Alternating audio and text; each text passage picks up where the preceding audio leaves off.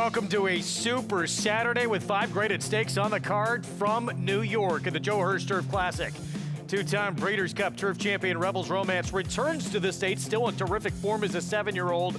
Will he roll on to favoritism again for a chance at a three-peat? His stablemate could be his toughest competition. Now Cordobez showed he's for real with his sword dancer win at Saratoga. He looks at a third straight grouper graded stakes win.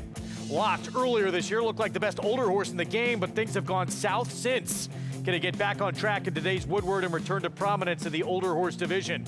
And sprinter Crazy Mason, he's not for the faint of heart. He launches his bid from another area code, but when he gets rolling down the stretch, he takes no prisoners. Will his late run be enough?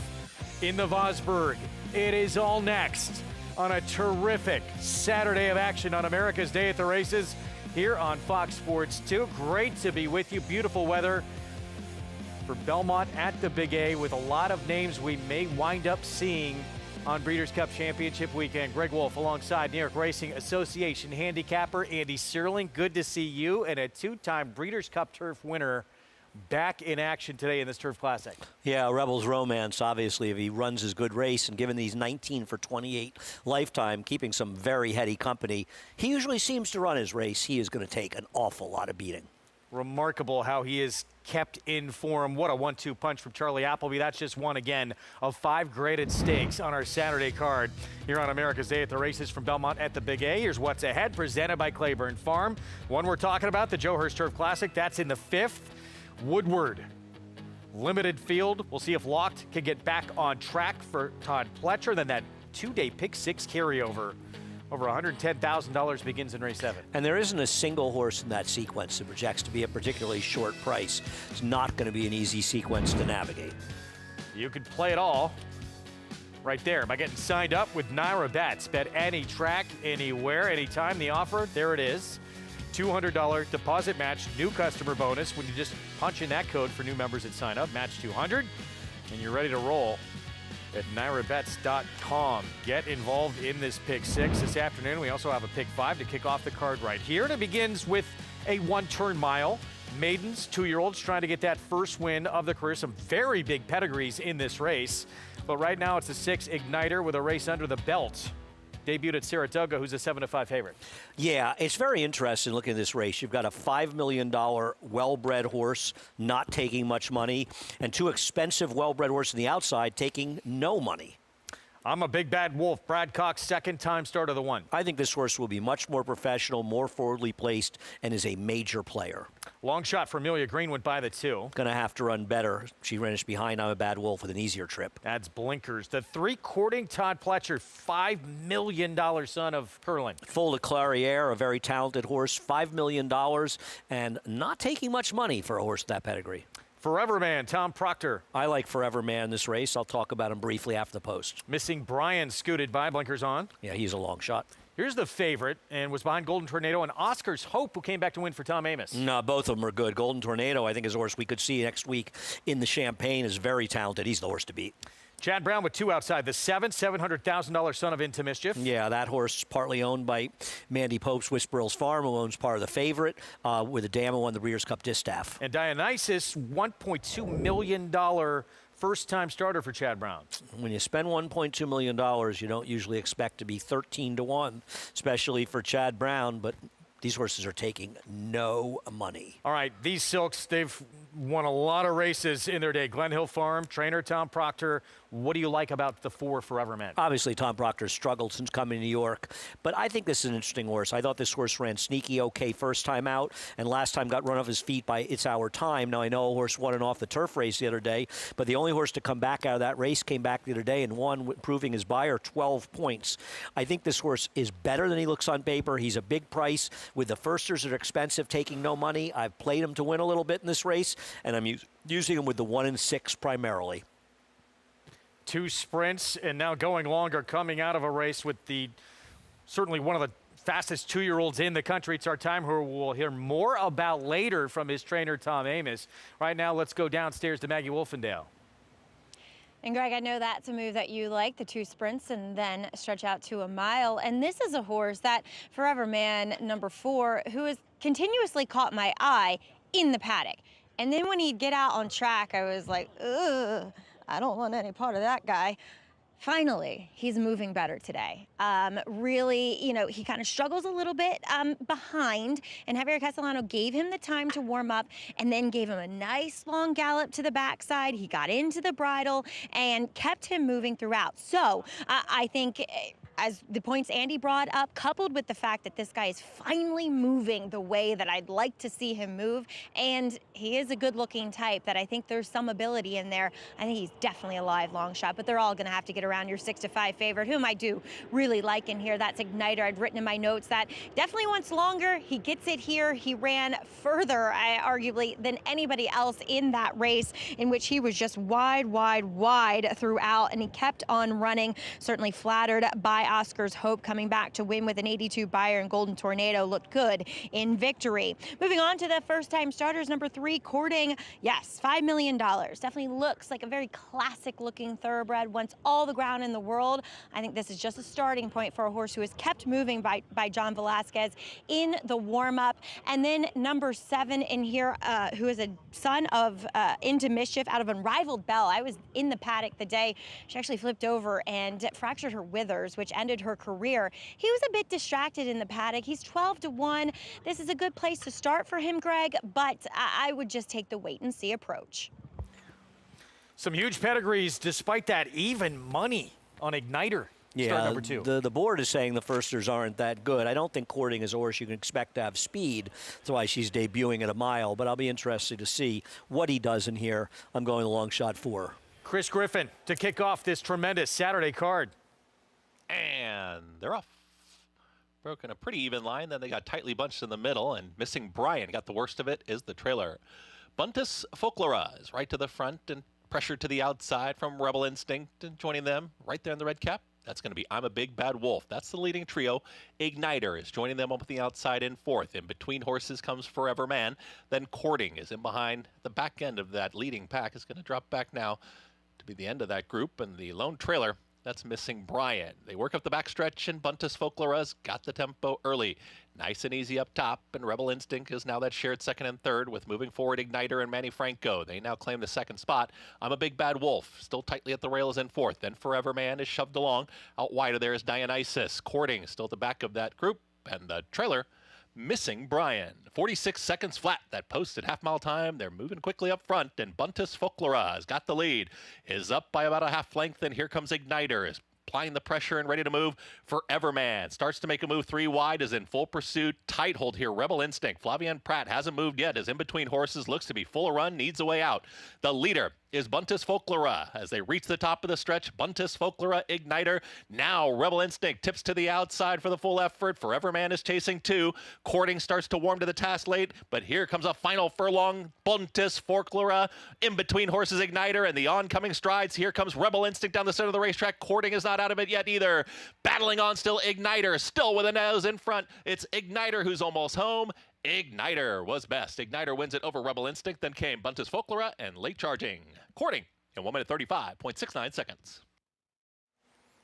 Igniter, start number 2, coming out of a good heat in that debut at Saratoga. Graduates for Rick Dutrow Jr. Yeah, logical horse at a short price, gets it done, grinds out the victory. Buntus Folklora, it just shows Ricardo Santana. His aggressive riding continues to pay dividends, and while she ended up finishing 3rd, or he did, Buntus Folklora got his best chance of that ride. Nice performance by Rebel Instinct. First-time starter, got a good trip, but he ran despite not getting bet. And I think the way Courting ran, that's a horse that needs experience and distance. Didn't run that badly, but when you're $5 million, you kind of expect a lot. Wound up 4th here in the debut. Galloped out well. They'll be talking about that gallop out. That'll be the talk of the mean subway. Something. Well, a horse who does want more ground as well. Even money, though, in the end on your winner, Igniter, for start number 2. And given the way the 3 was bet, I think they're probably pleased with this performance. You obviously want to win, but I don't think anybody was really expecting a win today, given that the odds today, and the horse ran fine. I know someone who's smiling with this result, who we're going to be talking to in a little bit. Because Amos, the winner of this race lost to one of his cheapest. No, the winner of this race. Oh, Oscar's Hope. I'm thinking Golden Tornado. I think Golden Tornado won the race as pointing the champagne as well. At least that's what I believe his owner Dean Reeves said to me. For Tom Amos. But yeah, Oscar's Hope was 2nd in that race for Tom as well. And this horse was just behind Oscar's Hope in that debut. So this 2-year-old's continuing to look very strong.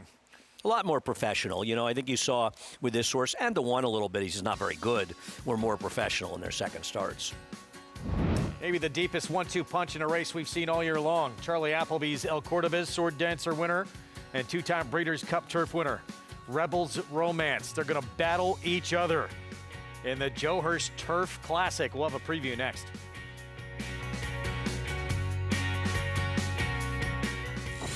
You bet with Naira Bets. Bet any track, anywhere, anytime.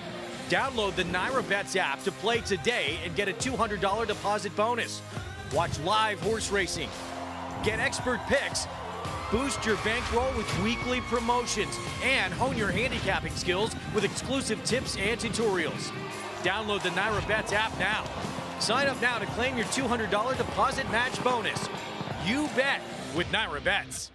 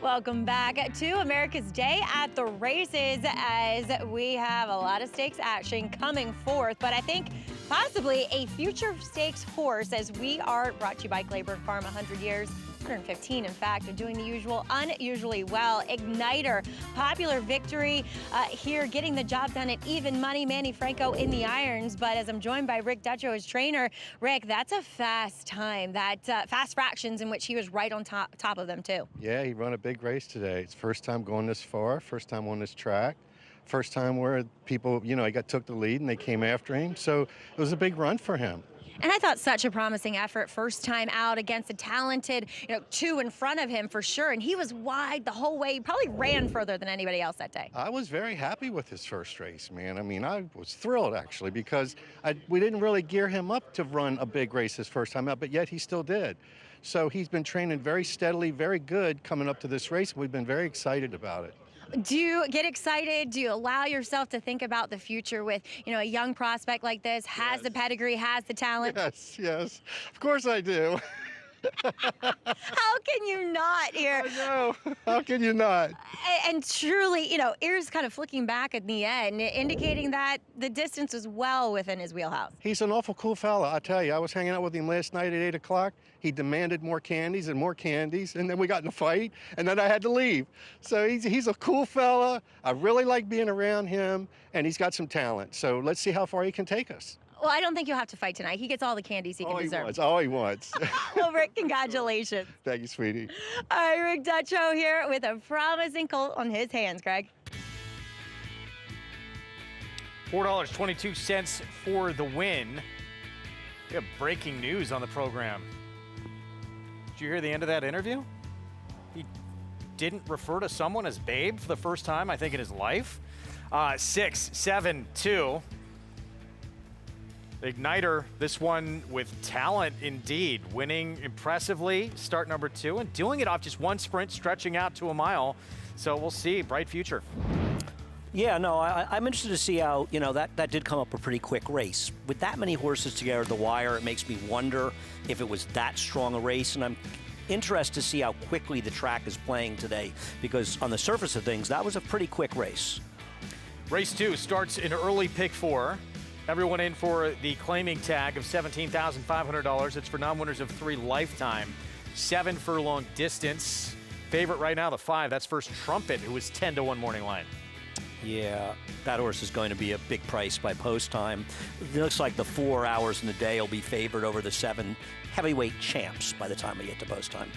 All right, we'll have more of this field coming up in a little bit. 20 minutes to post here in race 2. Again, start of an early pick 4.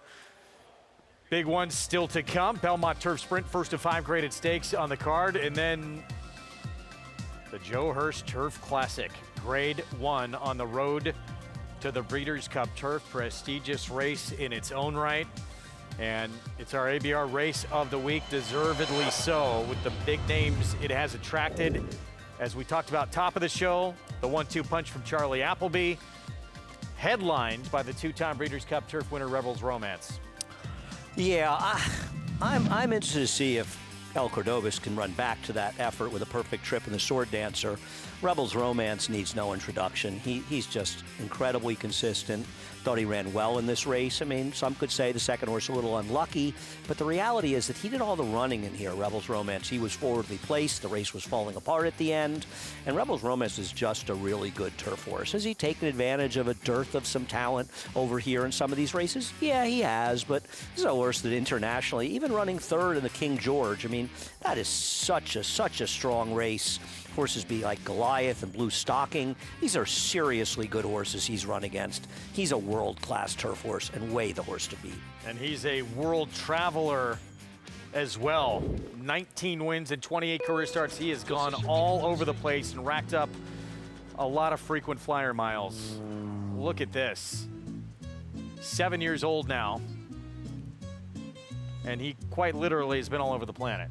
Yeah, he has, and he's obviously made a lot of money. It's a good thing, too, because I think the Sheik's a little bit short these days, so he's probably banking on Rebels Romance, piling up the earnings. It also shows you have a talented horse, a gelding, that sticks around. You can do very, very well.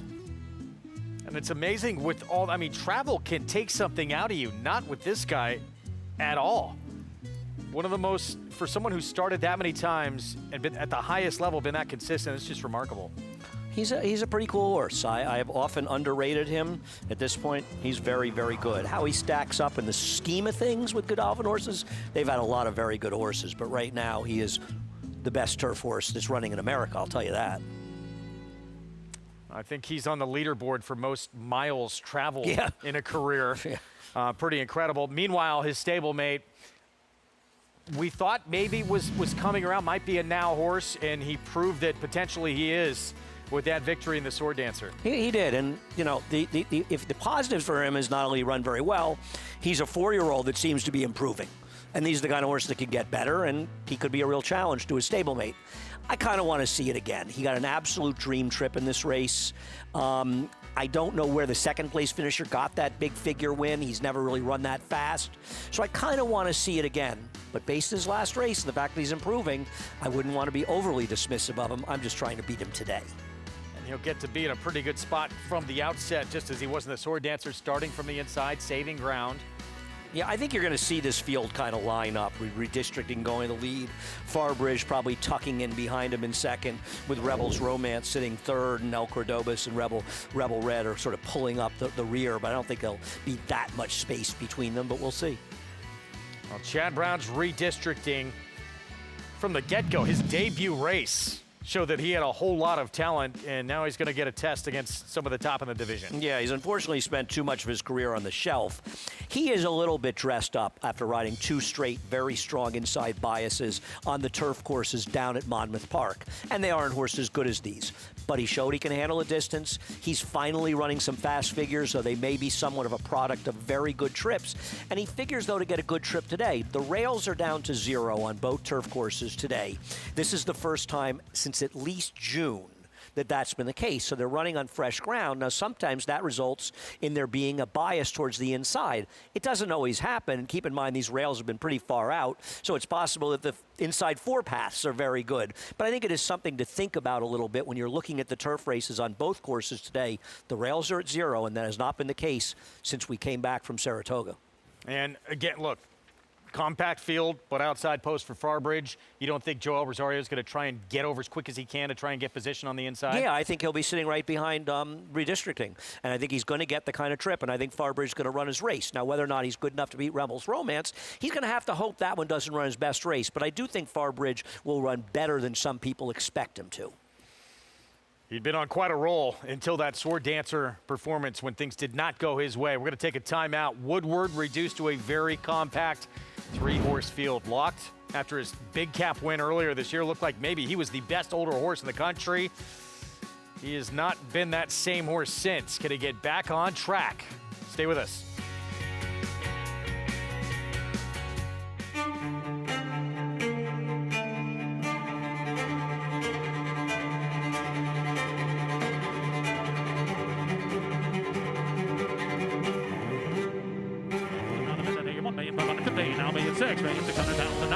$1,600,000 $1,600,000 bid now $650,000 $1,650,000 anybody else want $650,000 bid today $1,650,000 $1,600,000 thank you. Weekends are for winners at Naira Bets. Opt into the Late Pick 5 hit and split bonuses to claim your share of $5,000 every Friday through Sunday. $5,000 hit and splits every weekend when you bet with Naira Bets. RaceLens is the most in-depth product in horse racing, with unique features found nowhere else. True odds, predictive analysis, and pace projection. RaceLens. It will change the way you follow horse racing and take your game to the next level. And they're off in the Grade 1 Forgo. And it's going to be Yopon who gets to the wire first. The 7 furlongs in 1:21 and 3.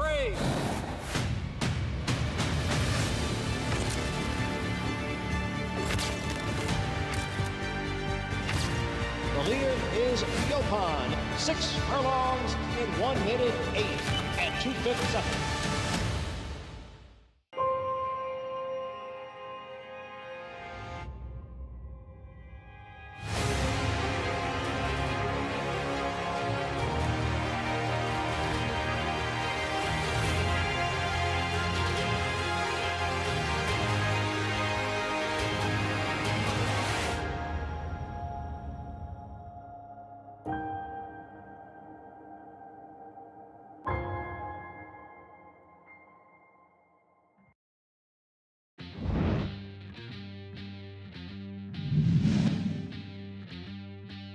Gunrunner makes his move for the lead as they come to the top of the stretch in the Woodward. Neolithic put to a full-out drive, and then comes Rally Cry and War Story on the outside, but it's Gunrunner and he's opening up.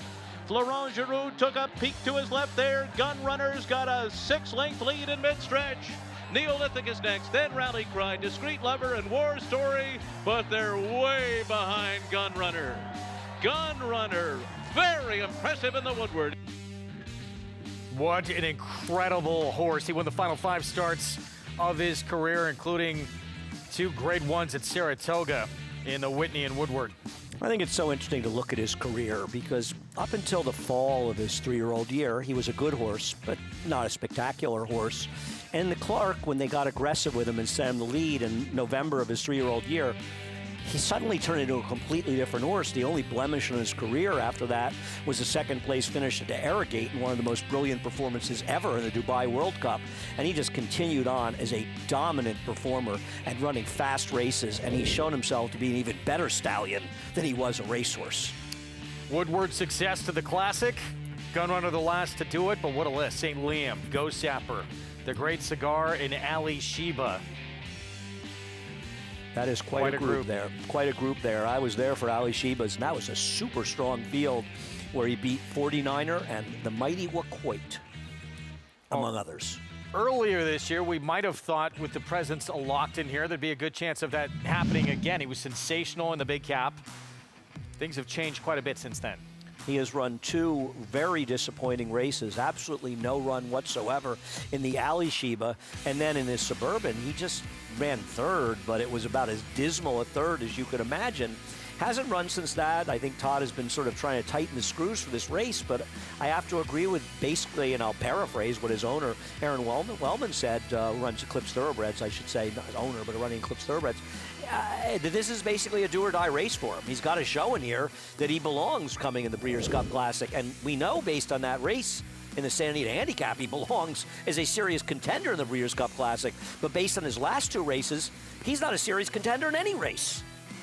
And I hope he runs well because the Good Locked is really, really good. Yeah. And this is a horse that a lot of people, I think he was the favorite in the Breeders' Cup with Fierceness. Now, he obviously wasn't going to win that race. But, I mean, that's how highly touted he was. He missed basically his entire 3-year-old year.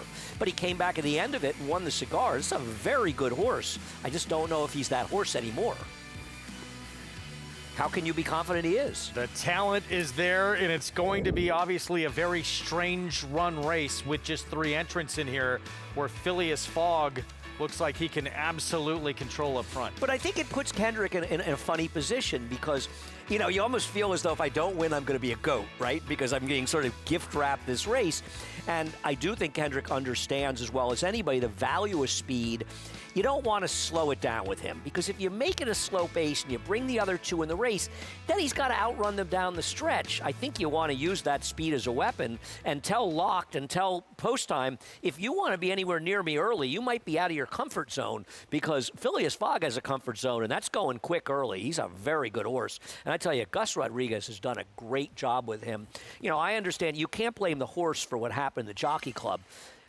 I think lost in that whole thing with the, you know, the obvious with the disqualification and everything is how well he actually ran in there. Yeah. And he really ran well. He's been in remarkable form. A great job by Gus and his team with this horse. First graded stakes win of his career came with that horse. He's been a big horse for him, career changer, and the form has held up. We'll see if he's good enough and get, you know, we won't learn a lot probably from this performance today, but is he deserving to move on to against the big boys? We will see. I mean, I guess the way you could look at it if you're them is they're on a bit of a free roll. So maybe they want to take a shot, you know, whether he's good enough or can actually be there, who knows? But it's a once-in-a-lifetime opportunity, and they've done so well with him. I'm not going to criticize the connections, whatever they do. They've done so many right things with him since claiming him for a relatively nominal amount of money, considering how well he's done. That's coming up in race 6. Right now, back to race 2. And as we approach the 7-minute mark to post, 7 furlongs. Again, everyone for sale for $17,500. Here it's for non-winners of 3 life. And here is ours in a day. Linda Rice and the man who'll ride Phileas Fogg, Kendrick Carmouche. So Linda ran this horse twice for the waiver, as you're allowed to. And he was mediocre the first time and horrendous last time. You can't run 3 times for the waiver. Based on those performances, Linda would probably welcome losing the horse for $17,000. And I got to say, he might win here, and Linda says these horses will wake up for her, but this is a tough horse to take at 2-1 off those last 2 races, Greg.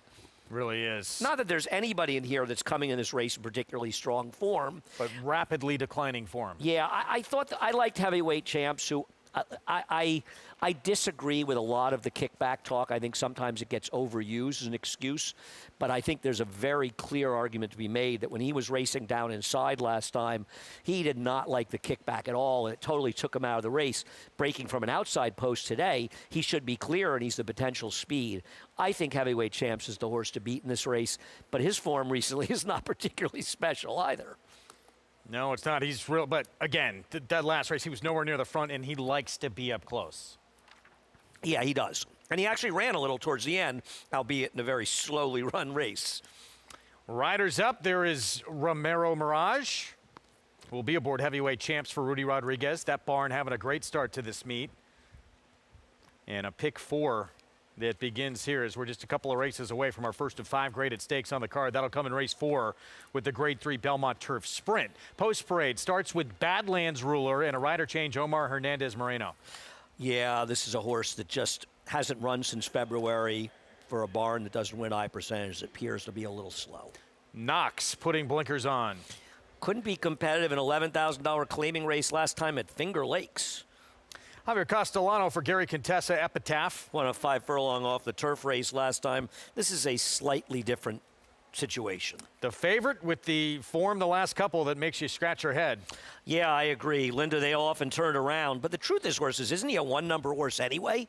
A little, no question. He's got that one big fig and the rest of them are 60s, but mid-60s might be good enough to win here. That money is stuck around on First Trumpet. Well, he is dropping, and he's running figures that make him comparable. Yeah. He's just from a barn that wins a low percentage, and he's 2 for 30, but he fits. Ride up, Fernando Abreu, Ruben Silvera, the 6. He's just completely lost his form. And heavyweight champs, here he is on the outside. Yeah, I prefer him, but a little bit shakily. It's hard to be overly enthusiastic about anybody's chance in this race. 5 minutes of post in race 2, pick 4. You see the pool size begins here, lower right-hand side of your screen. You can play it right there at Naira Bets. Get that $200 deposit match new customer bonus when you punch in match 200. And sign up right there at NairaBets.com. Play with us all meet long into the Breeders' Cup and beyond. 5 minutes to post race 2 as we take a look at Epitaph. 4-1 coming off the second win of the career. It was out of town. It was a race meant for the grass. Came off at Delaware. Yeah, but an off-the-turf 5 furlong race at Delaware, I don't think is a particularly reliable barometer of a horse ability. Well, he was an even money favorite. Yeah, and at 4-1, I would be more than happy to let him beat me. He was forward in that spot. Is he going to be able to be that close today? I guess so, right? I don't think so. I mean, heavyweight champ should be there. I don't think so. I think the 7's going to go. We'll see how much the 6 can go inside of him, and maybe the 7 and 6 will be forward here. Ride Up, listen, if you like Ride Up, he's a big price. His recent form is just awful. I mean, he didn't do any running at all last time, and even the time before that, he ran mediocrely, and he finished behind Hours in a Day. 8-1's a big price if you like him, and I think it's probably a bit of an overlay, but I just didn't particularly love him, but I picked him 3rd, I think. This horse had some issues out of the gate, too. I think heavyweight champs is the horse to beat. He's been running against some better horses. He has a real excuse last time out. He draws favorably outside. It's sort of today or never for him. And as you say, Rudy's barn has been heating up and running a lot better lately. We're going to have a lot of interest, obviously, with a 2-day carryover now in the Pick 6. It starts in that 7th race. When we get to the Gallant Bloom, I wanted to get your take on Senza Parole. Well, I'd love to see her run well. And obviously, we saw hints of brilliance in her debut in Saratoga as a 2-year-old. Then maybe you could argue that coming off the layoff last time, she broke so sharply that Irad found him in a situation where he was going a little faster than he wanted to up front early. Having said that, she's biting off an awfully big chunk in this race to run against horses that are accomplished, that are fast. She's got to deal with the speed of the horse inside. She's got to put that horse away. She's got to hold off closers in this race, particularly the number 5 Sterling Silver, but even Scalable, who's dangerous. Impel. It's a big ask. And, I mean, I guess the one thing I would say, and I would never bet her, is if Chad Brown is being this aggressive with her, maybe you're supposed to sort of believe in him. But I mean, if she were 8-1, I could see betting her. She's 7-2 morning line. At that price, she's going to beat me. And I hope she runs great, but I'm skeptical. Brilliant in her debut. Last year's a 2-year-old at Saratoga. Everyone thought the comeback was a foregone conclusion. She'd roll on to victory. It was not the case. Beat in an entry-level allowance. And 2-5. And this race came up as a very competitive race because Ways and Means got sick again and she missed it. And it was announced that she is out until next year. She's just sort of bad timing on getting sick and missing these races. But as a result of it, it could have been a 4 or 5 horse field with her running. Without her in there, it's a wide open race. It makes for a more fun betting race, as much as I wish that we could see Waze run. So with her out, I mean, Sweet Azteca, Copion are the two real main players in that filly mare sprint division. Yeah, they're both I on the agree. West Coast. And I mean, even Hope Road, who won the Ballerina, she's a West Coast horse too. I mean, at this point, you'd have to say the West Coast has somewhat of a hammerlock on that division at the top, doesn't it? Maybe Scylla will finally win. So that's part I would love to see it. The talent's there. Speaking of that barn, by the way, Scotland, major player in the Vosburgh. Yeah, you know, you and I were talking about it off camera a little bit. You like Scotland a little more than I do. I'm a little wondering if he's a horse that runs his best race in Saratoga. I think the horse to beat in there is a horse that's going to be probably the speed now with Javier towards the outside, Patriot Spirit. I don't think you'll get the 5-1. I hope you do. Good luck today. Again, race 7 starts that 2-day pick 6 carryover. And it's a very, very, I don't believe there's anybody in that race you could say, I feel comfortable singling this horse. In any race in the car? In the whole, the whole sequence. I mean, I don't know that there's a substantial favorite in there, do you? I don't think there's any race where the favorites are below 5-2 morning line. I'm a little surprised no one's picking Our Disaster and that she's not going to be more heavily favored. Well, I picked her second. I think she has to be considered a major player in there. She's not. She's the one to beat. I guess. I think Sterling Silver's the one to beat, personally. I think getting back to the shorter distance is going to really help her. On the other hand, she's a 6-year-old, and maybe she's past her best races. And it's hard to argue with that Our Disaster record of 11 starts, 6 wins in 5 seconds.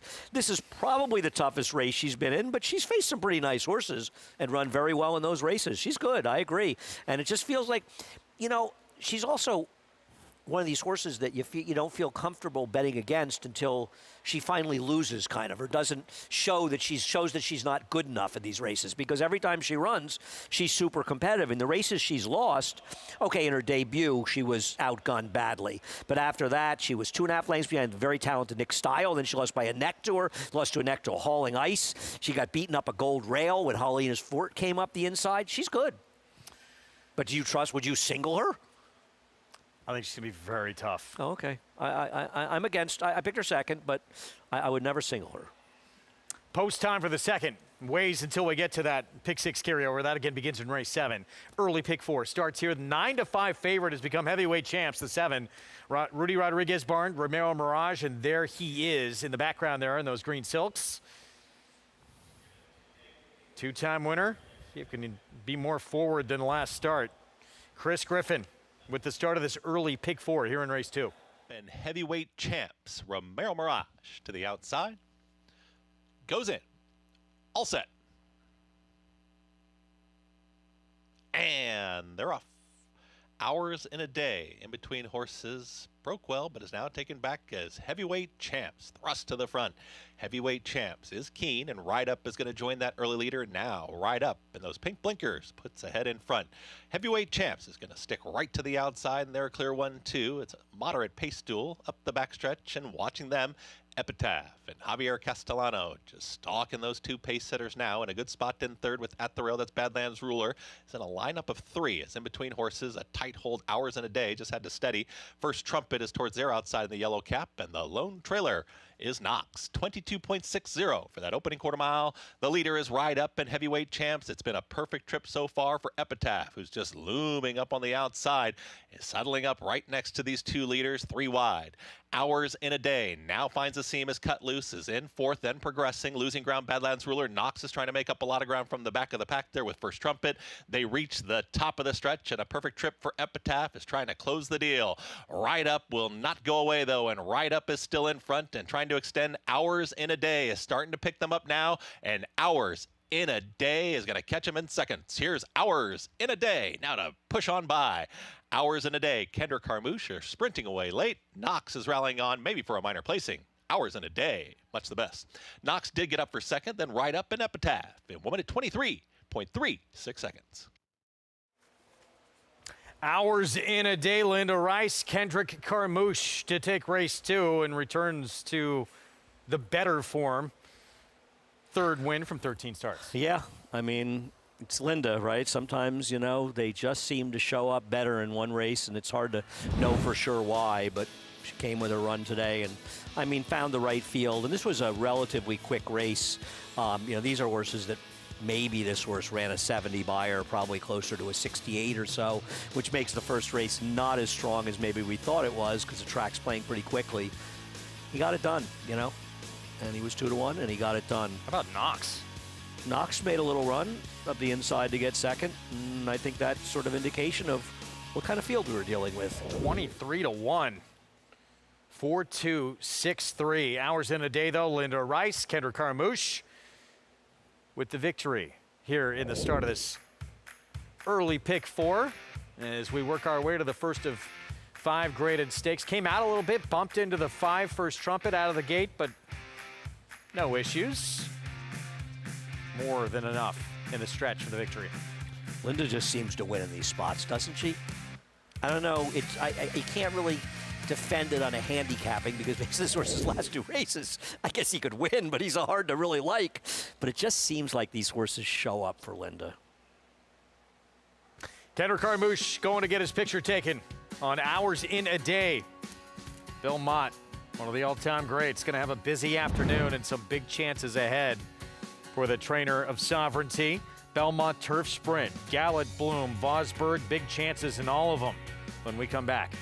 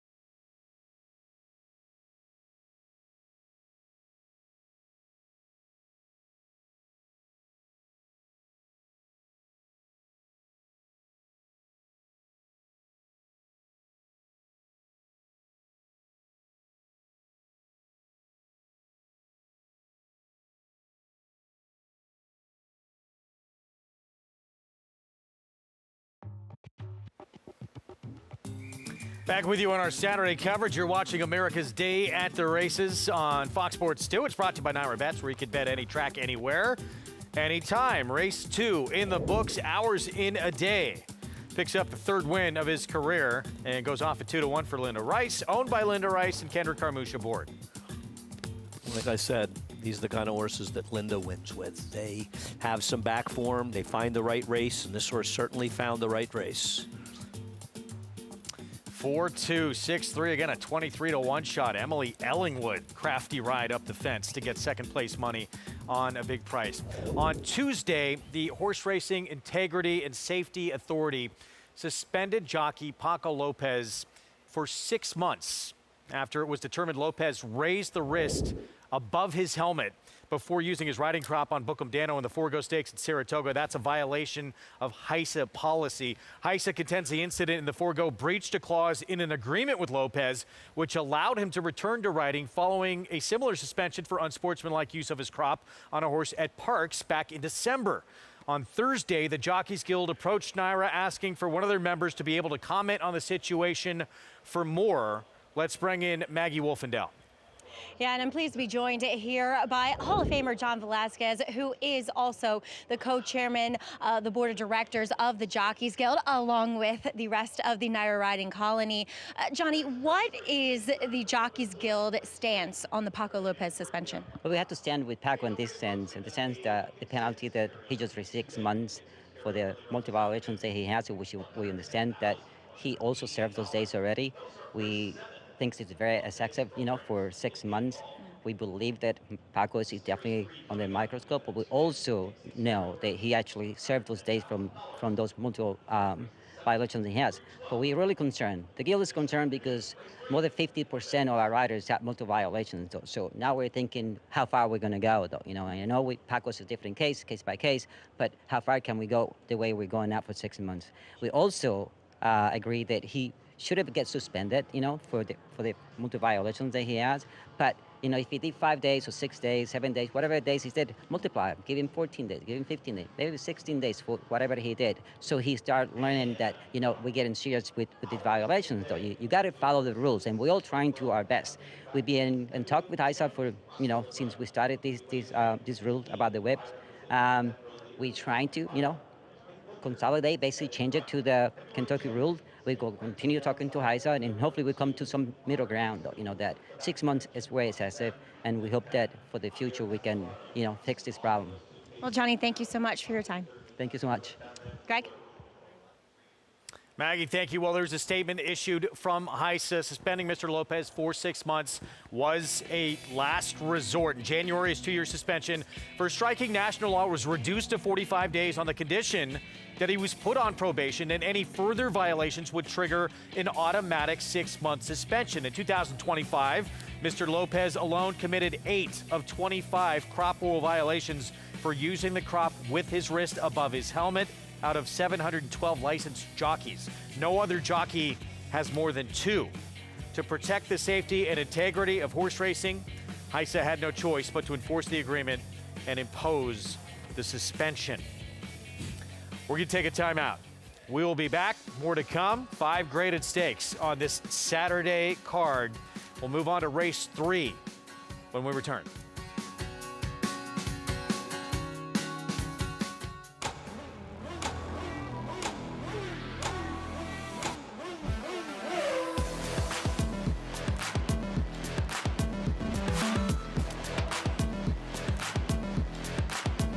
Prince of Monaco's Too Good for Moose, an impressive winner of the Best Pal. Miramonti's all hot, but Prince of Monaco Too Good. Prince of Monaco, standing at Claiborne Farm. You bet with NYRA Bets. Bet any track, anywhere, anytime. Download the NYRA Bets app to play today and get a $200 deposit bonus. Watch live horse racing. Get expert picks. Boost your bankroll with weekly promotions and hone your handicapping skills with exclusive tips and tutorials. Download the NYRA Bets app now. Sign up now to claim your $200 deposit match bonus. You bet with NYRA Bets. As they say, Bookham Dano, Prince of Monaco in between. It's going to get very close. Bookham Dano. if you can make it here. Bookham Dano in a thriller. Bookham Dano wears him down. Bookham Dano under a perfect ride from Paco Lopez to win the True North. You can make it anywhere. It's Bookham Dano in another stellar display, winning the Alfred G. Vanderbilt going away. Bucaro, proudly standing in New York at Iron Horse Stallions. The Fasig-Tipton Mid-Atlantic Fall Yearling Sale. Located in the most racing-rich region of the country, this sale offers a diverse catalog of yearlings from some of America's most lucrative state-bred programs, with leading national and regional sires represented. Recent grads include graded stakes winners Crazy Mason, Nisi Marie, Our Shot, and Post Time, a strong source of stakes-winning talent. The Fasig-Tipton Mid-Atlantic Fall Yearling Sale, Tuesday, September 30th in Timonium, Maryland. Where will you be? Back with you on our Saturday coverage of America's Day at the Races. It's brought to you by America's Best Racing, making the sport easier to follow. Explore stories, betting tips, and race day insights at americasbestracing.net. Race 3, start of a mandatory pay pick 5. 7 furlongs, an allowance optional claiming field. Right now it's the 4, Hurricane Nelson. 3-1 favorite, Miguel Clement. Horse who has been first or second in 8 of 11 starts. Belmont, big afternoon still to come. Bold Journey we'll see in the Belmont Turf Sprint. Sterling Silver, who you like at the Gallant Bloom. I thought Scotland could be very tough in the Vosburgh. Yeah, I'm not. I'm going to try to beat him today, but I don't have an argument with that being a reasonable opinion. I mean, he's been running very well. He got a good trip in this race. He got a very good ride by Junior. He's in good form. I do worry a little bit that his best races seem to come in Saratoga. It's not like he hasn't run well in other places. He does seem to get good up there. Maybe he just gets good that time of the year. He's obviously in good form, and I think he's a more likely winner than Crazy Mason because he has a little more speed and can put himself a little bit more in the game with the scratches. Super Chow, though this race does lack some speed, and that makes Patriot Spirit, who I think will be favored and should be favored, much tougher to beat in this race. What do you think of Nash? I think it's a good sign that Brad Cox is sending this horse here, taking another shot. Thought he was eliminated at the start in the Vanderbilt. I know it was a sloppy track, and you talk about one-number horses. Yeah. I mean, that figure 2 back is obviously a bit of an aberration, but I think he's going to run better, and I also think he's going to be forward. And given the way this race may develop, I want horses like the 2 and 8 that are going to be forward. I think Nash is incredibly dangerous, yeah. And that number 3 back, you say that 108 obviously by your but speed he's figure run other fast races. There's other races, yeah, in the ballpark. Yeah, I agree with that, and I think he's a potential. And I also think he'll be a decent price. You know, he's not that sexy coming in here. So unlike the 8, and I was talking to our morning line maker who agrees that having to do over again, especially with the scratch of Super Chow, he would have made Patriot Spirit a much shorter price. Back to Belmont, though. Sterling Silver, he'll send out as well in the Gallant Bloom. What'd you like about Sterling Silver? She tried turf going along last time. I gotta say, she's one of my favorite horses. She can run on grass, she can run on dirt, she can run long, she can run short, but she's best going shorter as a closing sprinter. Here's a win where she got DQ'd, and whether justified or not, she was clearly the best horse in this race. I don't think anybody would argue against that. She did come in, she did cause some fouling. I don't think that everything was done correctly in here. I thought there was a horse that committed a foul that didn't get disqualified. Having said that, she ran well in here. She's good, and she's been running longer. She was in a no-pace race 2 back. Today is the day for her. I guess the only thing that worries me a little bit is she's a 6-year-old. She's getting a little older. Is she as reliable as she once was? 7-2 on the morning line. She's been beat at some very short prices against some easier fields. But well, she's talented. But, you know, a mile and 1/8 is not her game. I mean, the Roughie and the Jody's Pride, I think she runs that race. She's going to win here. So I'll take my chances. We'll see what price she is. Everything depends on price at the end of the day. 7-2 morning line for her. That'll be race 8, grade 2, Gallant Bloom. One of several chances for the man who has a horse that all eyes are still on when we see him again. Sovereignty in the Breeders' Cup Classic, who will head there as the favorite. Race 3, 13 minutes to post. As we get a look at Belmont's Shadow Dragon, and Javier Castellano will be aboard. This horse usually puts in a good run. It just leaves himself a lot of work to do. I don't disagree. I think that is really a question, how much pace is going to be in this race. And I think with the potential lack of pace, it's going to help Hurricane Nelson, who looks like the controlling speed. Can Lane Luzzy get Ignite the Light to be more forward? He has shown more speed in the past, and I think he's dangerous. Tree Obligation got left last time, but I don't think he's really fast enough, and the 4 could wire the field. Shadow Dragon, I've never particularly liked Shadow Dragon. He's just kind of a plodding type, and even when he was running his best races, he's just not really a winning type, and I think his running style does hurt him a lot. But listen, I picked Lock and Key, who doesn't have too much speed either, though I do like the rider switch on Lock and Key, who has a number of fast races going back. Difficult betting races. The board reflects 7-2 is your favorite. Let's go downstairs to Maggie. Yeah, and we'll check in with Hurricane Nelson. He is one of 2, actually, kind of shorter price horses that are going to have to come back and perform off of respective layoffs. And Hurricane Nelson, obviously capitalizing on being a Florida bred and running in those races. Last time out, albeit against Open Company, he wasn't quite quick enough to get to the lead. Actually, the horse that finished 2nd that day was able to do so. And I thought he actually stayed on well, the winner kind of getting the best of the trips there. But coming back here, he looks incredibly well-muscled, looks incredibly fit, all the things you want to see from a horse coming back to the races today. So I do like the fact that he looks ready. The problem with him, though, and while he very well could be the speed and get things easily on the front end, and I know he's run well enough at 7 furlongs. I've always felt that 6 is truly his gig. He's just built that way. He's a really, really round, compact, and out-and-out sprinter. You know, he looks more like a quarter horse than a thoroughbred overall. So we'll see how he performs here. Not the easiest task coming back at that distance. However, number 2, Ignite the Light, you can make the case that maybe 7/8 is going to be proved to be best. I know he's only tried it, you know, 1 time before, 7.5 last time as well. And then watching that last race too at the 7.5 furlongs down there at Churchill, he was taken in hand to kind of right inside a compact group, came under a bit of a ride mid-turn, he switched out and he ran on, but then very late in the game, he switched back to his inside lead and kind of started to lug in, and then the rider just kind of wrapping up on him. He does come back here wearing the front wraps for the first time, and while he's a horse that generally does carry a good bit of weight and conditioning, I wish he looked a little bit more fit, to be honest. So definitely has the credentials to be a player here if he can get back to some of the races that he had before that layoff since June. But again, I just wish there were some more positives here in the paddock. Craig? All right, Maggie, thank you. Post parade coming up momentarily. That man right there, coming off his first ever Eclipse Award as Outstanding Rider. He's in position to potentially go back-to-back, and he's got a huge pickup mount. We're all our thoughts right now with Brian Hernandez Jr., reportedly doing a lot better as he is recovering from a spill.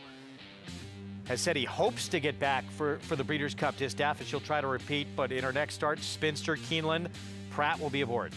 Yeah, I certainly hope Brian gets back, and I think everybody wishes him the best. And actually heard back from him the other day, and it's nice of him to get back after contacting him. I don't think Flavien is taking any pleasure out of getting that mount. I don't think any rider is happy picking up a big mount because somebody got hurt. You know, it's part of the game, and an unfortunate part of the game, and you don't have to apologize for it, and you can't blame the connections for wanting to get Flavien Prat to ride their horse. But she's Brian's horse, you know, and you never want to see any rider get hurt. And you certainly don't want to see that. There's not more of a horse in training who really, like jockey and horse, have been synonymous with each other. I also think it's partly because Brian is a rider that doesn't get a lot of attention. He doesn't ride in all the biggest races, and obviously last year with his sensational ride winning the Derby. But he's a very good rider that's just a little under the radar because he's not usually involved in the biggest races. He's also an incredibly likable guy. I'll tell you something about Brian. The dunk tank for the backstretch workers at Saratoga. The only New York rider that got in it last year was Katie Davis. The only other rider that got in it was Brian Hernandez, and he doesn't even ride here. And he got in the dunk tank to raise money. To me, that says a lot about the kind of person that he is. It's the little things when people aren't really watching. Rider that, you know, I think became a lot more well-known as he should be, because he should be getting a lot more attention with as good a rider as he is, and pulling off that Oaks Derby double certainly put him in the spotlight, and he's been sensational on just an incredible horse of a lifetime, Torpedo. I agree, and he's also about as likable a person as you're going to meet in this game. Here's our post parade for race 3, and here is Pratt, who'll hop aboard Torpedo Anna in that spinster. He'll ride for Jimmy Ryerson here. I like the rider switch on a horse that maybe needed the last race. I worry about being a bit pace compromised. I'm hoping Flavien can get him the game. He's got fast races fast enough to win this. Ignite the Light, Lane Luzzy aboard for Rick Dutrow Jr. I think he's dangerous. Rick's barn is heated up, as we've talked about a couple times, and he's got plenty of races that make him fast enough. Mott with Javier Castellano on Shadow Dragon. Just not my cup of tea in a somewhat paceless race, and a horse that I think is a cut below the best horses. The speedy Hurricane Nelson off since early May. He is the horse to beat in here. He's fast. He's got fast races. He's also burned some money at times, but he's the one they got to catch. 0 for 4 at 7/8 of a mile, by the way. Eliminate went by at 6-1. Just not thrilled with taking horses that were Pletcher give-ups. Treaty Obligation, Rudy Rodriguez. This horse ran well last time, given how badly he started. He was kind of unprepared for the start last time. Kendrick Carmouche, Exploration, Rob Atras. Yeah, he seems at best a fringe player. But if you like him, you could say he's coming out of one of his best efforts. So approaching the 5-minute mark to post. Race 3. Let's go back to the favorite, Hurricane Nelson. He is quick. He should come in very sharp out of the gate, considering he's been off since May 1st as well. For Miguel Clement, Manny Franco will be aboard. Well, I mean, Manny's kind of the guy you want on horses that you want to be in front. Not that other riders can't do it, but Manny's a very good gate rider. He's not afraid to be aggressive, and he is supposed to be clear. Now, it's possible it's somebody else, and riders will adjust. But he's the clear speed, and let's be honest, Greg, how could we not show a replay of the Naira Bet Sprint? We had to get that in, didn't we? You got to get it in timed there. One of the most prestigious races run all year. Everybody wants to say, I won the Naira Bet Sprint, but the only one that can say it, at least this year, is Hurricane Nelson. What about his record, though, at 7/8? You concerned that he's 0 for 4? I think it's a very valid question. He's run some fast figures, though, right? I mean, he ran an 86 Beyer and losing. He ran a 91 at 6.5 furlongs. But I think it is worth pointing out. Part of it is that he is a little bit camera shy, right? He's a horse that kept running big figures but kept finding ways to lose. But he also lost to Montalcino in that one's debut, and we saw how good he was before he went on the shelf for Cherie DeVaux. He's one of the biggest head-scratching talents that didn't win for a while, finally started to put it together. But, yeah, he'd shown so much talent. You know, it reminds me of a horse like Switzerland. Remember him when he kept losing one maiden race after another? But he was running fast races, and they were fast maiden races, and he finally broke through. He ended up winning that $1 million race sprinting over in Dubai. Sometimes these horses are good. There are horses that are money burners, and there are horses that get a little unlucky. I would put him more in the case of a horse that probably got a little unlucky. He's the horse to beat in here. I have no argument with that. I think 5-2 is a very generous price on him. Meanwhile, Treaty Obligation. Here is the 6. Rudy Rodriguez, second off the claim. Has Ricardo Santana Jr.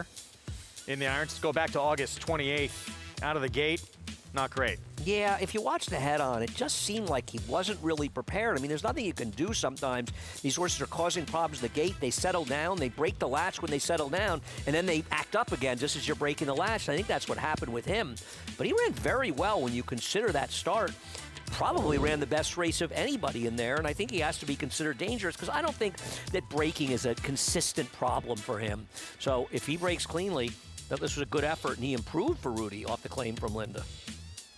He, too, has some good races. He does, and it's, well, he's had a few issues out of the gate in his career.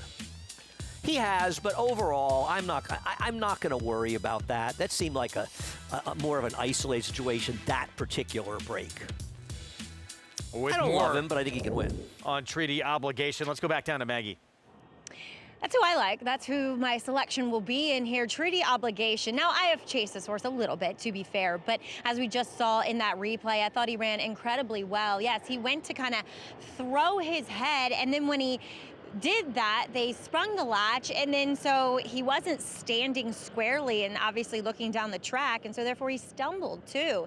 And despite all of that, I thought he ran on very well because he kind of had to switch out mid-stretch, and then he had to dive back down to the rail when he his path got taken a bit there. Now, I think of this field, yes, I like Hurricane Nelson. Yes, I respect him. I have a little bit of a hang-up with the 7/8 with him. I always have.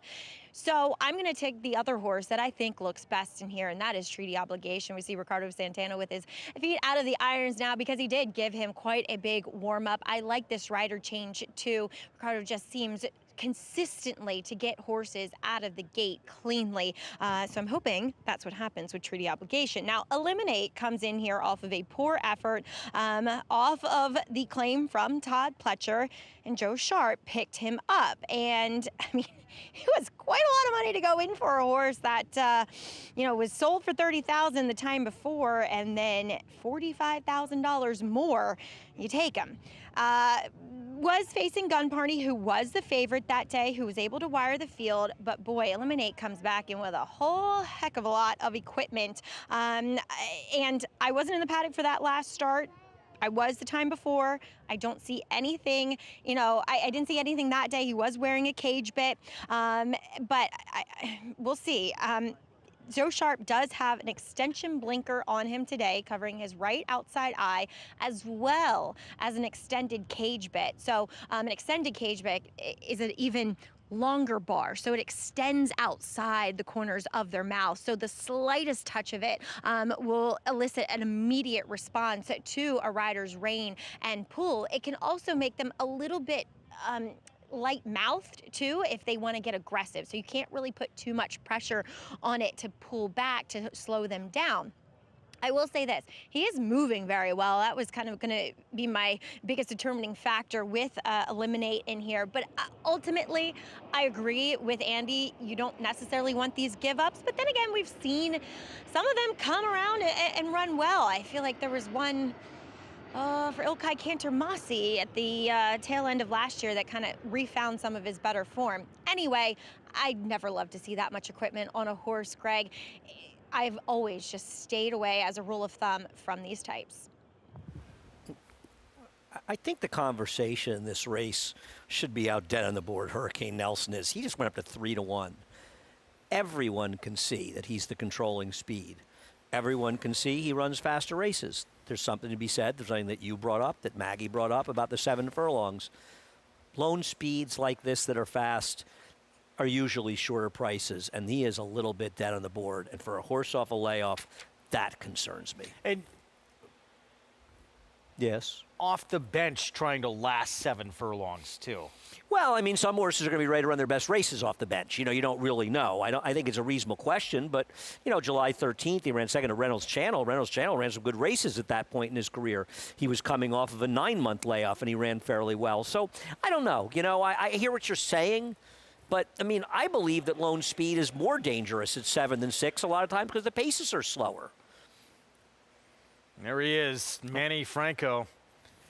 Been on board several starts when he was trying to get that first win of his career, and then finally aboard for the maiden-breaking win. Race that came off the grass, sloppy sealed track. But he'd shown a whole lot of talent early in his career. The one to catch and beat here in race 3. Let's go to Chris Griffin. Go in, Eliminate. 2 out. Treaty Obligation. Exploration, last to load to the outside. Exploration goes in. All set.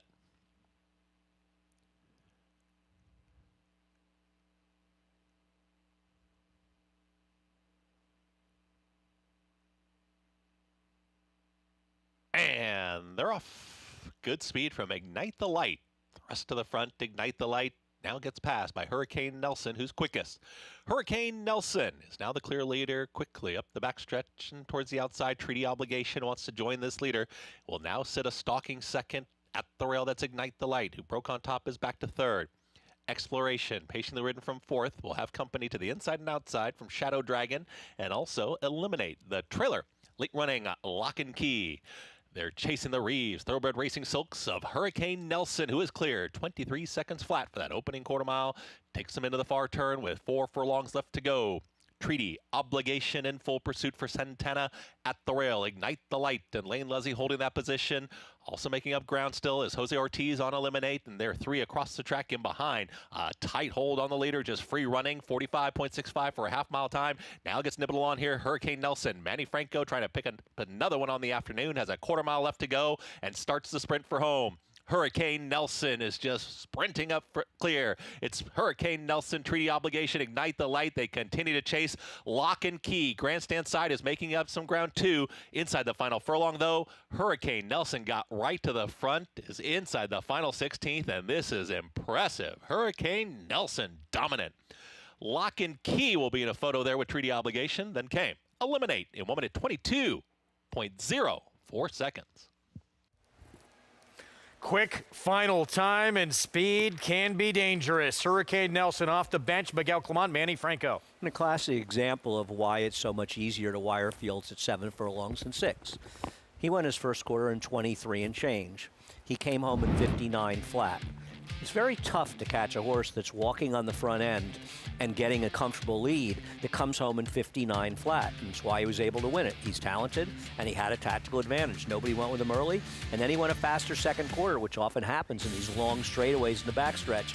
Big run by the 1 to get second, but not threatening the winner in this race, as frankly, Hurricane Nelson looked like the best horse on paper, and I'm shocked that he paid $7. But if he lost, I would have said they knew. They didn't.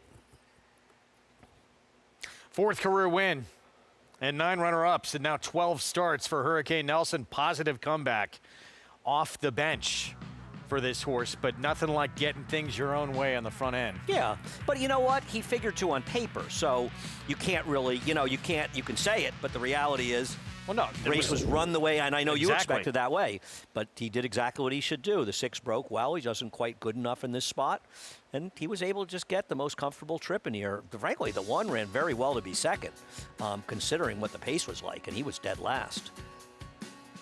4-1, 6-5 finish in the Distaff division. Look who's back. After giving Torpedo Anna all she could handle last year in the Cotillion, Gun Song back in the winner's circle with a big upset in the Beldame. The best 2-year-old by legendary sire Quality Road. Hit back, $1.5 million.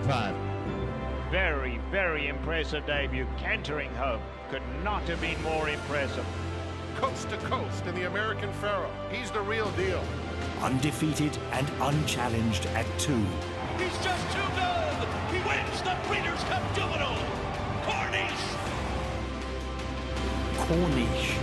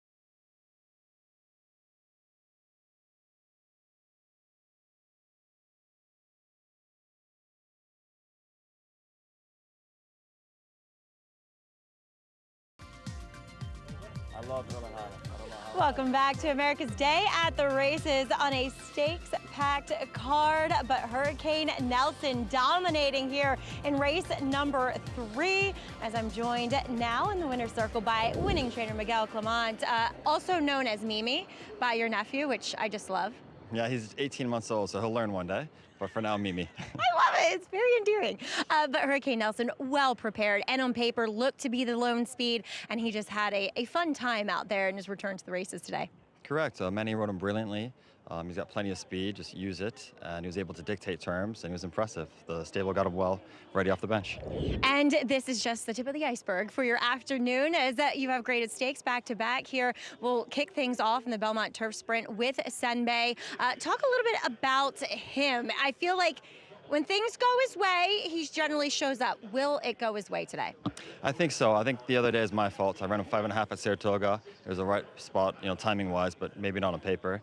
He's better 6, and he's got a good form here at Aqueduct. He won the race here last year. Yep. And Manny knows him inside out, so hopefully we can just do a repeat performance. No, speaking of repeat performances, we'll hopefully see that from Farbridge too. I know it's a short field, outside post again. He's a tricky horse to ride. What has to go better this time around than what did last time in the Sword Dancer? That's a very good race. Because it's a small field, maybe you could ride it more like a piece of work, where Joel can dictate and do whatever you like. He can call an audible. I could see him going forward. I could also see him coming from last. Small field. I wouldn't worry about it. As long as you have him switched off and settled and make one run, he'll be very tough. Excellent. Well, wishing you the best of luck. Congratulations here with a nice Florida bred Hurricane Nelson. Thank you very much. Greg? What a summer Miguel Clement had at Saratoga, and continuing to produce. This horse looked like he had so much talent early on and now starting to put it all together. Yeah, I mean, this was a good situation for him. We'll see what happens if he is in a race with a little more speed and it's tougher, but he certainly was best today. As far as Farbridge, I don't think that Joel Rosario has gotten the credit he deserves for how he's ridden that horse. His riding has been instrumental in that horse as anybody. A lot of times riders get too much credit. They get too much blame when they lose and too much credit when they win. But I think in this particular case, Joel has played an enormous role in that horse's success by riding him as well as he has in difficult situations. No question. See if they can bounce back today. Things just did not go their way in the Sword Dancer. Grade 3 Belmont Turf Sprint, 6 furlongs and 26 black. Flavien Prat will ride for Horacio De Paz, coming off that Disco Partner victory at Saratoga. How do you feel about him in this race? Much the horse to beat? I don't know he's much the horse to beat. I'm a little surprised looking at the board right now at the big price the number 4 is, and he's going to be an enormous favorite. I'm looking at pick 3s, and he's an overwhelming favorite. 26 black. I think Alagon is off his best races, but he's dangerous. I think Dancing Buck can wire the field, but I do think the 26 black's the horse to beat. I don't know if I'd want to take him at even money, though. Well, right now, 3-2, edging toward that number. Yesterday, big upset. Distaff division, randomized. Looked like she was going to control in the race, got to the front in the end. Gunsong comes and runs her down, rolls right on by.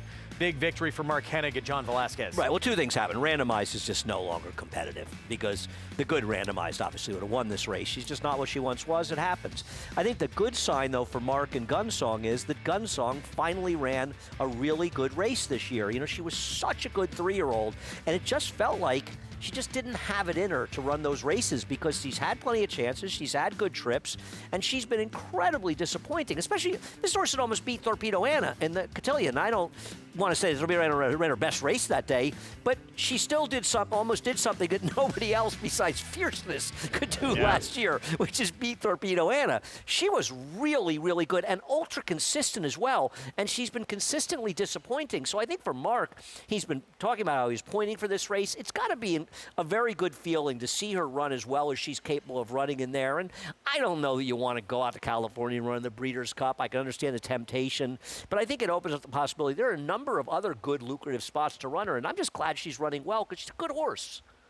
Outside of Dorth Vader, she's given Torpedo Anna, aside for the race when she inexplicably didn't show up, gave her the toughest test of her career. Now she takes another big step forward. Wasn't as good as her Cotillion, wasn't as fast as that Cotillion, but it's in the ballpark. At least she won a race, you know? At least I'm she saying, showed... why not go take that test again?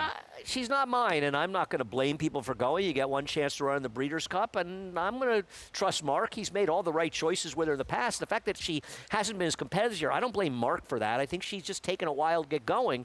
I just give him a lot of credit to get her back, and it's got to feel really good to get her to run that good race and win a race, because it has to be really frustrating. A lot of times these horses just lose that desire to compete. There's obviously nothing wrong with her physically, and I like to see her getting the job done. She got a good ride from Johnny, but she ran, and that's the big part. Will she make that trip out to the west coast of Del Mar for the Breeders' Cup Distaff, and another crack at Torpedo Anna waits to be seen. We're going to take a timeout. We'll be back. 26 Black. Really good when we last saw him at Saratoga. Pratt back aboard. Right now the 8-5 favorite. Welcome to the 2025 Keeneland September Yearling Sale, where history was made when Three Chimneys Gunrunner, the sire of 2025 Grade 1 winners Sierra Leone, Locked, and Brent, became the first horse in the history of the Keeneland September Sale to sire the session topper of each of the first 4 sessions. Among them was the $3.3 million sale topper, purchased by Peter Brent, MV Magner, and Winchell Thoroughbreds. Gunrunner, Breed Shaper, Dream Maker. Pandagate has now taken the lead and quickly opens up here. Pandagate with a quick burst really handled this field, won by 7 or 8 lengths at the end. Welcome to Adelphi Racing Club's unparalleled partnership experience. Exclusive access to the backstretch at Belmont and Saratoga, premier accommodations on race day, and of course, experience excitement like no other. Contact us today to get a taste of the Adelphi difference. Folsom from last to first in the Mat win. And Folsom is flying to the finish. Folsom is taking the front and Folsom kicks for home. And Folsom sticks his neck out and runs to the wire. It is Folsom! It's Folsom in front, and Folsom wins the Governor's Stakes.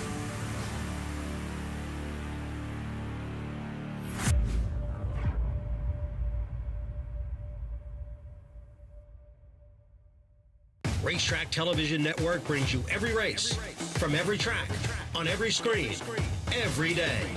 With monthly packages starting as low as $5, RTN gives you great value and access to more live HD streaming and race replays than anyone. Visit RTN.tv today to sign up and watch on almost any device, including Roku and Amazon Fire. RTN has packages that start at $5 per month.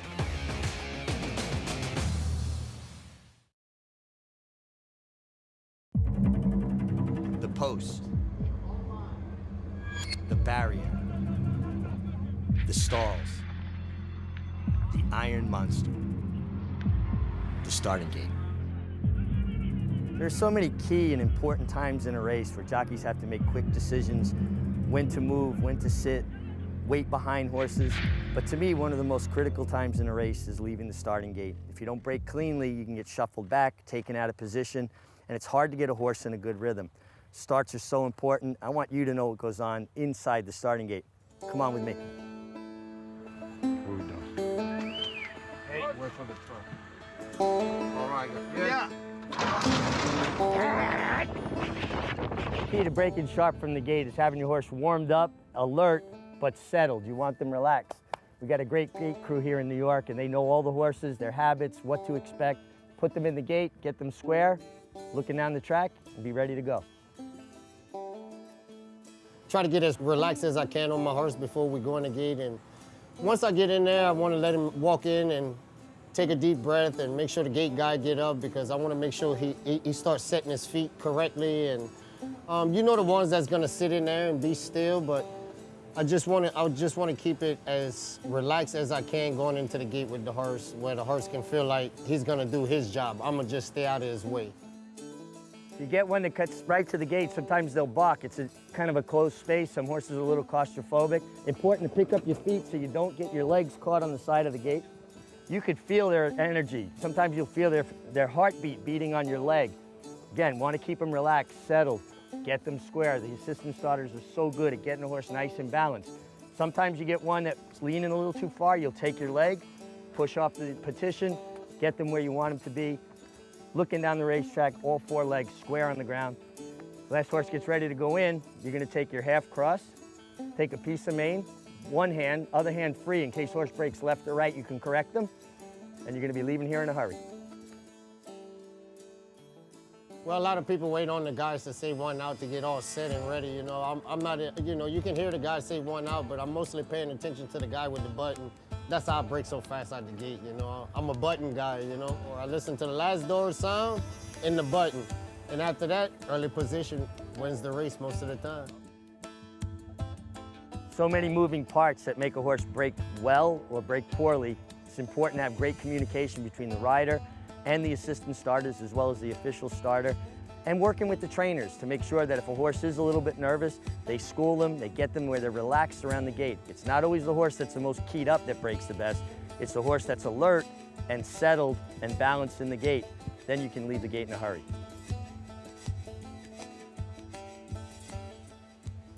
He was always strong out of the gate in his career, so we expect fireworks here from the get-go. Richie Migliore joining us on set as we get set for the first of 5 graded stakes on our coverage on the Saturday afternoon. Good to see you. Hey, good to see you. I enjoyed doing that piece just because I got to sit on a horse for a little while, even though I didn't get to break from the gate. And that'd be the first time in how long? Oh, it had been years since I had been on I mean, you know, I'll get on a hack horse once in a while up at home, but not a racehorse. And I actually got on a racehorse that day. Didn't ask for permission, asked for forgiveness after the fact. Permission from your wife. From my wife. That's right. Strongest opinion for you today in these 5 graded stakes we have coming up? That they're great races. For me to narrow it down to 1, I have an opinion coming up in this race that I just found out, actually in agreement with my colleague Andy on with you on this horse, right? Dancing Buck, who, yeah, both these two agree on right now 5-1. Kendrick Carmouche, you saw in that piece, will be aboard there for Michelle Nevin. Let's get back to this race. And there is Dancing Buck. Second start back off a long time away, over a year, and we'll get another crack at 26 Black and Bold Journey for that matter. Let's go down to Maggie. Yeah, we'll take a look at that same exact horse. That is Dancing Buck, as we have 2 former winners of this race in here. Obviously, Senbei being one of them, but Dancing Buck, he won this race 3 years ago. Yes, he's been away for a while before that last effort, coming back up at Saratoga in the Disco Partner, where he just ran like he needed a race, honestly, and furthermore, going the 5.5, I'm sure, kind of rushed off his feet a little bit more so than what he'll get here at the 6, and therefore, assumably, he will assume an easier lead in here, and just looks tighter, and that's just usually the MO of Michelle Nevin, especially off that long of a layoff. Her horses just really benefit from getting some racing into them, coming off the bench, or for that matter, making their first start. So looks fit, looks sharp in here, which I like to see. He's been very forward throughout the proceedings here in the paddock, so that's always a good sign for a horse that projects to show that early speed. And then one that I just want to talk about as a long shot, that's number 1, Live High, Live Low, as this will only be his 3rd start of this 4-year-old season. And you look back at his 2 former turf sprints, and they were okay. I mean, he was finishing 2nd, posting low 90 Beyer speed figures, and against some, you know, proven turf sprinters on those occasions. And he, in his last start in that Laurel Dash, had all kinds of trouble. He was kind of between horses mid-pack. Then he had to steady going into the turn. Then he tried to go through on the rail, but that wheel was way too tight. He checked, he bounced off the rail, and that was, you know, a crucial part of the race in within the last 1/8 of a mile there. So I'd be willing to give him a little bit of a look here. With that inside draw, obviously being able to save some ground, isn't completely devoid of early speed in here. It was a bit tough to get the tack on. I haven't seen him prior to any of his previous starts, but they got it on him. They knew what to do as they took him away from everybody else and saddled him on the walk. But this is such a good-looking crew of horses. You know, I love my turf sprinters. They're all big, brawny, you know, well-conditioned horses that they just look fast, Greg.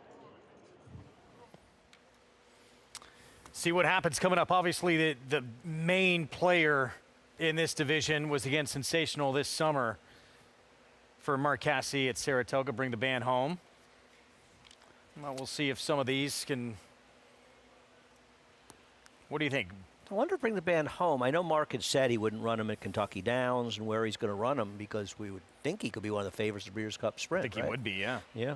With Dancing Buck, I think Richie and I are just hoping Dancing Buck can break on top and control this race, and at a little bit of a price, don't mind taking a shot on the horse.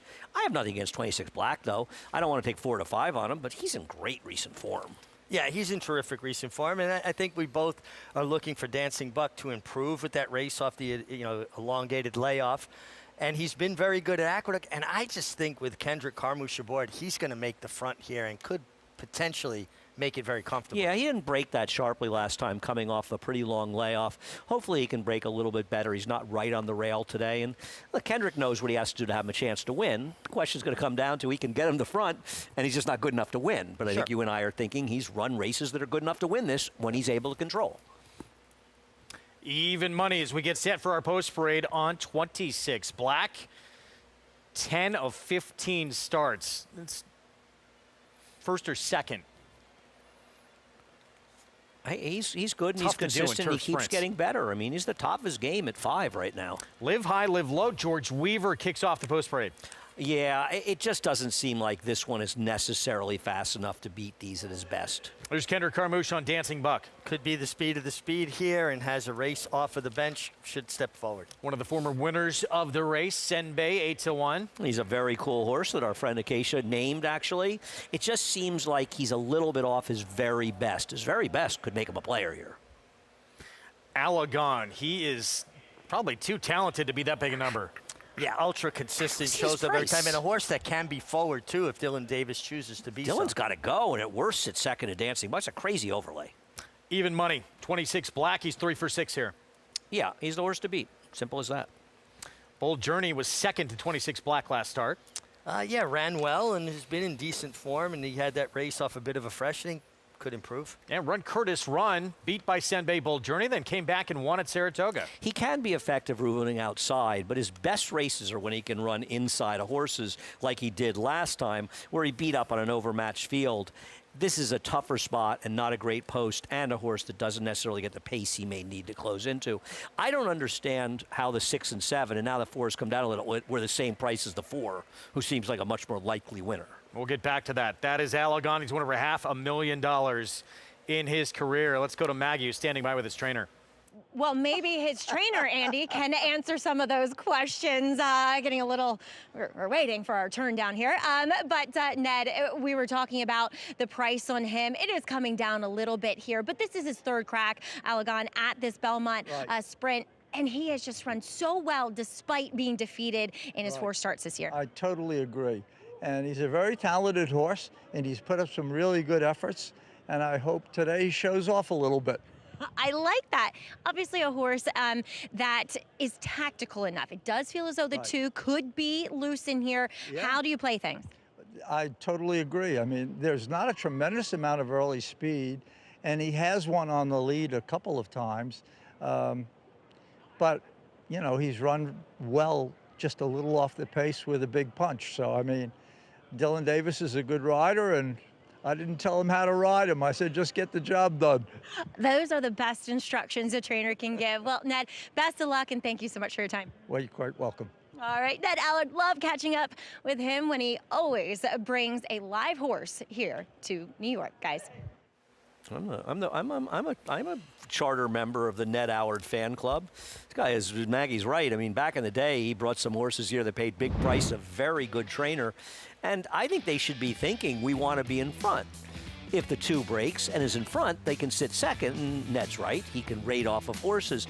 My one concern with him, and I think he's a very square price at 5-1, Richie, is has he tailed off a little bit from his best races? That's my worry about him a little bit, as he's 6 years old now. I think it's a very fair question, but one thing about him, he's consistent. Even if it's a step down from his best, he still shows up with that effort. And you know, his last race, if you're not familiar with the horse who beat him, Doncho's last race, and I'm hearing music. Doncho had, in the prior race, had gone under a minute flat for 5.5 furlongs, setting a track record at Ellis Park. So the horse who beat him was coming in with significant credentials. He had been entered, I think, in the Troy in Saratoga and was scratched, actually. I think he had hurt himself in the stall or something minor, and he came back and he ran really well, and it was about a week later. 5-1 prices come down a little bit. It was way too big on this guy right here from the trainer you just heard from. Do you want to hear? No question. Go ahead. A bit of trivia, though. Alagon by California Chrome. He is the most successful offspring of California Chrome in North America. Is that right? Yep. I He's like had that. 2 that have earned more money, but one in Japan and one in Dubai. California Chrome, it just seemed like he got better every time he ran, didn't it? It really You did. know, I mean, he's famous for his accomplishments, but in those 3-year-old races, he was never that fast. But, I mean, by the time he was ending his career, and he went through an awful lot when you think about shipping him over to Europe and all those times and the time off. I mean, he almost beat Arrogate when Arrogate was the height of his powers. Shows you, though, sticking around, fully maturing, what it can do. Absolutely. And when he won the Dubai World Cup, his saddle slipped so badly that it was amazing that he finished the race with Victor Espinosa aboard. He beat Leah in that race, right? Yeah, it was he won the Dawn the prior year. Yep. No, he was. California Chrome was one of these horses that was extremely popular, and he was good, really good. Best cowbred since Swaps or Ancient Title. Ancient Title and Swaps. He's up in there in that pantheon. Yeah. I loved Ancient Title. Back to the even money favorite, so 26 black. No shame at all in getting beat by probably the horse who will be the favorite in the Breeders' Cup Turf Sprint, bring the band home, and the Troy gets away from him and then has a pretty easy time.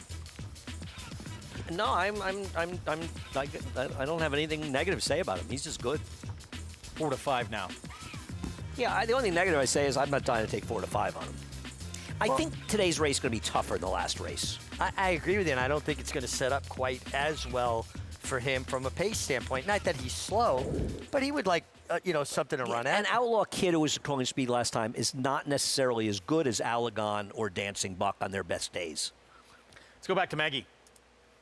I think, you almost have to make a little bit of a decision in here is to dance with the New York Breds or not, as we'll take a look at the 1-2 finishers from the Disco partner. And granted, they hold their own well against Open Company, as pretty much the majority of this field is New York Breds. And we'll check in with your 4 to 5 favorite, 26 Black. Now, 26 Black does come over to the paddock with an iron halter on. It's something that actually Horacio de Paz is one of the only trainers I see use it. I remember my dad always had one hanging up in the tack room as, I don't know if it was just like a threat to a horse, like if you don't behave, I will put this on you.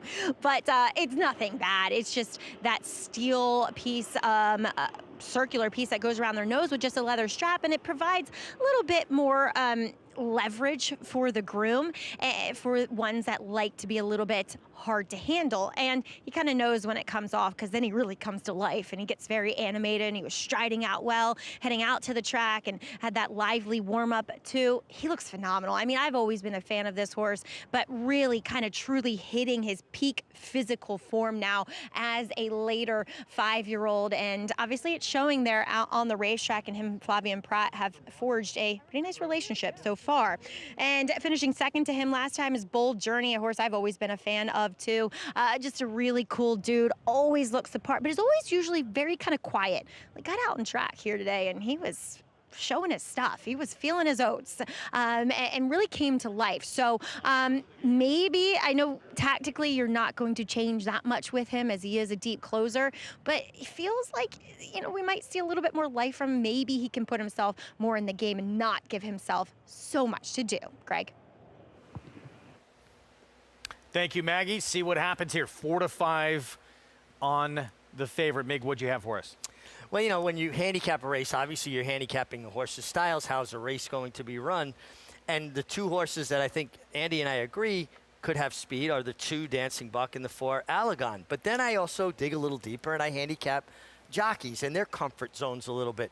Kendrick Carmouche is more consistently aggressive, who rides Dancing Buck, the 2, than Dylan Davis is on Alagon. So that tells me he's probably going to show that intention leaving the gate and make the lead the right way, because Dylan has more of a tendency to sit and be a little quieter. No, I completely agree with that, and I thought of the same thing. The other thing I would also say about that is Dancing Buck is a need-to-lead type horse if he's going to run his best race, whereas Alagon is a horse that can be effective stalking. Yeah. So I think it makes it even easier for Dylan to say, well, I don't need to get into a cutthroat duel with this horse because my horse doesn't need the lead. And let's be fair, while you and I both like the 2 Dancing Buck, I think there has to be some question of whether or not he still has the goods to win this race, because last race was his first race in almost 15 months. Right. He didn't break that well. He didn't run that well. You know, can he get back that quickly to those good races? You and I are hoping he can, but... Well, we're on the come here. We're betting a little on the come. Yeah. But in some ways, too, it's almost put a line through type of race when a horse that wants to be forward didn't break great. I don't disagree with that, but we still don't have any confirmation that he's good enough still to win. That's all I'd say. Grade 3, Belmont Turf Sprint. Let's go to Chris Griffin. Grade 3, Belmont Turf Sprint. All set. And they're off. Ask for Speed is Dancing Buck right out towards the front. Senbei is in the early mix too, and they're head and head as they work up the backstretch, and just off of them, close up is Alagon as a well-settled third, is actually trying to settle in behind the duo. Dylan Davis is trying to tuck in, but is going to be 3 wide up the backstretch. Live High, Live Low is at the rail, is now challenging 4th. 26 Black is in between horses in 5th. Out wider comes Run, Curtis, Run, Patiently Redden, and the trailer, Bold Journey. 22 seconds flat for the opening quarter mile. Dancing Buck starts the sprint for home. Senbei in full pursuit. Alagon now ranging up on the outside, and here comes Alagon 3 wide. Live High, Live Low is at the rail, is shoved along. 26 Black still patiently ridden, not asked for the top effort as they get set to reach the top of the lane. Dancing Buck is trying to win it right now, has been on the engine throughout. Alagon's in pursuit. 26 Black is following that move. Here comes Alagon, center of the course is running on. Bold Journey is on the scene late too. It's a scramble on Bold Journey with all the momentum in between horses splitting the seam. Alagon is in front, does a nose advantage. Bold Journey trying to catch that leader. Got to be tight here at the line, but give it to Alagon. Alagon wins the Belmont Turf Sprint. Late running Bold Journey captured second. A 3-horse photo. That was 26 Black with Senbei and Dancing Buck in 1:07.63. As Maggie coined it yesterday, the pre-race winner view with Ned Allard. Alagon back to the winner's circle for the 7th time on the turf in his career. What he is an overlay. He was clearly the second likeliest winner of this race on paper. He was able to stalk. He doesn't need the lead. Dancing Buck, it was a quick pace, but not that bad. He just doesn't have the same. He's just not as good as he used to be in a fast half. And he just proved best in this race, and just an overlay at 9-2. Listen, Alagon worked out a good trip because he was in that good stalking catbird seat, but he also was strung along 3-4 wide throughout the entire turn. And what I liked, Andy, when he felt the presence of the 6 Bold Journey to his inside, you could see him bear down. He felt the challenge, and he met it because it looked like Bold Journey was going to get up, had the momentum, but once Alagon felt his presence, he really dug in. He dropped his head and went for home. And no excuse for 26 Black, who was just a little over bet at 4-5. 1:07.3. Sharp time, but still about a second off the course record. Well, you're not going to see, you know, when you see those incredibly fast times in turf races, it's more going to be in the summer when it gets really hot and the courses get baked. We did have some rain a few days ago. You're not likely to see those kind of times. And, you know, and we know in turf sprints, turf courses have a lot more to do with the quality, condition of the courses and the track records than anything else. 4-6-5-3, Alagon 9-2. Dylan Davis, Ned Allard, and again the 7th career win for this 6-year-old. Farbridge, can he repeat in the Joe Hirsch Turf Classic?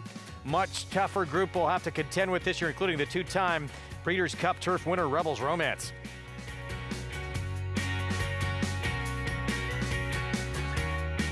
The best 2-year-old by legendary sire Quality Road. Hit back, $1.5 million. Very, very impressive debut. Cantering home. Could not have been more impressive. Coast to coast in the American Pharaoh. He's the real deal. Undefeated and unchallenged at 2. He's just too good. He wins the Breeders' Cup Juvenile. Corniche.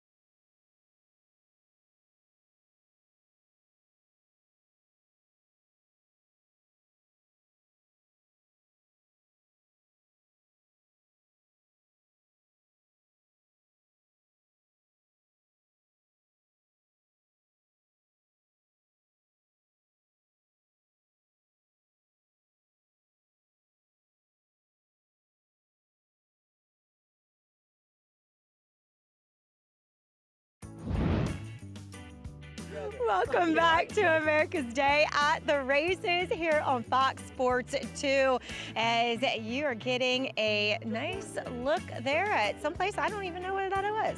But this is the winner's circle, and that's Alagon, as he is the winner of the Belmont Turf Sprint Championship. Third time was the charm, as I'm pleased to be joined by winning connections, Dylan Davis and Ned Allard. And Dylan, he broke well, as he always does, and certainly class revealing. But you were stalking 3 wide, but what I loved is the last 16th of a mile. When he felt Bold Journey come to him, he dug right back in. Yes, Maggie, thanks to Ned here. He gave me free rein. He really let me play the break. If you were to break sharply, I would go on with it. But I was happy with the way I saw with the 2 and 3 there, battling it out. I was able to switch him off a little bit. He was competitive into the turn and wanted to use a little bit to get there, but knowing that, you know, maybe a 5.5 is cutting it to the 6, but just trying to save him a little bit down the stretch. And boy, was he game. He was game and fought hard to the wire. Well, job well done. Congratulations. I'll let you run back to the winner. We're in the winner's circle, the jockey's room. But Ned, this has to be so satisfying. You've brought this horse to Aqueduct for this race 3 times now, and today he gets his win. Yes. It's a sweet victory, and I thought the rider just rode him superbly. You know, hey, just what you wanted. I think it's a testament to you, as we often see, which is the case in your training career, is you keep horses going. To keep a horse at this level for so long, I think it's a real testament to you and what you've done with him. Well, coming from you, that's a total compliment. Thank you. You're very welcome. As you know, I have to give Andy credit. He is one of your biggest fans too, but I am a Ned Allard card-holding fan club person. Well, thank you very much. Well, congratulations. Enjoy this. Thank you. You called the shot. Ned Allard here with Alagon. It has to feel so good to see him in the winner's circle here. Guys.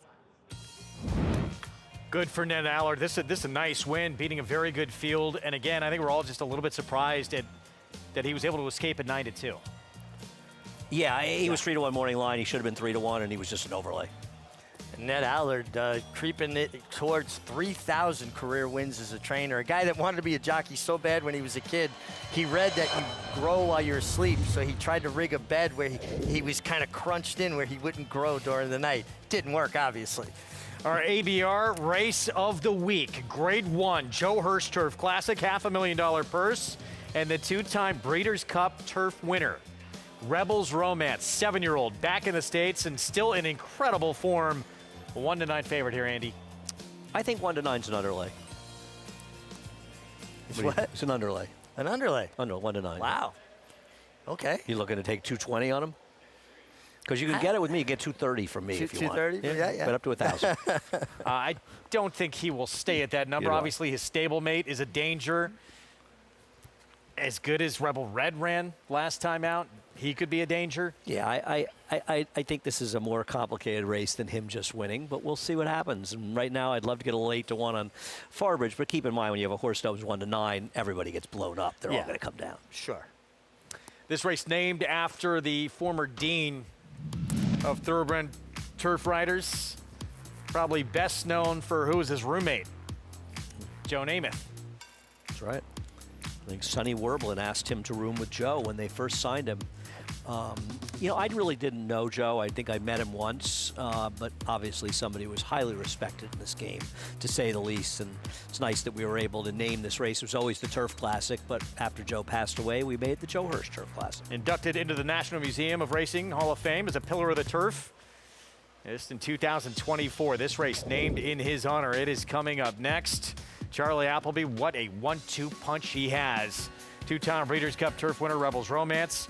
Grade 1 Sword Dancer winner, El Cordobez. They're lining up next in this Joe Hirsch Turf Classic.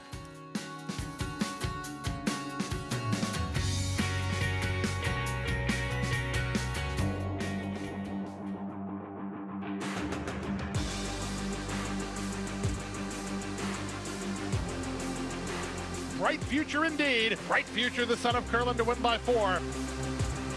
Bright future, Proxy, here's the line. Photo finish, Bright future. Bright future, look at that. Bright future, the class prevails. Bright future, standing at Claiborne Farm. You bet with Naira Bets. Bet any track, anywhere, anytime. Download the NYRA app to play today and get a $200 deposit bonus. Watch live horse racing. Get expert picks. Boost your bankroll with weekly promotions and hone your handicapping skills with exclusive tips and tutorials. Download the NYRA app now. Sign up now to claim your $200 deposit match bonus. You bet with NYRA Bets.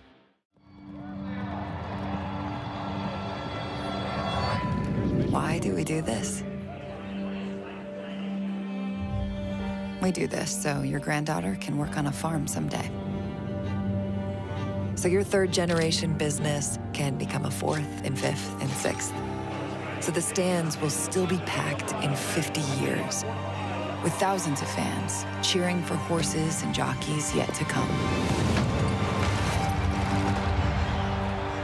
That's why we come to work every day.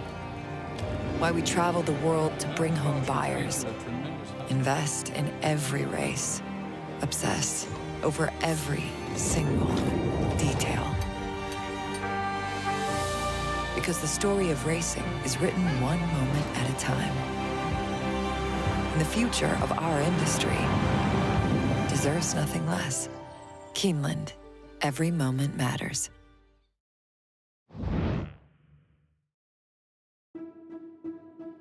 So I was born in Saratoga.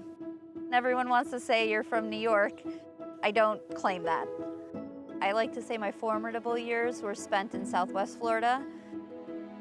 My dad was a harness trainer, so I grew up in the harness racing industry. I used to be involved in bodybuilding and competing, and I got into thoroughbreds kind of by happenstance. I just needed a job and got a job as a hot walker, and then I thought I can ride them. So I wanted to be an exercise rider, so I started galloping at a farm. I got my first job for Chuck Simon, whose full circle first job was for my father on the harness track. He took me under his wing and gave me guidance and direction and really gave me the foundation. And when I outgrew the job, that's when I started working for Chad, and I worked for him for 8 years. Lady Eli and the situation she went through with the laminitis was something that was a really profound experience in my life. You just had to be patient and listen to her. I'd have to say that's one of the most special bonds I've had with a horse that I've worked with. My main takeaway from working with Chad was just a really big bank of knowledge to pursue the career that I have now. There's never going to be an opportune moment to say, this is when I'm going to go out on my own. And the one thing when I worked for Chad, that was my life, and I was happy to make it so, but really my personal life is what drove the change. I'd met my husband. My last day was on a Sunday. We got married on a Friday. And then I had announced that I was starting my business the same week. So there was a lot of change. Success did not come easy, and it took us quite a bit of time to gain traction. I started in 2018, and we got a little bit going, and then COVID hit. So it was 11 months. We had gotten really close a couple times, but that'll definitely test your character. The first graded stakes win was a filly named Gam's Mission. And then the first grade 1 that we won with She Feels Pretty, I had went to Churchill to saddle a horse, and I was sitting by myself with my earbuds and watching my iPad. But She Feels Pretty careering away in the Johnny Wagner Dalma Stakes. She feels more than pretty. She feels fantastic. But when she ranged up and went on by everyone, I just had to say, I just won my grade 1. I just won my first grade 1, and just didn't quite know what to do with myself. I can say that I'm really proud of how things have grown. I just don't have it in me to say, well, I'm successful, because I just still feel like there's so much more to do and so much I would like to achieve, but also trying to really enjoy where we're at now.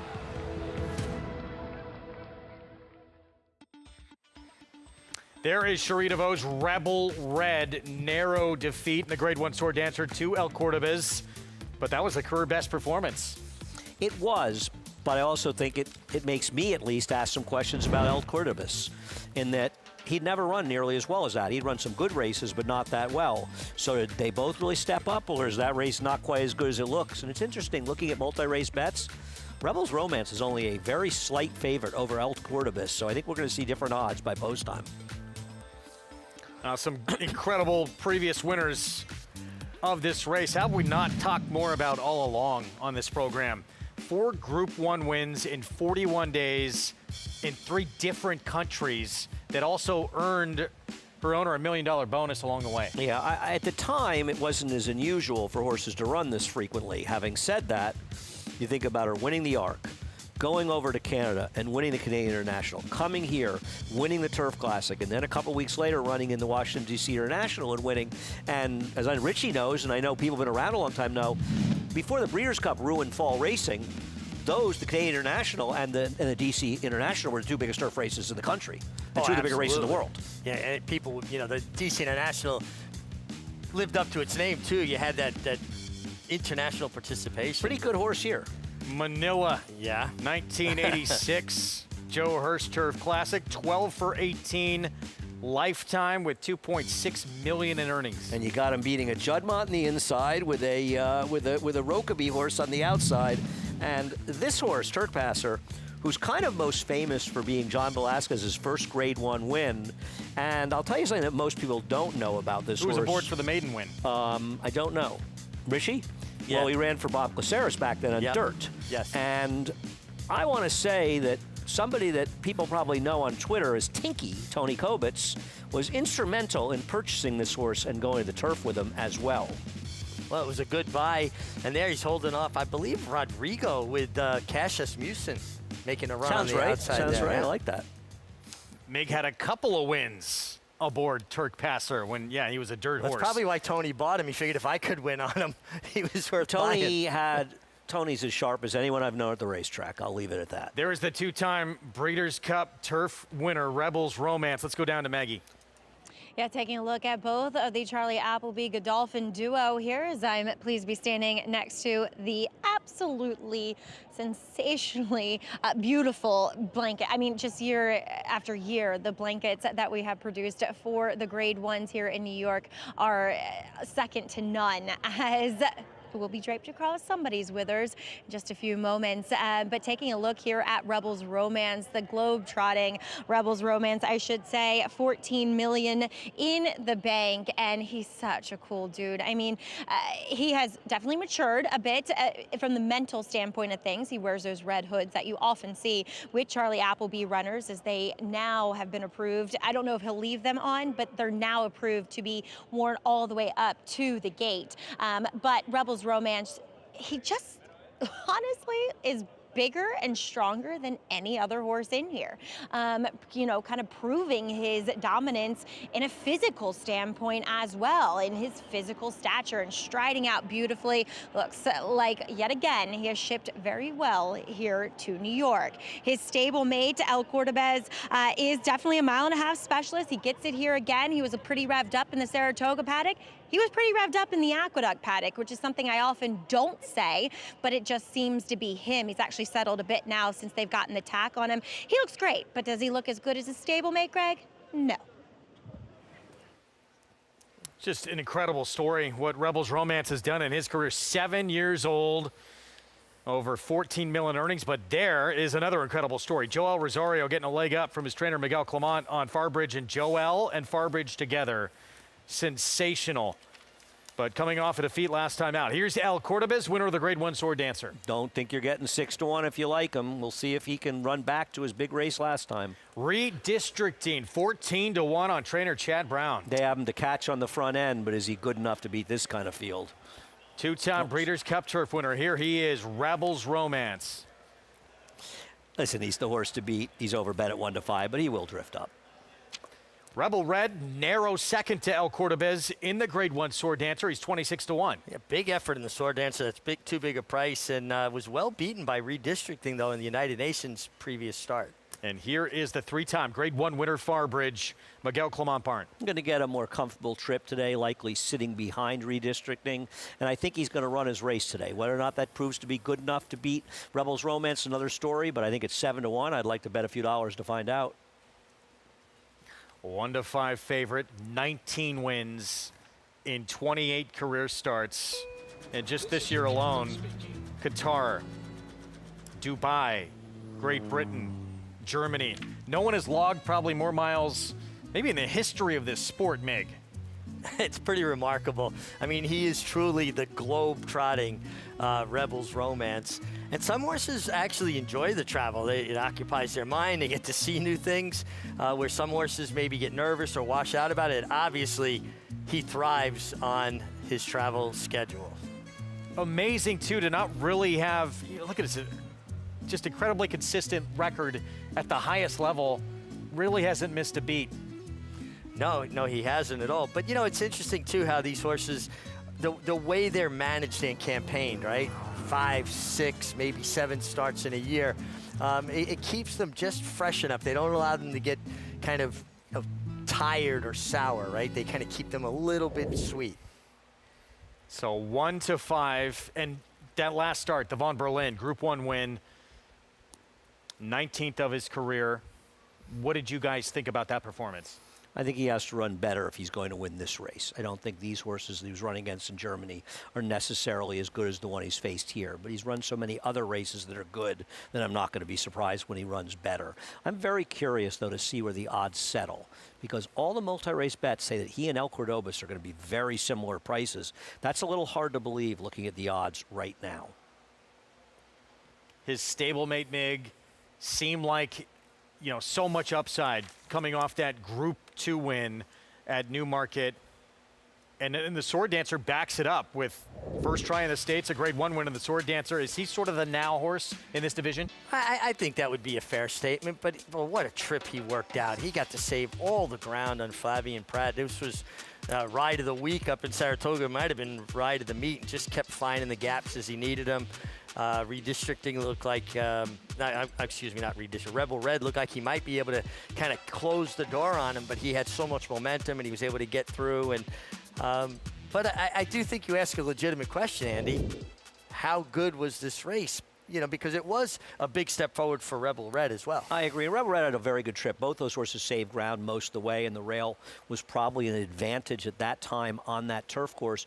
Rebel Red did angle out wide, though, on the second turn while he came through on the inside. I don't know. I'm skeptical on El Cordobas. We'll see what price he ends up at 5 to 1 if you liked him. I can't blame you for betting on him. I'm going to think he's going to come down as we get closer to post. There's still over 5 minutes to go, and I think you're going to see he and Rebel Romance at much closer prices. I'm going to bet against him. I would say his ride and Junior's ride in the Saratoga Derby were the two best rides of the meet, especially in big races. 9 to 1 redistricting. Trying to get his first Grade 1 win of his career. There he is, those Klarovich Stable Silks for trainer Chad Brown. Let's go to Maggie.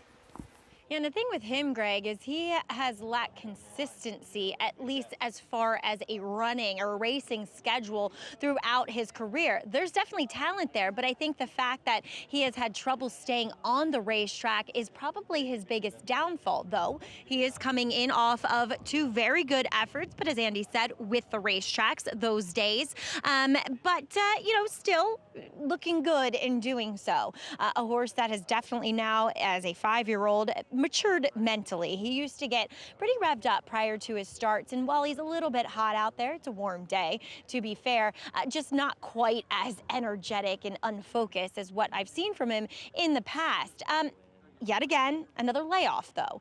He looks fit enough, though, as Chad Brown is more than adept at bringing these horses back from such layoffs. Obviously much longer than this too. So we'll see what he does here. Maybe there is another step forward in him as we'll move on to the One-Eyed Wonder. That is Rebel Red in here for Cherie DeVoe. As you guys touched on, I thought his last race was fantastic. And Ired looked incredibly confident throughout the running of that race too. He kind of ranged up on that third turn, turning for home, and just statuesque. And maybe he let them get a little bit too close to him. And maybe he should have kicked on, but still probably the best effort that we've seen from Rebel Red, and obviously the figure bore that out. Moving really, really well out there. As far as warm-ups, probably look the best on the racetrack here for Cherie. So another one that, is this a turning point? Is the last race an indicator of what's to come? But guys, I still couldn't get past your favorite in here, Rebels Romance. I think so much respect is commanded by this horse. 2 minutes to post. In this Grade 1 Joe Hirsch Turf Classic, back to redistricting, Andy, who I know you've followed pretty closely. I'm shocked that he's a shorter price than Farbridge. And listen, I hope I'm wrong and he wins. I'm certainly rooting for him in my heart.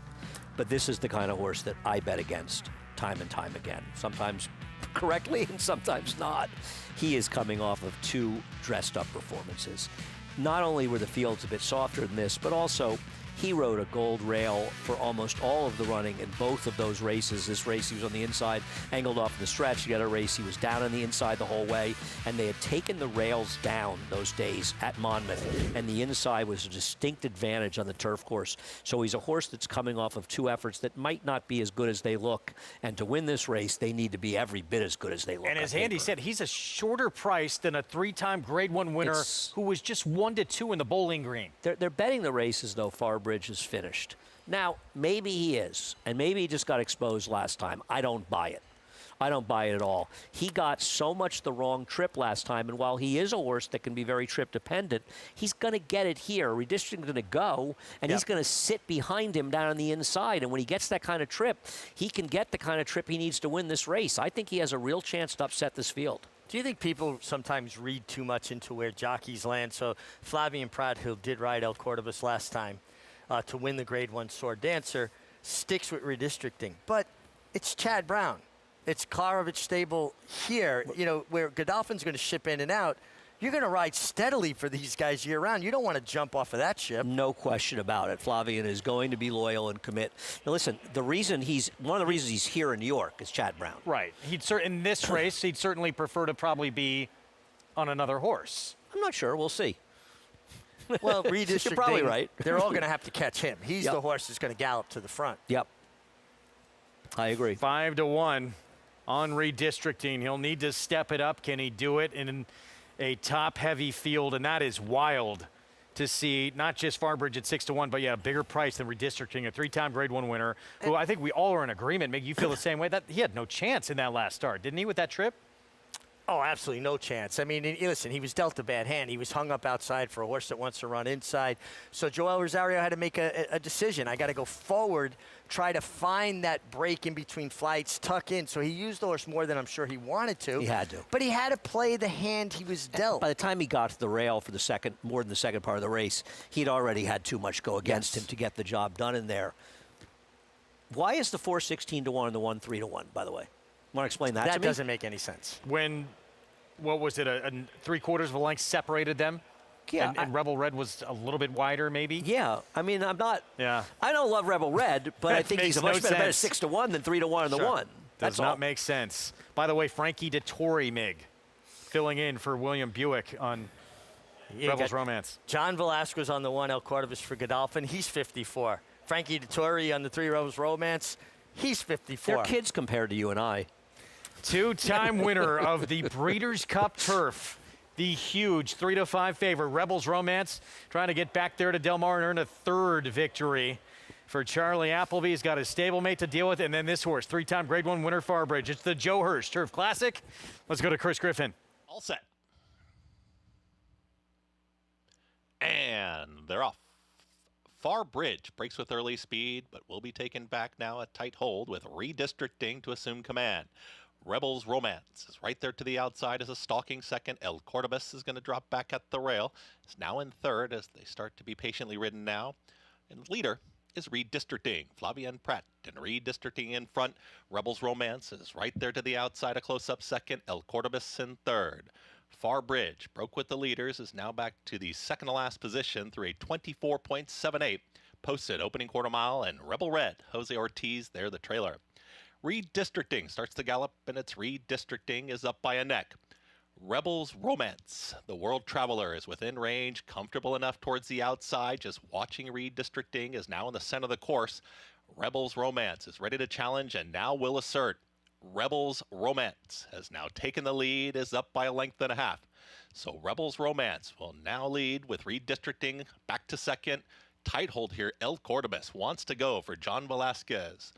El Cordobas in 3rd, is about to be joined to the inside by Farbridge. Farbridge saving ground, gets over to the rail, and it's 49.26 for a half-mile time. Rebel Red, still the trailer. Rebel's Romance made that mid-race move, 113.75 for 3/4 of a mile, and Rebels Romance is the target. Rebels Romance redistricting, switches to the outside, was the early leader, back to second, within a length of the lead. Here comes Far Bridge. Ground-saving journey wants to go, is at the rail, and Rosario is letting Far Bridge get a little more rain now as he moves in closer to the leader. Rebels Romance, still El Cordobés to the outside in fourth, and Rebel Red will have to pass them all in the Grade 1 Joe Hirsch Turf Classic, and Frankie Dettori donning the Godolphin Blue is in front, and Rebels Romance will start the sprint for home. Redistricting is back within half length of the leader. Far Bridge is a presence towards the inside, just waiting for the cue. El Cordobés is called upon for the effort. Rebel Red is about to cut loose from the back end of the field. Rebels Romance is now sprinting for home. Rebels Romance is trying to opening up and just is doing that. It's Rebels Romance who's clear. El Cordobés redistricting Far Bridge. But look at Rebels Romance just opening up on this Grade 1 field. Has a 16th left to go. No doubt it's going to be Rebels Romance dominant in the Grade 1 Joe Hirsch Turf Classic. Rebels Romance wins it easily, redistricting second, then come El Cordobés and Far Bridge. 2 minutes, 25.72. Give it to Rebels Romance. 7 years old, 20th win of his career in 29 starts, and Rebels Romance, much the best. Just too good for these horses. Frankie felt him pulling as he did. He did the same thing in the Breeders' Cup, and Flavien realized I don't want to tangle with him, and it probably helped redistricting get second by not tangling with him and got second, but he was just too good for these horses, Richie. Yeah, he was, and I was concerned that he was a bit too keen, and you reminded me of the Breeders' Cup. But then Frankie said, you know what, I'm going to put my hands down, let him clear off. He'll probably relax better when he's by himself, which he did. And I thought that was a critical move, which it's hard to do for a rider. You're on the best horse, but if you make this early move and it backfires, you're opening yourself up to criticism. But right here, Frankie's going to say, you know what? I'm not going to fight. We're not going to stay the mile and a half. I keep fighting with him. I'm just going to allow him to go forward. And a couple of other things. I think redistricting ran well to be second. He was easily beaten. He was nowhere close to winning. But I thought it was a good effort because he didn't get exactly the kind of trip you would necessarily want to upset the field, having to let this horse go. El Cordobés showed that maybe that Sword Dancer, a bit of an overrated performance with a very good trip in there. And as much as it pains me to say it, because as everybody knows, I'm a big fan of Far Bridge. I think Far Bridge's best days are behind him. I've loved this racehorse, but he got to the inside. This was a very disappointing effort. It took him a while to get there. Really, but still, it did. But he's a better horse than this. It didn't seem like he just ran a little bit flat, right? Yeah, and now you say with his last race, you say, okay, he didn't have the right trip early, even though he got the rail in the second half, but maybe it was more than the trip last time. And you know what? Christophe and Miguel have done a fabulous job with this horse, getting him, and Joel and riding him, but I just don't think he's the same horse he once was. It's very hard, and that's why Rebels Romance is sort of amazing, that he still continues to run like this at 7. Most horses don't have that long a span of great performances. No, and he's still maybe in as good a form as he's ever been in his career. He came home his last quarter in just 23 1/5 seconds, going a mile and a half. I mean, he ran home. Yeah, he is 10 for 13 now the last 2 years as a 6- and 7-year-old. Arguably, he's getting better. Hard as that is to believe.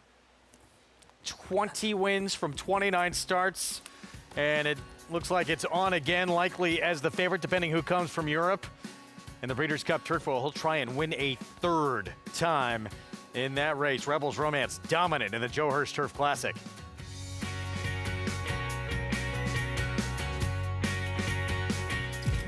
Dynasty in motion, reshaping the sport's greatest tradition, channeling the legends of his line and surpassing them. 4 of the last 6 Derby winners carry his genes. A Golden Son, a Horse of the Year. Another chapter written beneath those iconic spires. Derby dreams fulfilled for the titans of our industry. From authentic to sovereignty, a legacy both real and supreme. Into mischief.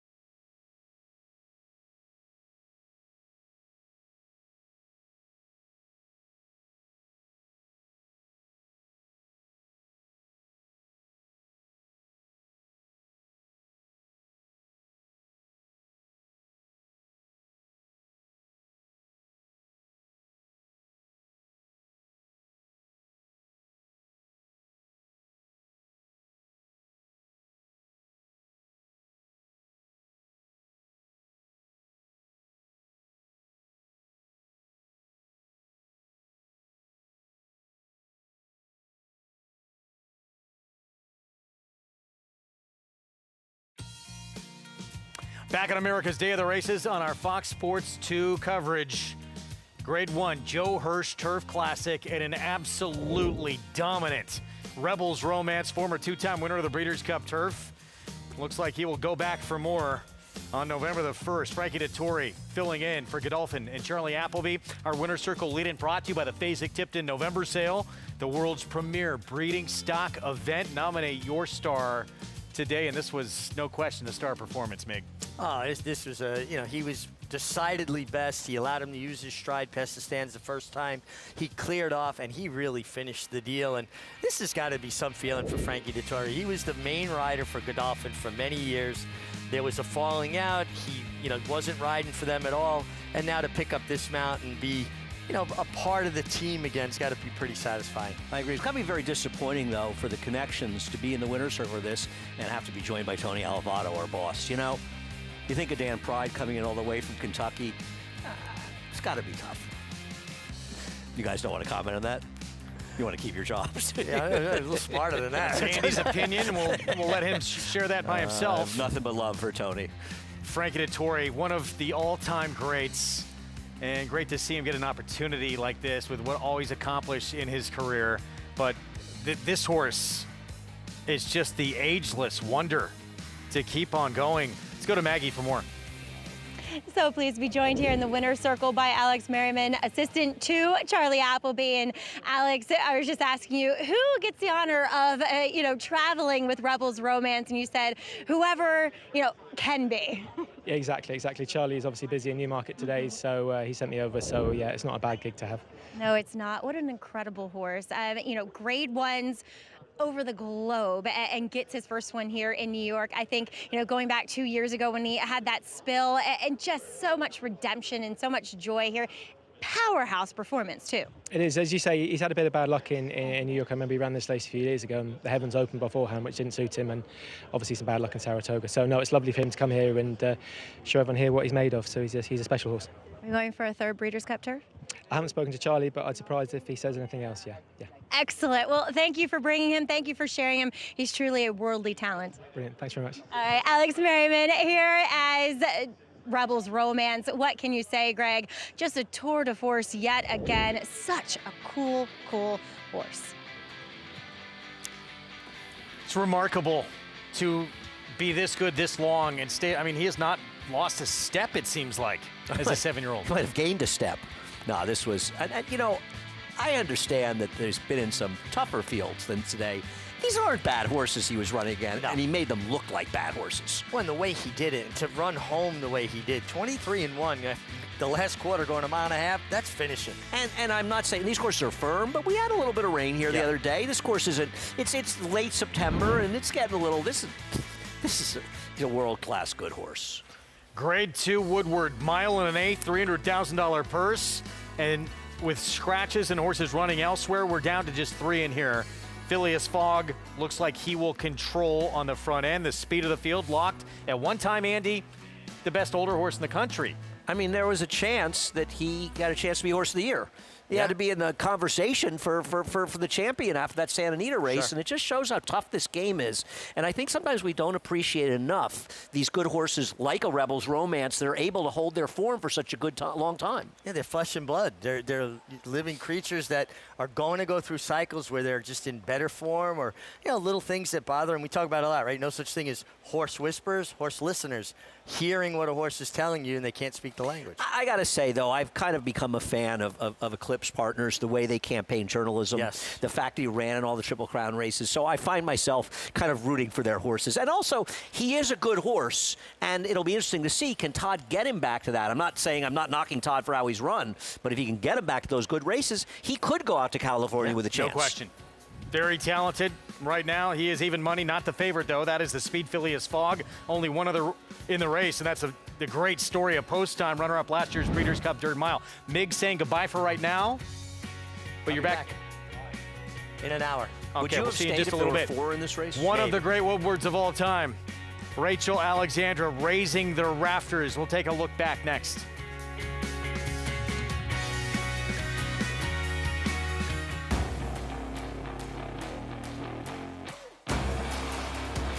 Here comes that that big gray Tappet Trice right down the outside.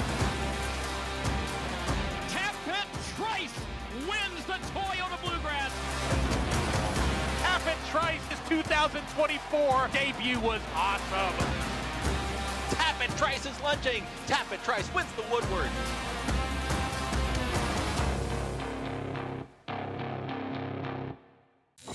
You bet with Naira Bets. Bet any track, anywhere, anytime. Download the Naira Bets app to play today and get a $200 deposit bonus. Watch live horse racing. Get expert picks. Boost your bankroll with weekly promotions and hone your handicapping skills with exclusive tips and tutorials. Download the Naira Bets app now. Sign up now to claim your $200 deposit match bonus. You bet with Naira Bets. As a two-time Grade 1 winner with 6 consecutive triple-digit buyers, Liam's Map has taken that success to stud, a proven sire, from the sales ring to the winner's circle, with hundreds of six-figure yearling sales and multiple Grade 1 winners on dirt and turf, including recent Grade 1 winners Burnham Square and Deterministic.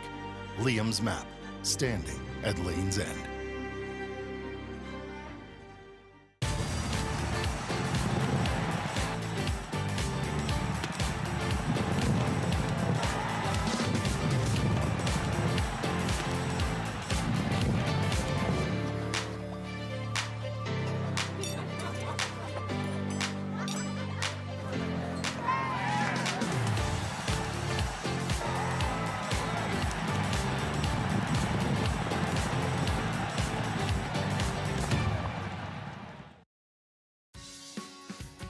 Back with you on our Fox Sports 2 coverage. You're watching America's Day at the Races on an incredible Saturday of action. Our graded stakes continue with the Grade 2 Woodward coming up next. We have someone new on the desk, I was just told. I didn't even know. Richie, you look much Acacia different. Clement, good to see you. How are you? Yeah, Richie, I went and got Richie's wig for him and got him all set up. So, yeah. Richie will look great in a blonde wig, I think. Yeah. It's a look for him. Compact field coming up next in this Grade 2 Woodward. Acacia, would have loved to see a much bigger field in here with what we have. Is Phileas Fogg going to be incredibly dangerous? He is. His speed makes him incredibly dangerous on top of that as well. Not only is he very quick early, and you know that Kendrick Carmouche is going to be aggressive with him as he always is, but he's very good. He won that Suburban, and then while rightly being disqualified out of the Jockey Club Gold Cup last time out, he did finish well and run well in that race. Yes, he's the one that caused things, or his rider did at the beginning of that race, but I thought he ran much better, kind of validating that Suburban performance. It was the best race of his career, and I think a lot of us lost sight of that because of what happened during the running of the race. But Gustavo deserves so much credit for the job he's done with this horse, Gus Rodriguez. Sources delivered him the biggest win of his career as well. We'll see if he can keep it going. Of course, this race with a lot of history. It was a campaign for the ages. Rachel Alexandra, she was so dominant against her own division. Her connections had no choice but to seek greater challenges. She toppled the boys in the Preakness, then again in the Haskell, and still they dared to aim higher, taking on older males in graded stakes company at Saratoga on the biggest stage. What followed was one of the great calls from Tom Durkin.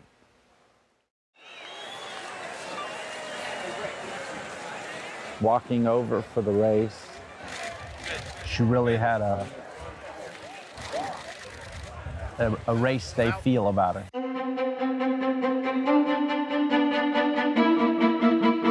She really exuded a lot of confidence in her handlers and stuff when she was right. We felt good about that.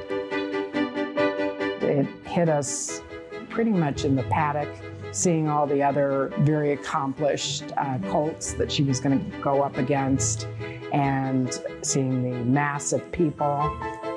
Everybody loved Rachel, you know, no matter where she went. She was popular, you know, but when you come into a race like this, you know, you fixing to hook the old horses, and, you know, they had a little pressure on you.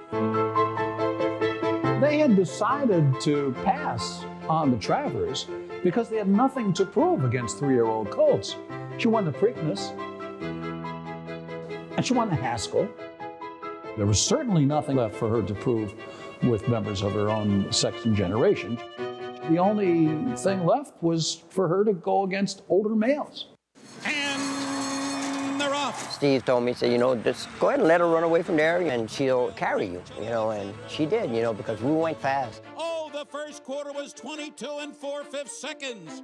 There'll be no free ride for Rachel Alexandra. They're making her work for every step today. Durkin's amazing call, but when he shouted out the fractions, I mean, you got a little weak. 46 2 was the half mile. Calvin Burrell was able to slow that pace down just a little bit. When I said a bit of a breather, you know, it was just a bit of a breather. She was still going too fast. And Macho again is firing. From the 3/8 pole to the quarter pole, I give her a little breathing. I'll never forget it. I give her a good breathing there. And then when I asked her again, you know, she got away. So I said, well, we're fine now. And Calvin Burrell imploring his filly for more. And Rachel Alexandra holds on to the lead. About 40 yards from the wire. It looked like he was going to get by her, you know, but she kept digging in, digging in. Rachel Alexandra, Macho again. They're coming down to the finish. It's going to be desperately close. Here's the wire. Rachel won. She is indeed Rachel Alexandra the Great. For a 3-year-old filly to beat older males in a Grade 1 on the dirt here at Saratoga, knowing it's happened, seems far-fetched. Rachel Alexandra raises the rafters here at the Spa. And when I stood up, you know, and I looked at Robbie, I said, I don't care if we would have won another round, you would have never got by her, you know. That's the type of horse she was. I mean, it was thunderous. The whole grandstand was shaking. All those people in the grandstand screaming their lungs out, all of that air into wooden beams that are 100 years old. And it literally hits them with such force that it made them move. And that's what I felt, literally, in my feet. And that's why I said she raised the rafters in Saratoga. Afterwards, with a great sense of relief, and watching her leave the winner's circle and walk the length of the racetrack to the test barn with the fans 10, 15 deep. They kind of bubbled as she walked. It was very special.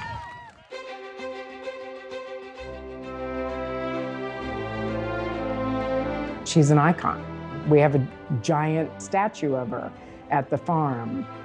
She's happy and she's definitely retired, but she'll run around the paddock a little bit. Something as special and unique as Rachel is why we all do this. And be able to relive it, you know, that how blessed we've been to be in her presence and what a horse like Rachel can do for us that we've never been able to do for ourselves.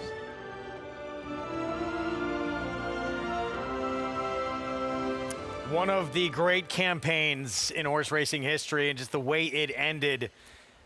So much drama, so sensational. The race call from Tom Durkin perfectly capturing that moment. Yeah, dramatic stretch drive of weights, top of the stretch. Tom had an ability to understand racing the way very few announcers ever did, to know what was happening and what was going to happen. And there are a few races in the Pantheon of the races I've seen that I'll never forget, and none of them will ever surpass that race. It was an incredible day of racing, an incredible race, just a great memory. I was young when she was racing, but I remember watching it because it was such a cool story, of course, to see the girl take on the boys. And you think about all the people that came just to see her and the fans that she created throughout her career as well. She was an absolute beast out on the racetrack. And every time I watch that, I get chills hearing that call. She did with 30,000 people there that day. And closing Saturdays at that point in Saratoga, we were drawing 16 to 18,000 if we were lucky.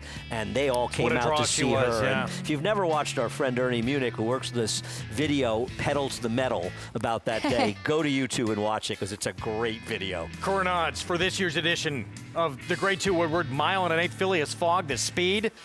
Kendrick Carmouche will be aboard post time. Last year's runner-up Breeders' Cup Dirt Mile, 7-2. Let's go to Maggie for more. Here with post times, regular pilot Sheldon Russell. And Sheldon, walk in the park, 10 for 10 at Laurel Park, but can he get it done here at Aqueduct? I know you were galloping out 2 back after the Whit, and you said this is just a different caliber horse, but you only have 2 rivals today. Yeah, look, he's come out of that last race at Laurel in great form. Look, there's 2 other really good horses in here. Hopefully, you know, they have an off day and we make a run at them. But like, we've always loved him. I feel like there's a big race left in him. So like, today's a big day. Hopefully he shows up. Absolutely. Now, dynamics, it turns into a jockey's race when there's only 3 horses out there. Phileas Fogg, the fastest. He isn't a horse that has that natural early speed. Where do you see yourself? Are you not letting Kendrick too far out of your sights? Yeah, obviously just keep a close eye. Obviously the main goal is to get a good break, get him traveling, and, you know, just get him in that happy gear.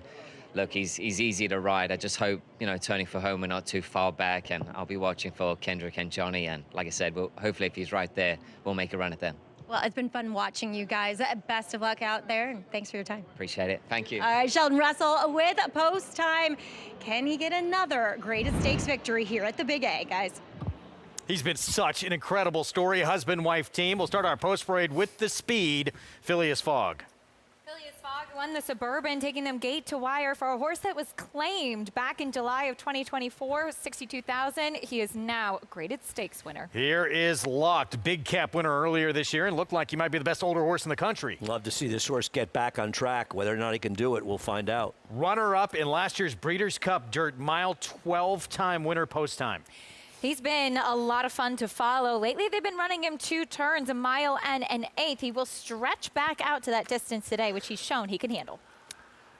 So much incredible history in this race, including this one. We'll take a look back at a few. Damascus, 1967. Well, this might be one of the most famous races of all time, when Damascus, Buck Passer, and Dr. Fager all hooked up here in the Woodward.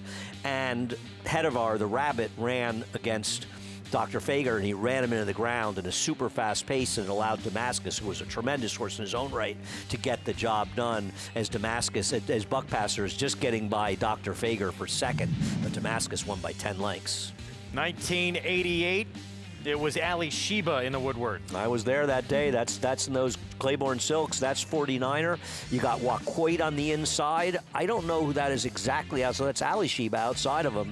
That was a super strong field. This was, I believe, his last race before the Breeders' Cup Classic, and that remarkable 4-year-old season he had. He ran the Meadowlands Cup. And beat Slough City Slew in the Meadowlands Cup, I believe, actually. And then would go on to win the Classic. And then Go Sapper 2004. And next year's Horse of the Year, St. Liam, carried Go Sapper out about 15 paths and should have probably been disqualified had he won the race. And Go Sapper still couldn't be denied. Go Sapper, still one of the very best horses I ever saw race. And what an incredible stallion and sire he would go on to be as well. But he had some of the most dazzling performances on the racetrack that you might remember. St. Liam would go on to win it the next year, by the way. And this was one that everyone could have had. Yeah, and this was Spectacular Bid's last career start. The field scratched down to 1. So you think it's a small field today? The interesting thing was, everybody talks about this race as just a great opportunity to see him get showcased. He ended up scratching out of the Jockey Club Gold Cup, see if he could win a race in a mile and a half.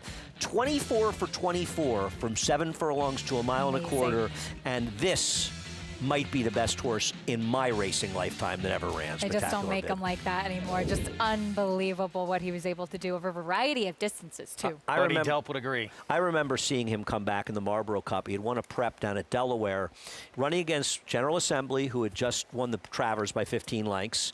Coastal, who had won the Belmont, was in there as well.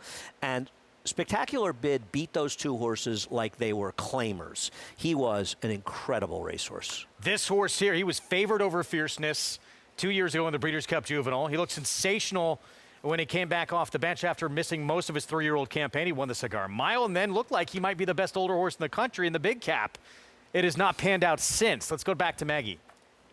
It hasn't, Greg, and I don't necessarily know why. But what I can say about him here on this occasion is that I wasn't, overly enthralled with his appearance when it came to the Cigar Mile, and I haven't actually, had been enthralled with what I saw from him coming back at his. In the Suburban. He was okay. He was just he broke well and he was chasing on the rail, and ultimately that race proved to be kind of a merry-go-round affair. And it might very well prove to be the same situation here today. But his weight and his conditioning looks better than I've ever seen it. It feels like now finally, as a late 4-year-old, he's reaching that physical potential, filling out that frame that was always there from his juvenile season. He got a lovely, lovely warm-up too with John Velasquez aboard, who does climb aboard again, where they coupled to win some of his better and bigger races. So I like Johnny V getting back aboard here, and he did make a great impression on me, but I totally heed the fact that Phileas Fogg is the one from a dynamic standpoint that holds all the cards. I'm just hoping maybe Locke today has turned things around. At least he looks that way physically. Greg? That's a good sign, at least from a physical standpoint, because he was sensational back in March in the big cap, and even kind of leading up to that point. Though Acacia, this horse here has been just a tremendous story in our sport post-time. He's been a lot of fun. He's a Maryland bred. He's earned $1.4 million plus so far. Seems like he's acting pretty well today, but if you've ever watched him train, and I know he's the one that, especially at the Breeders' Cup or big races, really catches a lot of the photographers' attention because he's a handful. He rears up, he's bucking, he's playing, he's a high energy type of horse. He has run well coming here on the NYRA circuit, coming in off of a 3-horse race over in Maryland. I do wonder tactically what we're going to see from him today, Andy. He kind of just was so much better than what he was facing last time. And if Locked is good, he's good. And then you have, of course, the speed of Phileas Fogg in here as well. He might just be facing some tough company. Yeah, well, given the recent form, Phileas Fogg is way the horse to beat. That's why he's a short price. I think it's a little tricky for Kendrick, right? I mean, you want to be in a small field where you're controlling speed. On the other hand, you don't want to go too slow. You let everybody else get in the race, and suddenly you make it into a horse race. I think with a horse like Phileas Fogg, who shows he can go fast and keep running, and he can keep running at longer distances than today's 9 furlongs, if you're Kendrick, I think you want to let him air it out a little bit. And if Locke wants to get close, or Post Time want to get close, take them out of their comfort zone a little bit, you know? Look what he did in the Excelsior. It was going 1.25 miles, but he opened up, and he did that pretty quickly early on. I think that's what he's got to do here. Yeah, I mean, he's not facing Mama's Gold like he did that day. He's not facing the Rabbit like he did last time, and he's shown the ability to sit off fast paces.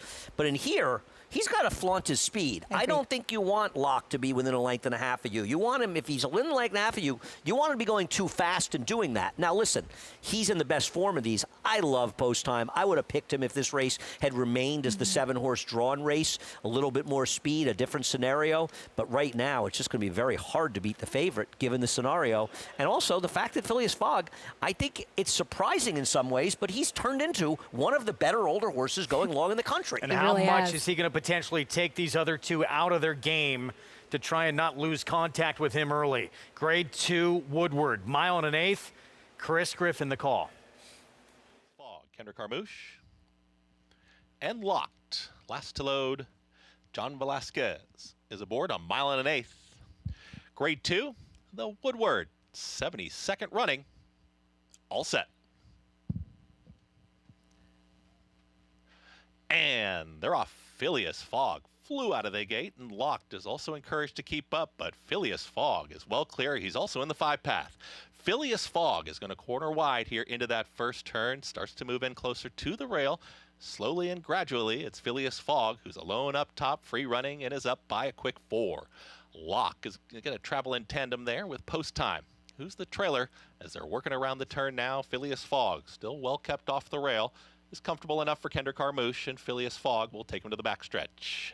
Phileas Fogg went that opening quarter mile in 24, and 4 is unopposed, is 4 lengths in front of Locked, who's a well-traveling second now, is comfortable, and Post Time at the back. Phileas Fogg, no excuses, right there in front, still doing it easily. Is chased by Locked and Post Time, who doesn't want to let those leaders get away, is under a tight hold here for Sheldon Russell. And Kendrick Carmouche with a long look over his left shoulder to see where the back 2 markers are. 48.69 for a half-mile time, and Phileas Fogg still just bowling right along. Locked is now confronted by Post Time, and they start to cut into the margin now as they're well into the turn. Phileas Fogg is the target, but still a confident Carmouche has him in hand. Carmouche takes another look back. Phileas Fogg is approaching a quarter mile left to go. Locked is all in towards the inside. Post Time is trying to rally onto the outside. 112 flat for 3/4, and now Phileas Fogg has asked for his full effort. Phileas Fogged and Locked is calling on that class towards the inside. Post Time is trying to run this rival down. Up furlong left to go. Phileas Fogg gets closer to the rail, and now Locked will have to switch paths, and Locked is in full pursuit. He is locked in now. Locked to the outside to push on by. Locked wins the Grade 2 Woodward. Locked wins it there for John Velasquez. Phileas Fogg finished second. Post Time finished third in 1 minute, 48.11 seconds. Locked back on track, and this is impressive when you consider he ran down a horse who had everything his own way on the front end. And a good horse with everything his own way. And I got to tell you something, Keisha, you and I watched this race, we thought Lock was going to be last. I mean, John Velasquez was riding this horse pretty much every step of the way, and yet he was able to overcome it and beat a very good horse in Phileas Fogg. I don't know if it was as good as his Santa Anita handicap win, but this was a very nice effort. Somebody get John Velasquez an oxygen tank. He's going to need it after that ride. He started scrubbing on Locked because Kendrick did exactly what we talked about with Phileas Fogg. He floated, yes, off the first turn. He always does that, this horse coming out of the gate. And he opened up early, and they weren't really in shouting distance within the first few strides. And Johnny started riding on Locked to keep up, not even just to accelerate, but just to keep up with the way that the pace was playing out. The fact that he was able to keep going and run him down, I think that's what's the most impressive piece. And they came the last eighth in just over 12 seconds, 12.37, I think. So it's not as though they were stopping at the end. Could not have started better for Phileas Fogg. Broke sharp his attack, got an easy lead, and after 24-4 opening quarter, it seemed highly unlikely he would not win this race. No, I agree. I don't think that Phileas Fogg ran badly. I just think Locke ran a little bit better than him. On Locke's best day, he's supposed to be one of the top older horses. Unfortunately, he's been a little bit of a Jekyll and Hyde type of horse. Remember when he came back and he won the Cigar Mile last year? It was exciting for a lot of people, thinking that he would kind of be one of these bigger horses this year, and he just hasn't really materialized into doing that. Hopefully this is a sign that he's trending back in the right direction. And Andy, keep in mind, his biggest win, his best performance, was at 1.25 miles. It was in the Santa Anita handicap. And I mean, I think after this effort, there's no reason you shouldn't try him in the Breeders' Cup Classic. I think he showed enough. You know, we'll see what the speed figures look like, but I bet you he ran a figure in the 104 range. It's a good effort. And take nothing away from Phileas Fogg. He's a good horse. Yeah. And this horse flat out ran him down with the disadvantage. Locked, written off too soon. He is back. He takes the Grade 2 Woodward. We'll be back.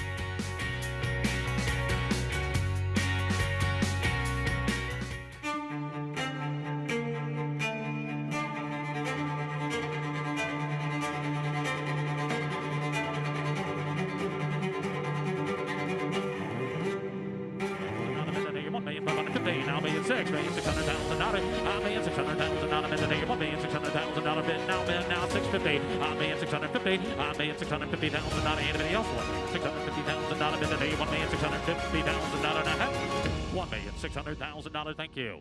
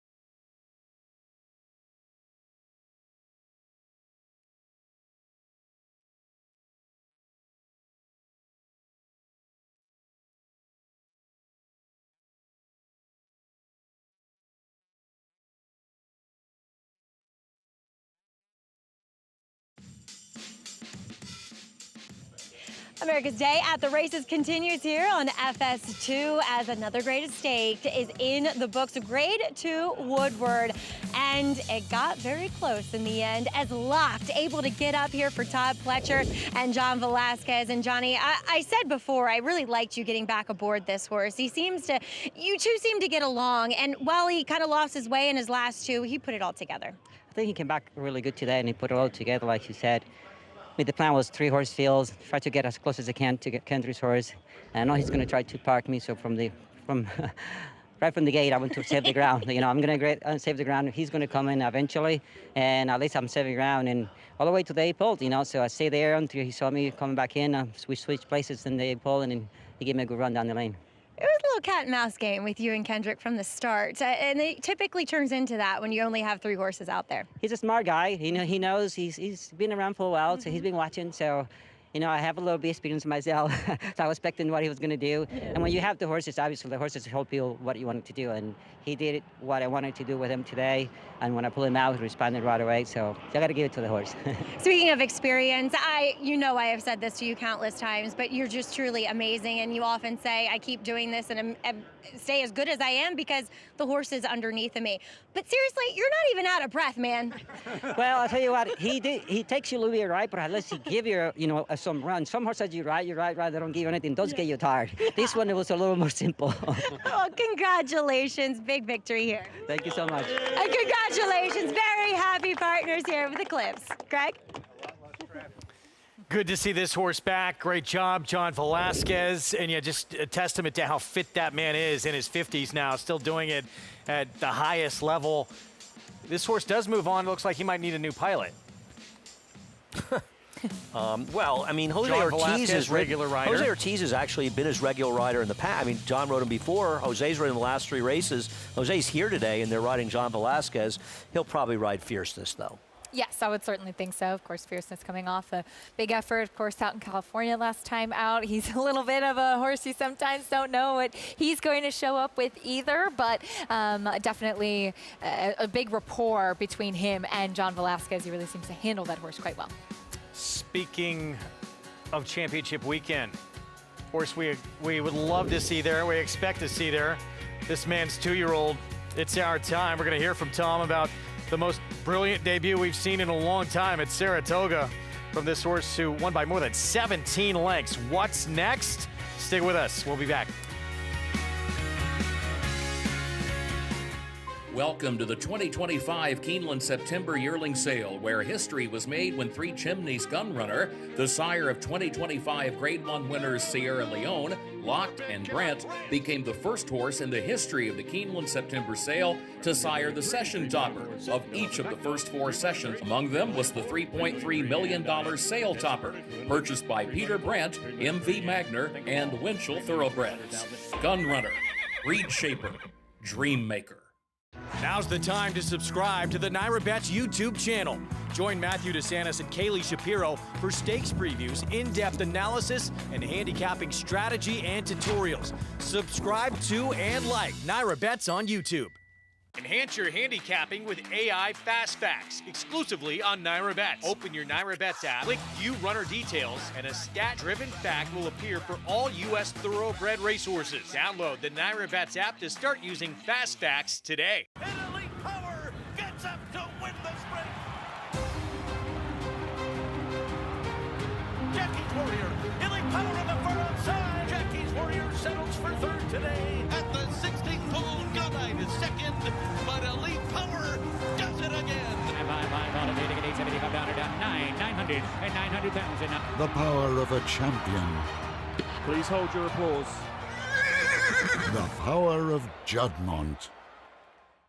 There's a big, bold, beautiful world waiting to be explored by you and your friends, of course. But not just any friends, the best of friends. The kind of friends who let you do you. Because in this world, it's positive vibes only. And when you get in the zone here, you stay a while. These aren't just good times, they're the best of times. And your time is now. So come explore. Resorts World.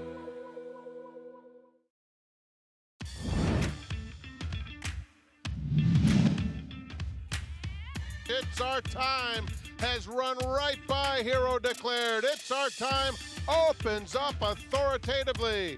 Hero Declared is back to second, followed by Forever Man in third. What an awesome performance from It's Our Time. He's going to win by the length of the stretch. It's Our Time by close to 15 lengths. To be exact, 17 3/4 lengths, and it was that far back to probably the most hyped 2-year-old on the grounds. Hero Declared, this horse absolutely put him away. One of the most brilliant debuts we have ever seen at historic Saratoga Racecourse. That had this entire sport buzzing with what we saw from Tom Amoss at his first-time starter. It's Our Time. We bring in Tom now. Always a pleasure to get to talk to you, Tom. And we're going to be seeing this horse back in action, it sounds like, next weekend. How's he been doing since that performance? He's been doing well, Greg. Let me say hi to everybody. Andy, Acacia, I know Maggie's down in the winner's circle. I've been watching you guys. I miss y'all. But back to It's Our Time, he's done well. He breezed this morning. Everything we've kind of done with him since that race in mid-August has been to try to get him to rate, to show that he can get a distance. We're going much further, a mile in distance in the Champagne with him. And he'll leave tomorrow morning, and he'll be up there tomorrow evening. So Champagne it is next weekend. Just heard that you will be on hand as well. What's impressed you most about him since this performance that you've seen from him in the morning? In the mornings and going into his first race as well, he's been a horse that does everything you want to do, very smart, very focused on the racetrack. But, mornings and afternoons are a lot different. And what he displayed at Saratoga in mid-August that afternoon was, you talked about it yourself. It was a wow moment. So, in a sense, I guess there's a part of me that says, hey, man, this horse has a lot to live up to. And I think it's a bit of a target on his back to show, the racing public, is he what we thought he was back in August? He sure acts like it. Does he give you an indication that more ground is going to be okay for him? I think so, and that's a great question, Greg. So when you watch his debut race, he certainly wasn't slowing down past the wire, and he galloped out a block in front of the field, which I thought was very encouraging. I mean, the reason we're going to the Champagne and not staying in our backyard here in Kentucky is simple. The Champagne is a one-turn race going a mile. The prep for the Breeders' Cup here in Kentucky is a 2-turn mile and 16. So, when you ask that question, Greg, I think this is a very comfortable transition for a horse like It's Our Time. So gradual steps. You have 2 other pretty good 2-year-olds as well. Nothing like what we saw from It's Our Time. That was out of this world. But Big Dom, Oscar's Hope, both winners at Saratoga as well. What's next for them? So Big Dom, who has been It's Our Time's workmate on a lot of occasions and was again today, going 5/8 of a mile at Churchill Downs, and they went on and worked beyond the wire. So it was a bigger work than just that. He's going to run in the Breeders' Futurity, Big Dom will. So he'll run also on Saturday for Greg Tramontine and the Greenwell Silks here at Keeneland. And then, Oscar's Hope is definitely going to prep. Probably a Keeneland opening week, but there's a very good chance that it'll be an allowance race for him. Spot Prospector, same thing. Probably run opening weekend at Keeneland. And again, some sort of allowance race. There are a couple of options for those horses here. Tom, we wish you all the best. We look forward to seeing you next weekend. I guess life probably could not be better for you right now. This horse doing so well, these talented 2-year-olds, and LSU undefeated. Yeah, look, you got that, and then, of course, I didn't have to listen to any questions from Andy, so I would call that a great trifecta. They paid me extra to keep quiet during You get to see him next week, though. You must be very excited about that. I do miss you guys, Acacia. I miss everybody. I'm looking forward to saying hi to everybody. We're looking forward to seeing you, you, Tom. We miss we you hope as you well. win, too. Thanks for coming on. Best of luck next weekend. Tom with It's Our Time. It was one of the great debuts we've seen in our sport. And I think it was exciting for us, too, because of working with Tom and seeing him do that. And Tom has had some very good horses, but you don't expect him necessarily to have a horse that exciting, and it's great. Absolutely. And of course, we're hyping it up. Yes, we work with Tom and we're very proud to see his success. But I think you just cannot emphasize enough how impressive that was to see from a 2-year-old at that stage in the game. Now, of course, as Tom mentioned, he has to do it going a little bit further. But I mean, at the Keeneland sale this year, I kept running into Tom, and he has always had such a very good eye. And he mentioned picking out that horse, It's Our Time, picking out his other 2-year-old winners as well. And I think that's one of the most validating things for him as well, being involved in that selection process and seeing them come along and do that on the racetrack. And he's going to have to face some serious rivals. As far last I knew, Golden Tornado. Torpedo, excuse me. Tornado, who had easily beaten Igniter, who was an impressive winner of first race. He's coming back as well.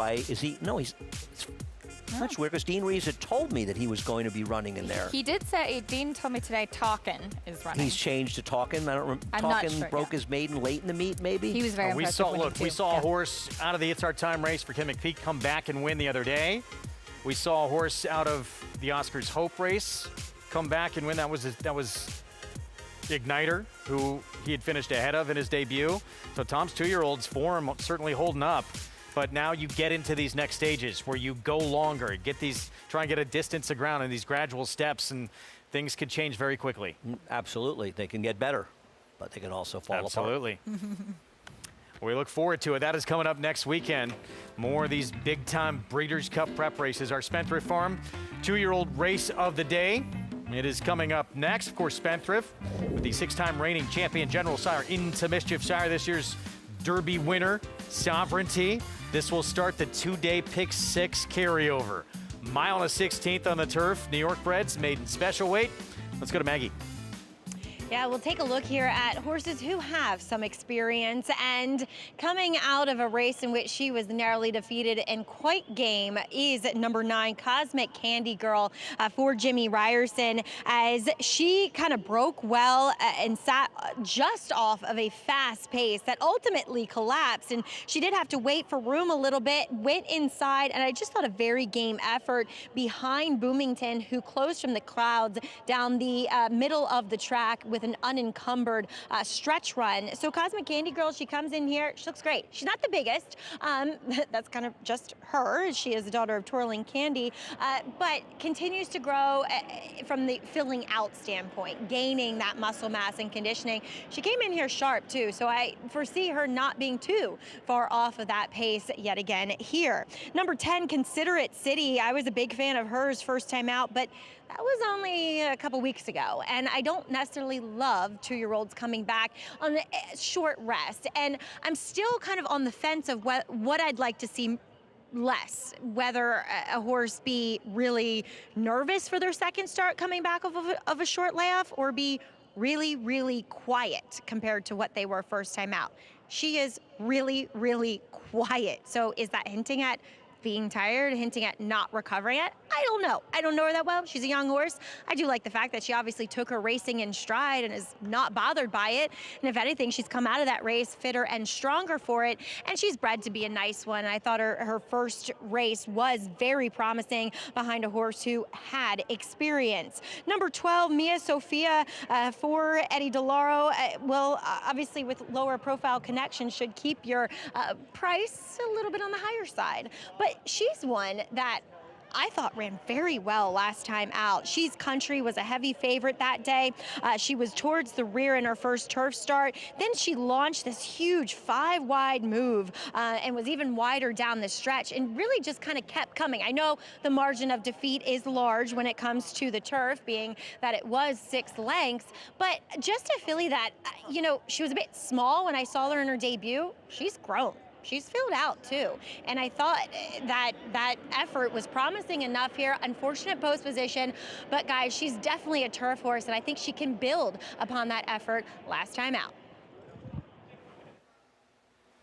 We'll get to the post parade momentarily. 14-1 on this horse who was trying to chase a horse that went gate to wire in that turf start. Yeah, I have no argument with the 8 and 9 being the horses to beat. One of the problems, Considerate City, the 10, is well she ran.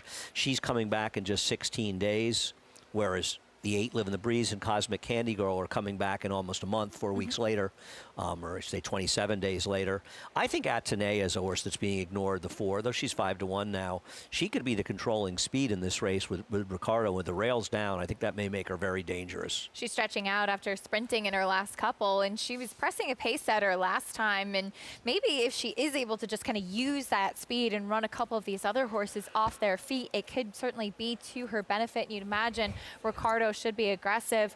There's Cosmic Candy Girl, who I thought she ran very well last time out. Both she and Live in the Breeze got run down late in the stretch there by Boomington, who won that race. But they did get run down by Boomington, who got badly blind switch top of the Correct. stretch That and had horse to was sort far of best re-rally and come around to win the race. So they did run well, but they were second and third best. An additional nearly $300,000 into this 2-day pick 6 carryover of $110,000 and growing. We start our post parade off with Amicus Curiae, Bruce Levine.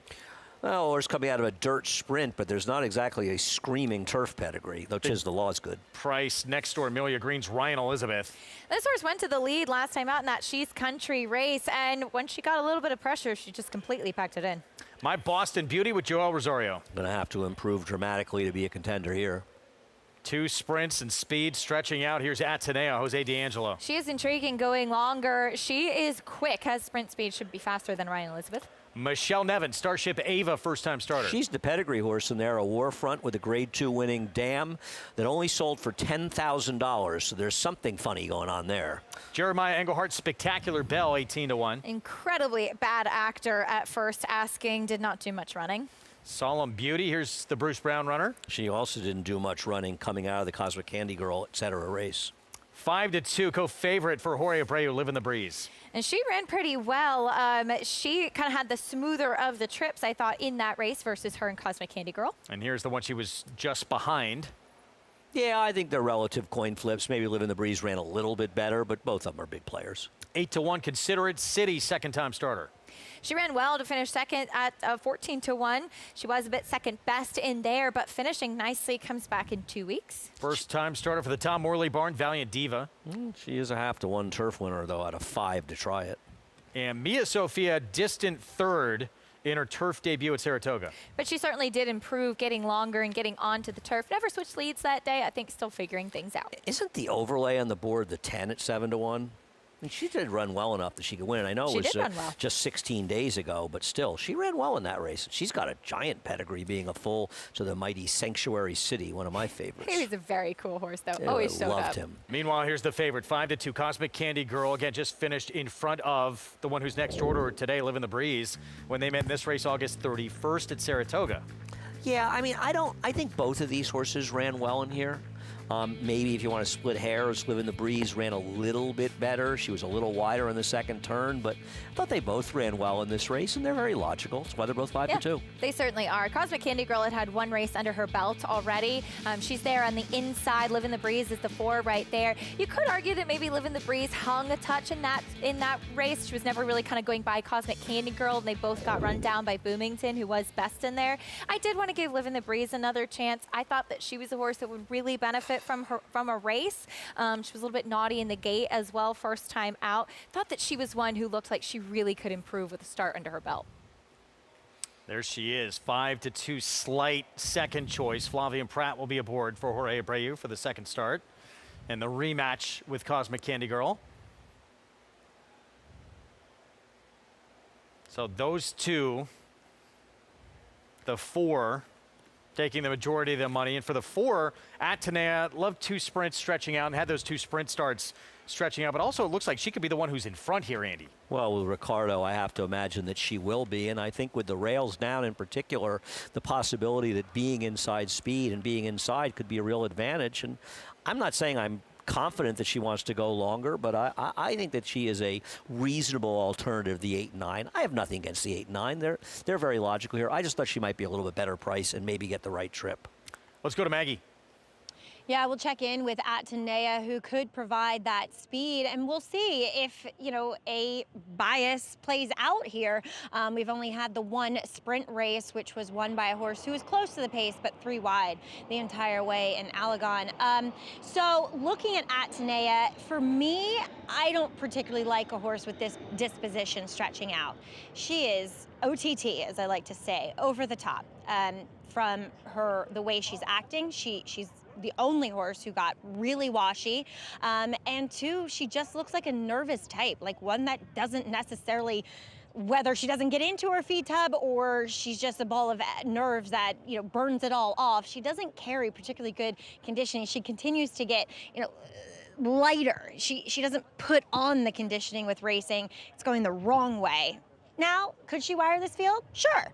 I just don't like the way she looks heading into this effort. As number 6 is Spectacular Belle here for Jeremiah Engelhardt. I was getting on the pony, so Acacia may have seen something that I did not, and I was out on the racetrack for that race. And Spectacular Belle behaved fine on the track. I think she was misbehaving when they were going out. I just thought because she was so big that she needed a race, looking at her fitness, and I didn't mind her, and I thought she kind of had that wide trip to nowhere last time out given the post position. She is so settled today. She's so much more professional, and she just looks more fit. I think there is a little bit of ability in there, and she is a awfully generous price at 21-1, Greg.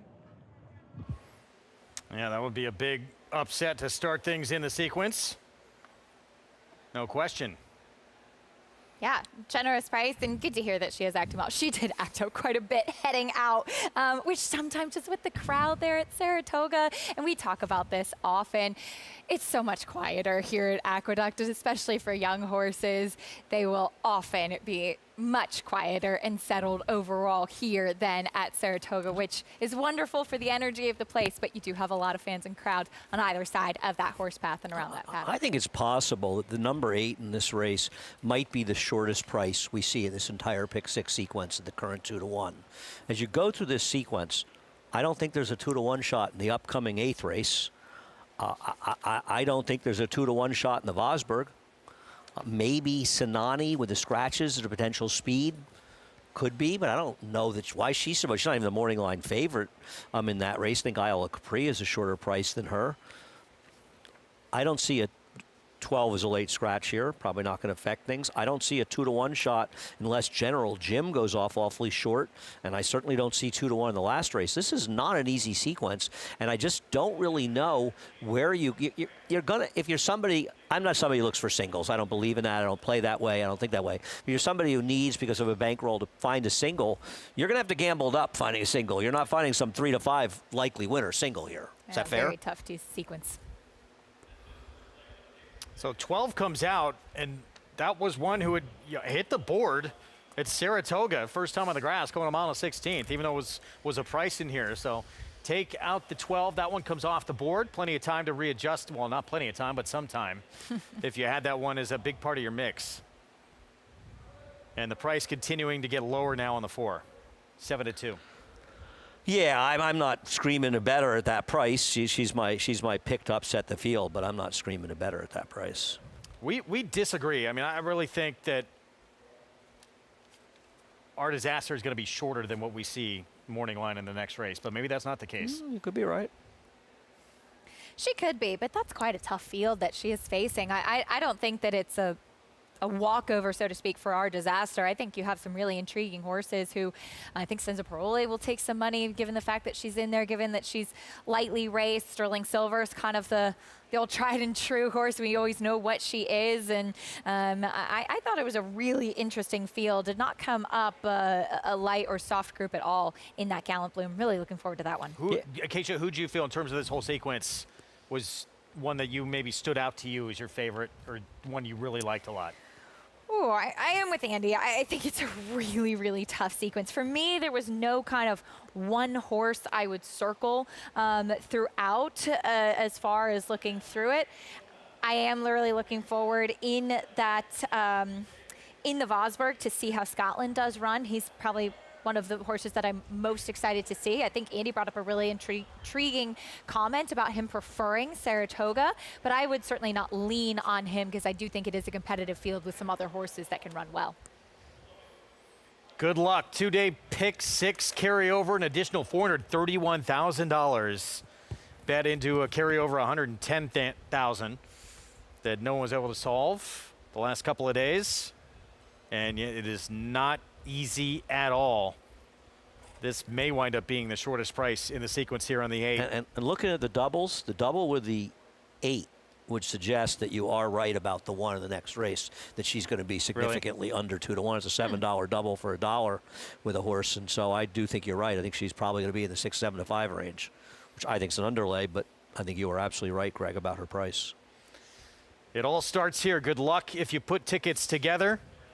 Chris Griffin to get us started in this pick 6 carryover. Current favorite is the 8, Live in the Breeze. 2-1. Considerate City.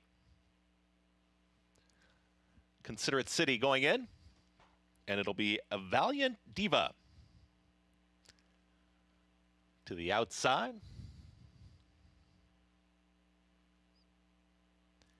Rainbow's End Racing Silks and Valiant Diva. Moving forward. And in. All set.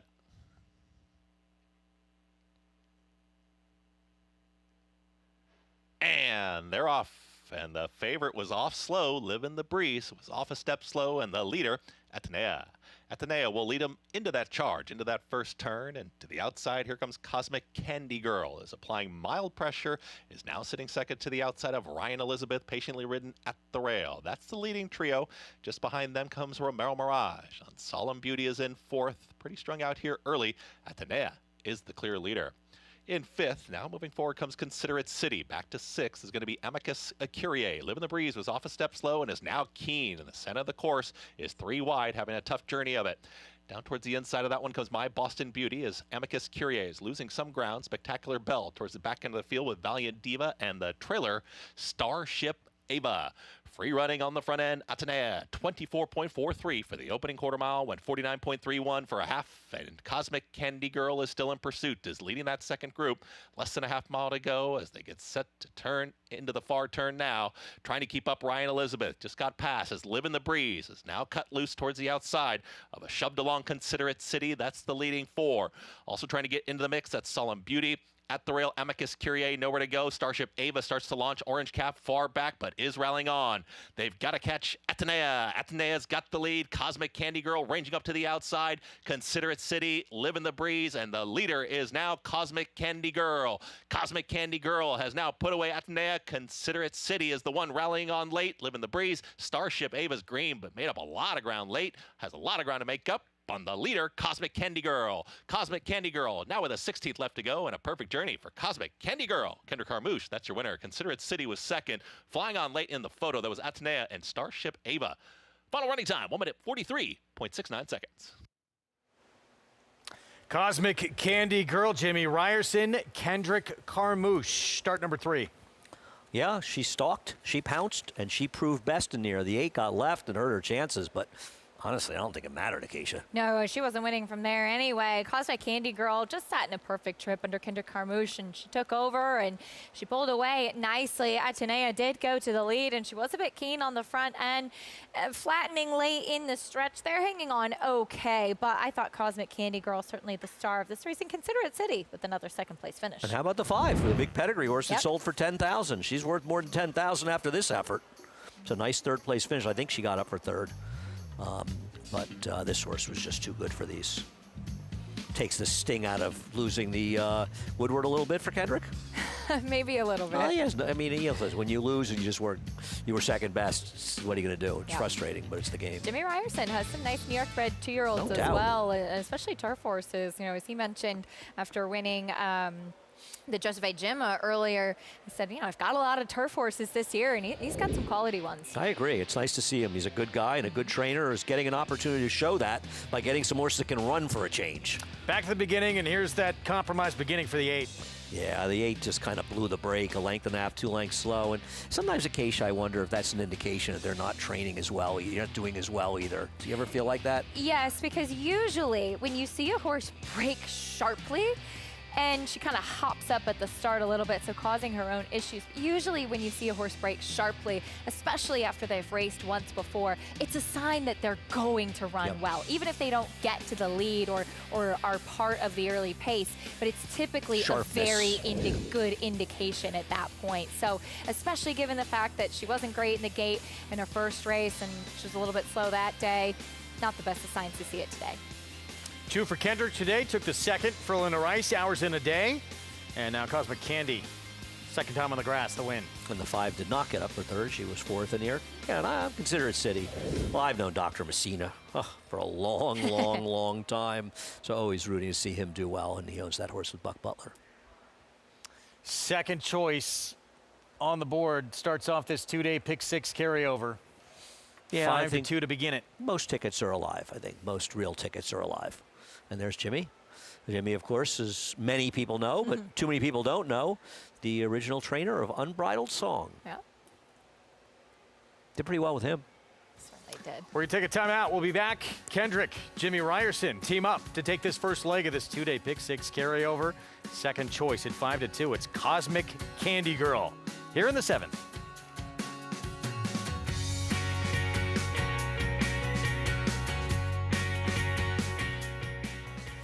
Get into the game with Bond Racing Stable. When you partner with Bond Racing Stable, the Bond team does all the work and you enjoy the experience. As a partner, you can watch morning workouts, come to the paddock for saddling, and cheer your horse down the stretch.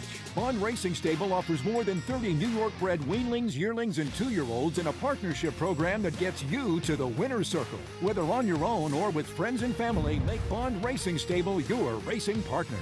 Go to jamesbondracing.com today.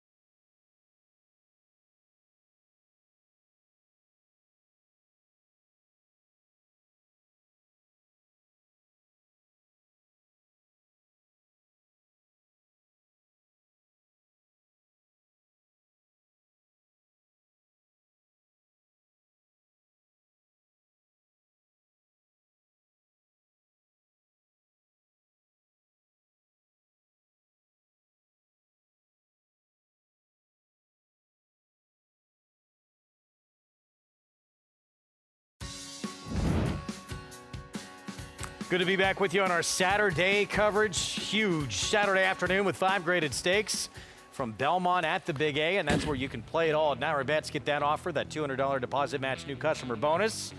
When you punch in that code at sign up, match 200, and bet any track, anywhere, anytime at Naira Bets. 2 for that man right there. Kendrick Carmouche starts off this 2-day pick 6 carryover, teaming up with trainer Jimmy Ryerson on Cosmic Candy Girl. Yeah, she was best in here. She got a good stalking position, but she was able to take over and win pretty fastly here. And as you said, Acacia, Jimmy's got a lot of good turf horses these days. And he certainly does, and New York breds at that, which this one is too. And good to see, as we often say, such a talented horseman. Spendthrift Farm 2-year-old race of the day to Cosmic Candy Girl. Let's go to Maggie. Love getting to catch up with all my kind of mid-Atlantic connections, I feel like today, as Jimmy is. We go back a ways. But Cosmic Candy Girl, I thought such a good effort last time in getting on the turf for the first time. And today, she's just really put it all together. Yes, yeah, we hope that, you know, her breeding suggests turf. And she hasn't disappointed. And she's small, but she's powerful. And she's just a nice little filly. She really is an athletic frame, too, has that nice engine to her. Yes, and when you think it might be a little soft, she the last time, the other day, the exercise boy said to him, boy, she just floats over the ground, you know, so figured that wouldn't bother her today. And we were talking about, you know, you have a nice crew of turf horses, New York breds, and you know, owner Joe DeRico kind of giving you the opportunity here, spending a bit of money for some of these at the sales. Yeah, Joe came up with some nice horses out of the March sale at OBS last year, and this filly he bought as a yearling. And when I first saw her, I said, "Oh, Joe, she's so small, you know, she didn't grow, but she's so nice, so it's all worked out." Well, congratulations. Nice little meet so far for you. Thank you, Meg. All right, Jimmy Ryerson getting the win here. Cosmic Candy Girl. She looks like a New York bred filly with a little bit of a future here on the lawn. It's a nice walk to take after you get your picture taken with a win. Grade two, Gallant Bloom, 6.5 furlongs.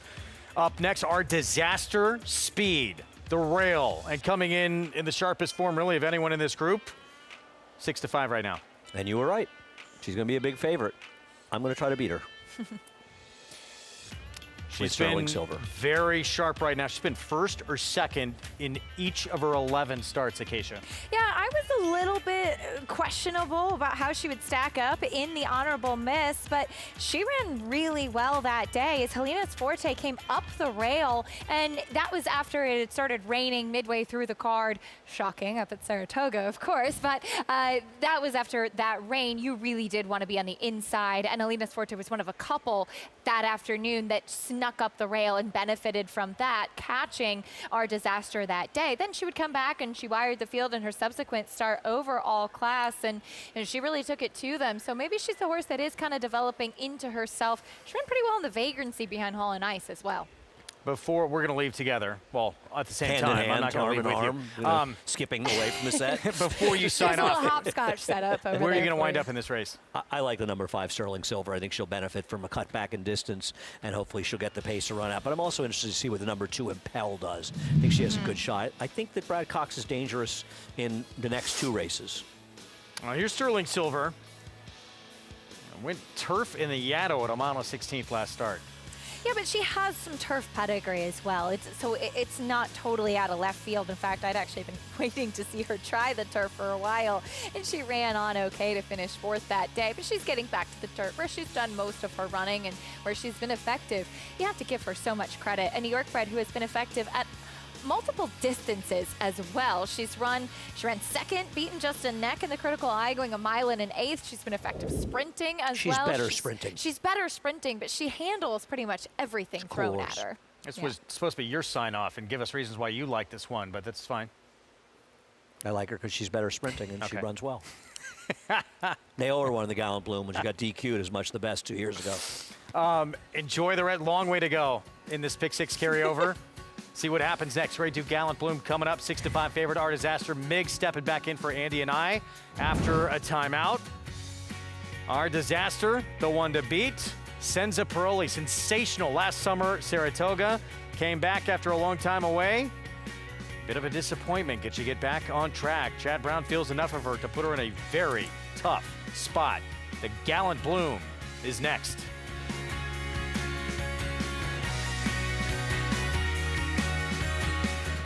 The rumblings started early and only intensified, with performances that sent shockwaves across the nation.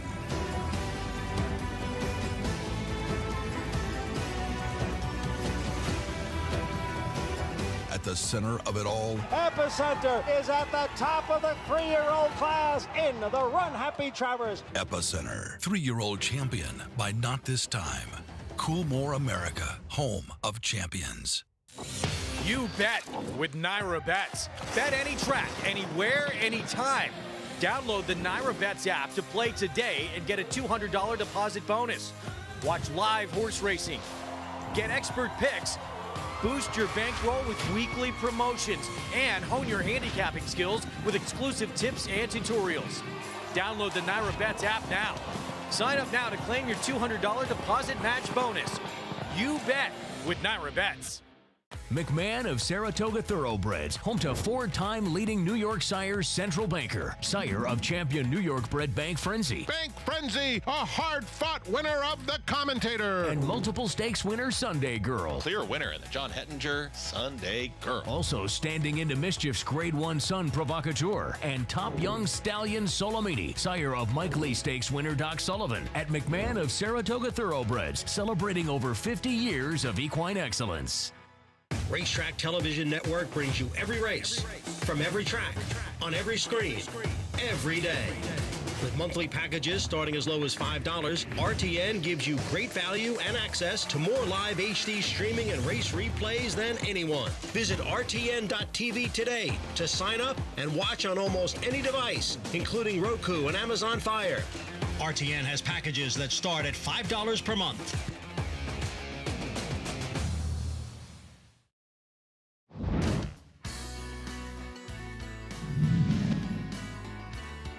The stretch, and it's Come Dancing on the outside who grabs the lead. Come Dancing to the front, opening up from Minute to Stardom, then Carrera Cat about to lose third to Majestic Reason on the outside. Coming down to the 16th pole, Come Dancing drifting to the rail, clear of Minute to Stardom, and Come Dancing comes home decisively in the Gallant Bloom. Come Dancing in the 2019 rendition of the Gallant Bloom for trainer Carlos Martin, who will send out Patricia Ann in this year's rendition. She was a very good sprinter for the barn. Come Dancing, incredibly consistent, as well as welcome back in Richard Migliori. Long time no see, and now you and I get to kind of plow through to the end of the show here. Yeah, well, we're just picking up the mantle from the guys and just make it better. I like that. Absolutely. As, of course, we mentioned the Gallant Bloom coming up, and Carlos sending out Patricia Ann, who tried the turf last time. She does actually have a lot of turf pedigree. I was just really kind of concerned that she probably wanted to go a little bit longer as she was kind of run off her feet by the very fast Luna Lusco when trying to sprint on the turf last time out. Yeah, and we already know that she has ability on the dirt. She's got some very good races, and it feels like when she hasn't run well on the dirt, and once she lost her rider, last time I thought she had some excuses. And if she can get her good forward position, she doesn't need the lead, but have an unencumbered kind of trip, I think that's when she's her best. She's a big price right now, 23-1. As the favorite is the one, Our Disaster, for this upcoming Gallant Bloom, a horse that has been in very good form recently. She has plenty of early speed, had wet tracks in her last 2 starts up at Saratoga, but getting to the front end, certainly I would imagine their game plan, especially with the rail in here. We saw her run well in the Vagrancy. We saw her run well in the Honorable Miss, too. And here's kind of what we were talking about with her setting that pace on that wet track. Yeah, listen, her last 2 races on off tracks were terrific, maybe the best races or some of the best races of her career. And you can see how she just skips over the top of it, but she's been good on a fast track as well. And Acacia, you'd said something that is absolutely fact. With the rail and her speed, it simplifies things. She's got one way to go. Yep. Just go to the lead. They got to catch her. She's 6-5 right now. Maggie, Our Disaster, can she keep her good momentum going? You know, Acacia, the last time I saw her was for that Vagrancy, in which I was not necessarily her biggest fan physically, because she just looked as though she was a bit weaker across her top line. But in now 3 and making her 4 subsequent starts since then, she's really filled out. She continues to improve physically, which I think is evidenced in her form too, in that she continues to improve there. So as you guys said, she looks to control this race from the onslaught, getting though back to a fast track for the first time in those 2 starts. We'll see how she handles the big A yet again. Number 2, Impel, is pretty interesting as she comes out of a win in the groupie doll, but she was 3 wide and kind of tracking a very tepid, slow pace for the level, for the distance. I mean, 25 and 2, 50 and 1. I don't love the fact that a 22 to 1 shot, who was further off that pace, nearly got up and got to her. And this is the first time I'm seeing her as she does turn back in distance here to this 6.5 furlong, which I do feel as though is a sharp turn back. Now, she won and broke her maiden going the 6. She ran well behind my main squeeze last year in the 7 furlong, 8 bells, but I'm not really sure if this is her gig. Physically, at least looking at her, she doesn't strike me as a sprinter. 1 turn mile, 100% yes, but I almost feel as though she might get a little bit run off her feet here in this one. As we'll move on to the total wild card, in my opinion, that's number 8, Senza Parole. Last Sunday, she was entered in an allowance race, and yes, Chad Brown had another horse in the race who went off and won nicely, but Senza Parole was an early scratch, meaning that they scratched her before the day of the race, citing that they wanted to point her here to this Gallant Bloom. So what is she showing them in the morning, right? I have not watched her workout since that comeback defeat on August 24th. I haven't seen her before, and Acacia kind of sharing with me her notes and what she has thought about her, in that she did say she filled out now as a 3-year-old. I don't know, I like what I'm seeing from her. She looks incredibly fit here. She's poised in the paddock. I definitely think she is a sprinter through and through, so I wouldn't want her getting any further than this, but she looks good to me. And that intangible, Greg, that Acacia, sorry, that they switched, to this race as opposed to the much easier allowance race last week off the back of a defeat really intrigues me. Definitely an interesting move here, Maggie. Thank you. Senza Parole, who, as Maggie mentioned, maybe she wouldn't have necessarily won the allowance, but on paper she looked to be kind of the horse in there, and certainly a softer spot than a graded stake where they opt to enter her here. I think it's a big vote of confidence. Now, Roswell, who beat her, did come back again for Belmont and was defeated, but she was really kind of on top of that fast pace, Richie, and she was a horse that, after a 94 Beyer speed figure on debut, certainly showed some talent early on. She came off the layoff. She was narrowly run down by Roswell as we watch it, unfold. We know Chad Brown is masterful at having horses ready from a physical fitness standpoint off of layoffs, particularly long layoffs. But I think it was more a mental thing with her in her comeback, where she was just too fresh. She was a little too much nervous energy, wanting to do a bit much. I think that with that run under her belt and how well posted she is outside here, she's going to have a little bit of a different trip and be a little bit more settled. Even for a horse that's not that big, she's always been such a lovely mover and really kind of extends that stride. See what she does today. Meeting the field, though, starting off with the 1, Our Disaster. Well, she's got speed, she's got the rails, she's in good form. Seems like pretty clear she's got to go to the lead. Impel is in good form. She's a wild card cutting back. Maggie talked about it, coming out of a very slow-paced groupie dog going a mile. How is this going to translate turning back? Back to dirt for Patricia Ann.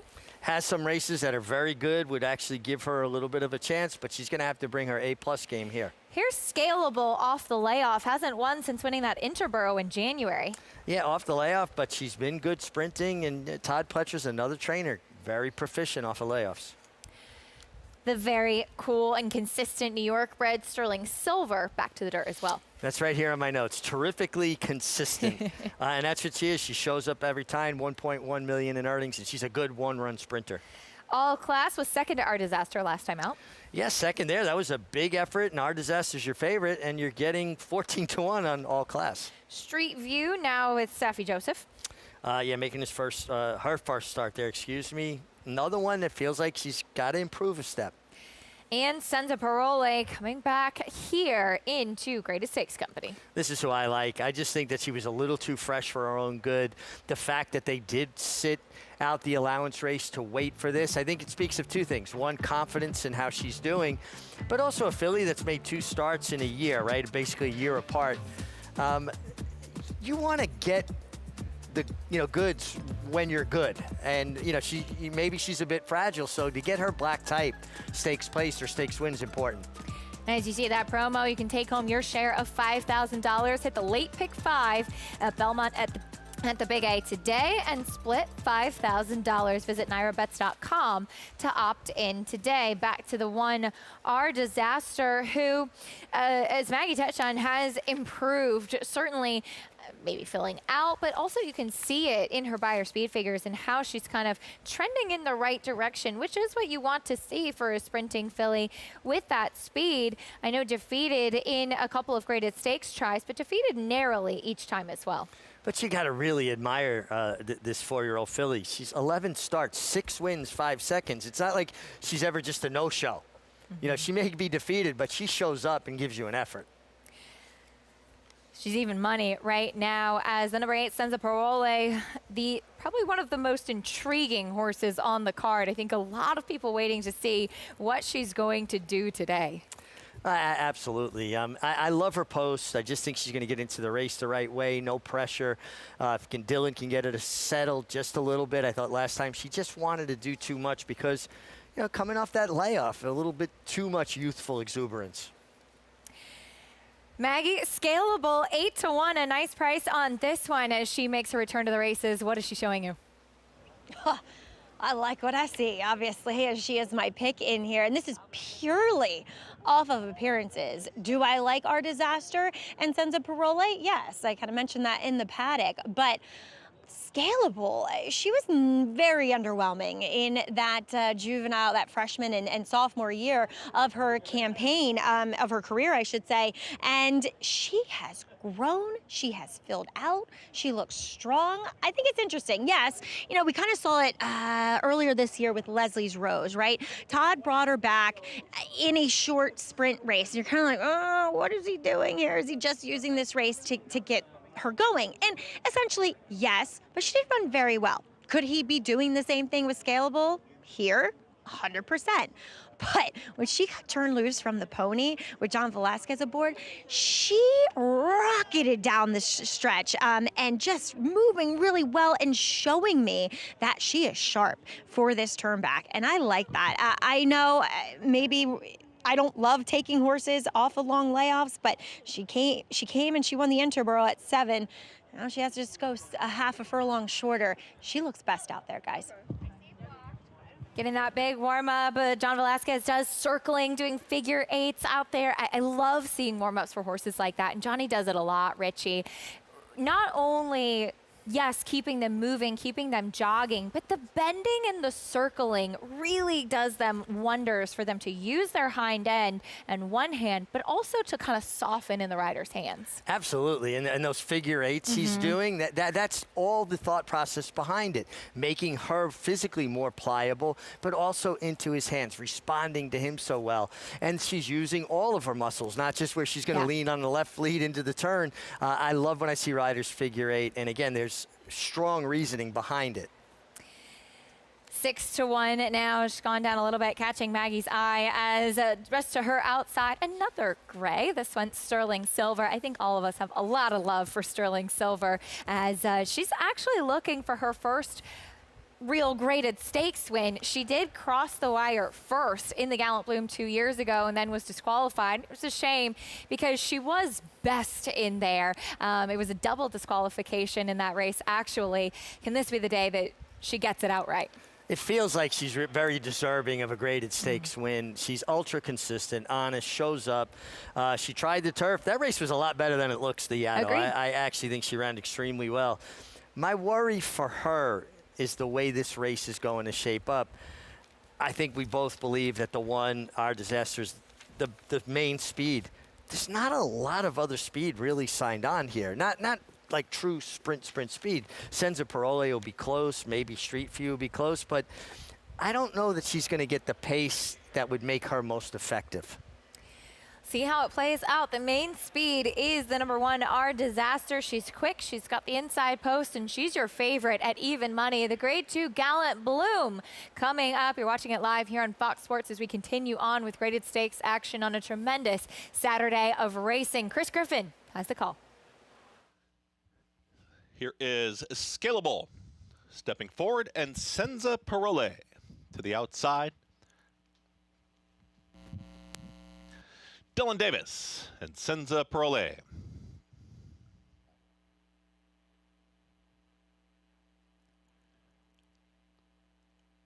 Right at the gate. Goes in. All set. Grade 2, Gallant Bloom. Acting up there, Senza Parole. Threw her head about. And they're off. Senza Parole flashes early speed, also right there. Here comes All Class to join them, but Our Disaster is quickest and easily getting to the front, just gliding up there. That is Our Disaster. Jose Ortiz, they're up by a length and a half early. Patricia Ann is chasing, is now a close-up second, shared in that spot with Senza Parole. Switching to the outside, All Class has got an outside running path, is out there in the 4 path, is sitting in 4th, and behind them, Sterling Silver. Then comes Street View. Towards the tail end of the field, Impel and Scalable far, far back, 12 lengths off the lead, 22 seconds flat for a controlled opening quarter, and Our Disaster is the target. Senza Parole is right there from second. Patricia Ann, patiently ridden at the rail, is now looming up towards the inside. Sterling Silver's trying to rally on with All Class. Impel, Street View, and Scalable far back. 44.73, the half-mile time, and now Our Disaster kicks for home. Senza Parole is chasing Patricia Ann down towards the inside. Sterling Silver is now cut loose for Junior Alvarado, but Our Disaster is well clear. Our Disaster is just opening up here with every single stride, has a 16th left to go, and no doubt this is a dominant winner. Our Disaster, much the best, wins the Gallant Bloom easily. Our Disaster won it over Patricia Ann, then came Impel and Sterling Silver in 1 minute 14.78 seconds. Our Disaster with the win speed, such a dangerous weapon, and she certainly has that in spades. She went fast early, fast in the middle, and continued fast late. And you know, it's always interesting to watch a horse on the lead, and she looked like she was so within herself, right? She was framed up, didn't look like she was digging in. And then you look at the clock, and the clock tells you something completely different than at least my eye told me. I thought she was going much slower than she was, but 44 and change, that kind of natural speed, it's not how fast you're going, it's how you're going fast. And she really kicked on for home. Really nice effort from your runner-up, the 3. Patricia Ann, she was involved early and stayed on. Senza Parole had a good trip, loomed up, kind of got sideways, took her a long time to change her proper lead and flattened out. And then the ultra game and consistent Sterling Silver got up for 3rd. Yeah, the only one that really kind of ran on with that pace was Patricia Ann. You have to give her some credit, getting back onto the main track and chasing a very fast horse and holding on to be second there. Yeah, Senza Parole fading. Impel actually ran on to be 3rd. A little bit of a late, excuse me, 4th. A little bit of a late rally from her as it's 1-3-5-2. But Patricia Ann at 27-1, kind of the surprise there in that exacta. Yeah, and she was game. Sometimes when a horse, a superior rival like Our Disaster, leaves a horse, it's a little bit defeating, right? And a horse will tend to kind of cave in a little bit. The fact that she stayed on, and this was a filly, Patricia Ann, who was a $20,000 weanling purchase at that Fasig-Tifton October sale up in Saratoga that's coming up very soon. Yeah, absolutely. You get a chance to see some of those horses up there for sure, as Our Disaster getting the victory for Staffy Joseph Jr. and Jose Ortiz in the saddle, using that speed and using it well. Picks up the first graded stakes win of her career. 1-3-5-2. Prices, reactions, and more when we come back on America's Day at the Races.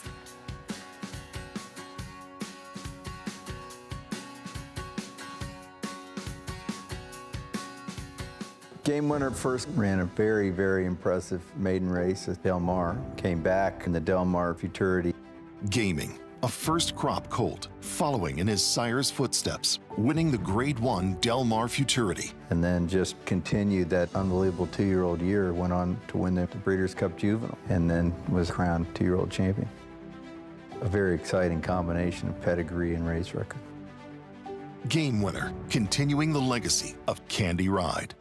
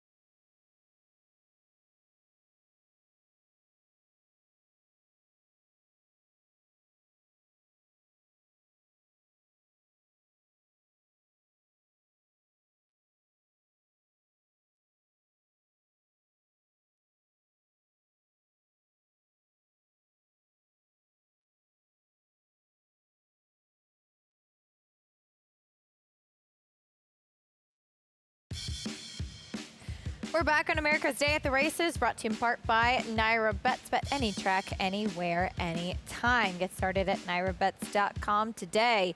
In the Gallant Bloom, it was our disaster. She continues to improve and picks up the first graded stakes win of her career. And did it in style, decidedly best. Good speed from the outset, never seemed in danger. Very game effort by the long shot Patricia Ann, and Sterling Silver showed up with her effort again. She's honest and always shows up. $4.24 winner, Our Disaster, does it as the favorite. Let's head down to Maggie in the winner's circle. Here with Anthony Matera, co-owner of Our Disaster, and she has gotten so good. 114 on this racetrack and change is incredible. Should we go to the Breeders' Cup? No, yes. I'm just kidding, guys. I'm just kidding. But it was going to be Keeneland, and then we would have forced them to go, but we picked a better spot here and couldn't be happier. No, but in all seriousness, you have to consider it. Well, Rich and I will consider it, and we'll leave Jason out, but we'll consider it.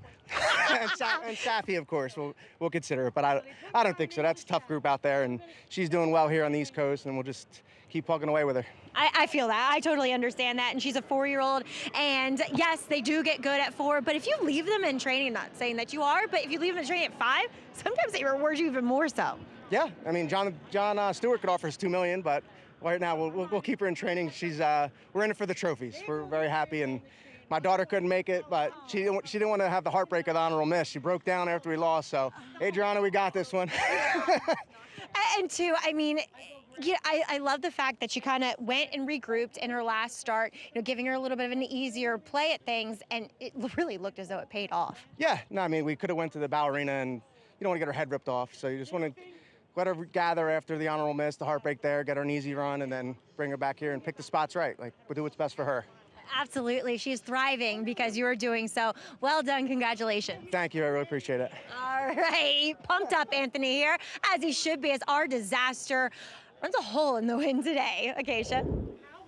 Big win for her, 4-year-old filly, as Maggie mentioned. She took that big jump from 2 to 3. I mean, you look back last year as a 3-year-old, took her a little bit of time to start her career. After breaking her maiden against Florida Bred Company, she ran in a claiming race at Churchill for $80,000. She won and back into Florida Bred, and now she's been keeping up with graded stakes types, getting her own win today. And she's really put it together now as a 4-year-old. Her 7th start with her 4th victory, 3rd second place finish this year, and she has that natural speed. I don't know. I would have a hard time passing up on the Breeders' Cup with an ultra consistent filly like this.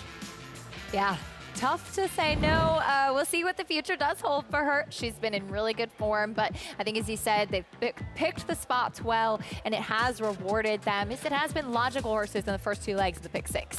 Yeah, and listen, they subscribe to the old racetrack saying, you keep yourself in the best of company and your horses in the worst of company. And listen, you set your horses up to succeed. And I'm a firm believer horses have only so many A efforts in them. If they can win races with B and C efforts, they still have those races to go to when it's real, that gut check time, if you will. So they're managing her extremely well.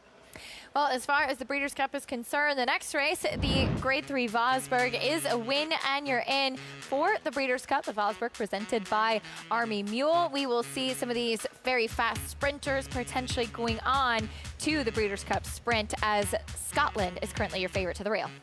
Yeah, Scotland comes off a bang-up effort against Bookham Dano, who just rallied well.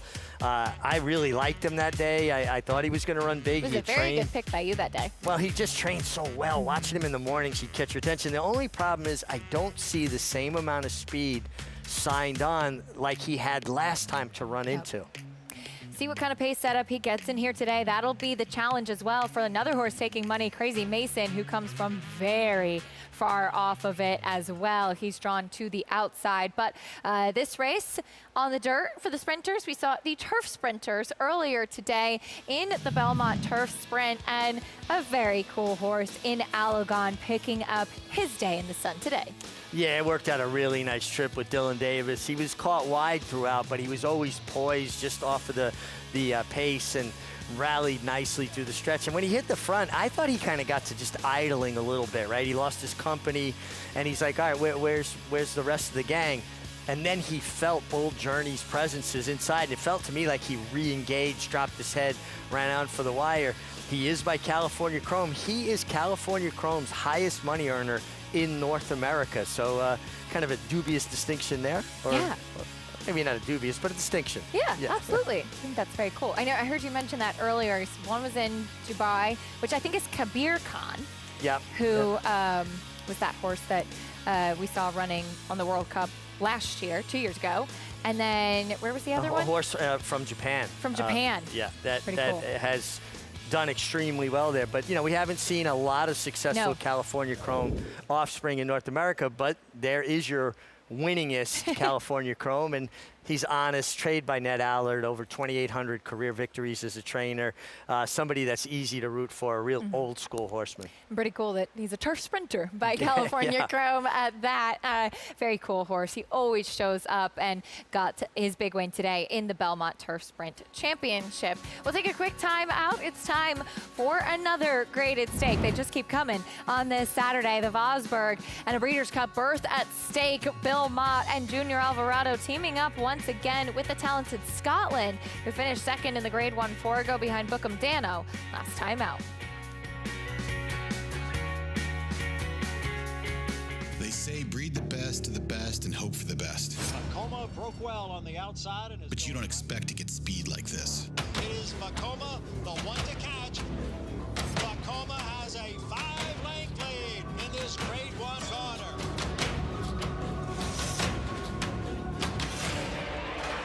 Inside Vacoma continues the battle on down at the rail. It is Vacoma who's going to win the Met Mile. You're never more here than when you're here. Here is more than just a horse race. Here is where you want to be. And here's the horse that's going to make it happen. They're off in the Breeders' Cup. Here she is, coming around the final turn, making sure that this year, you won't be anywhere else. but here.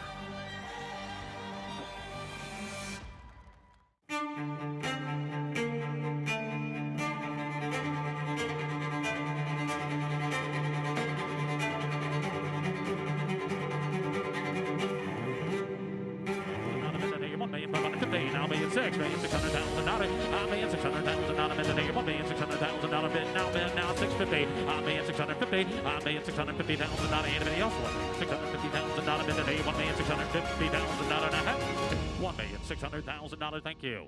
The grand finale of the yearling sale season. 2 catalogs offering quality yearlings by the nation's top sires. A sale that has produced scary good results, with 5 Breeders' Cup wins in the last 3 years. Recent grads include Eclipse Champion and Horse of the Year, Torpedo Anna, Eclipse Champion, Soul of an Angel, and many more of the sport's current stars. The Fasig-Tipton, Kentucky October Yearling Sale, October 20th through 23rd in Lexington, Kentucky. Where will you be?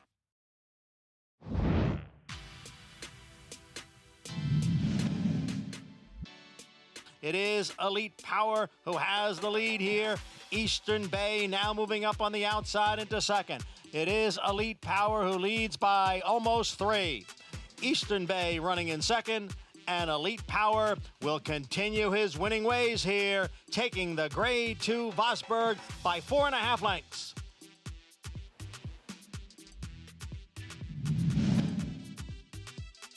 They come off the turn and into the stretch, and here is Cody's Wish up to challenge Accretive for the lead. Great Navigator is down at the rail. It's 3 of them across. It's Cody's Wish and a very tough Accretive who continues to battle on as they hit the 16th pole. Cody's Wish now edges clear, and Cody's Wish back to sprinting, back to winning today in the Vosburgh.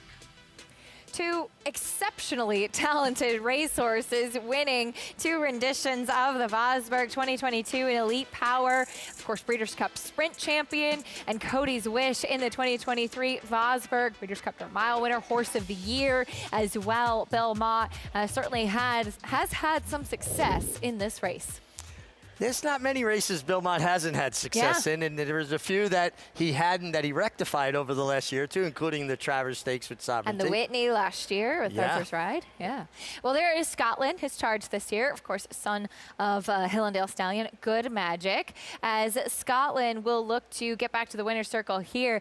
I thought he ran very well, kind of being up against it and wide, 2 back in that allowance. And then last time, coming from off of it to finish second in the Forgo behind Bookham Dano. He's a horse that has run very well when sticking sprinting back this year. Yeah, he just seems like a closing sprinter. That's his style. You saw he had to angle out a bit abruptly there. But, you know, he took all that kickback. You can see he's covered in dirt, his face, his chest, his legs.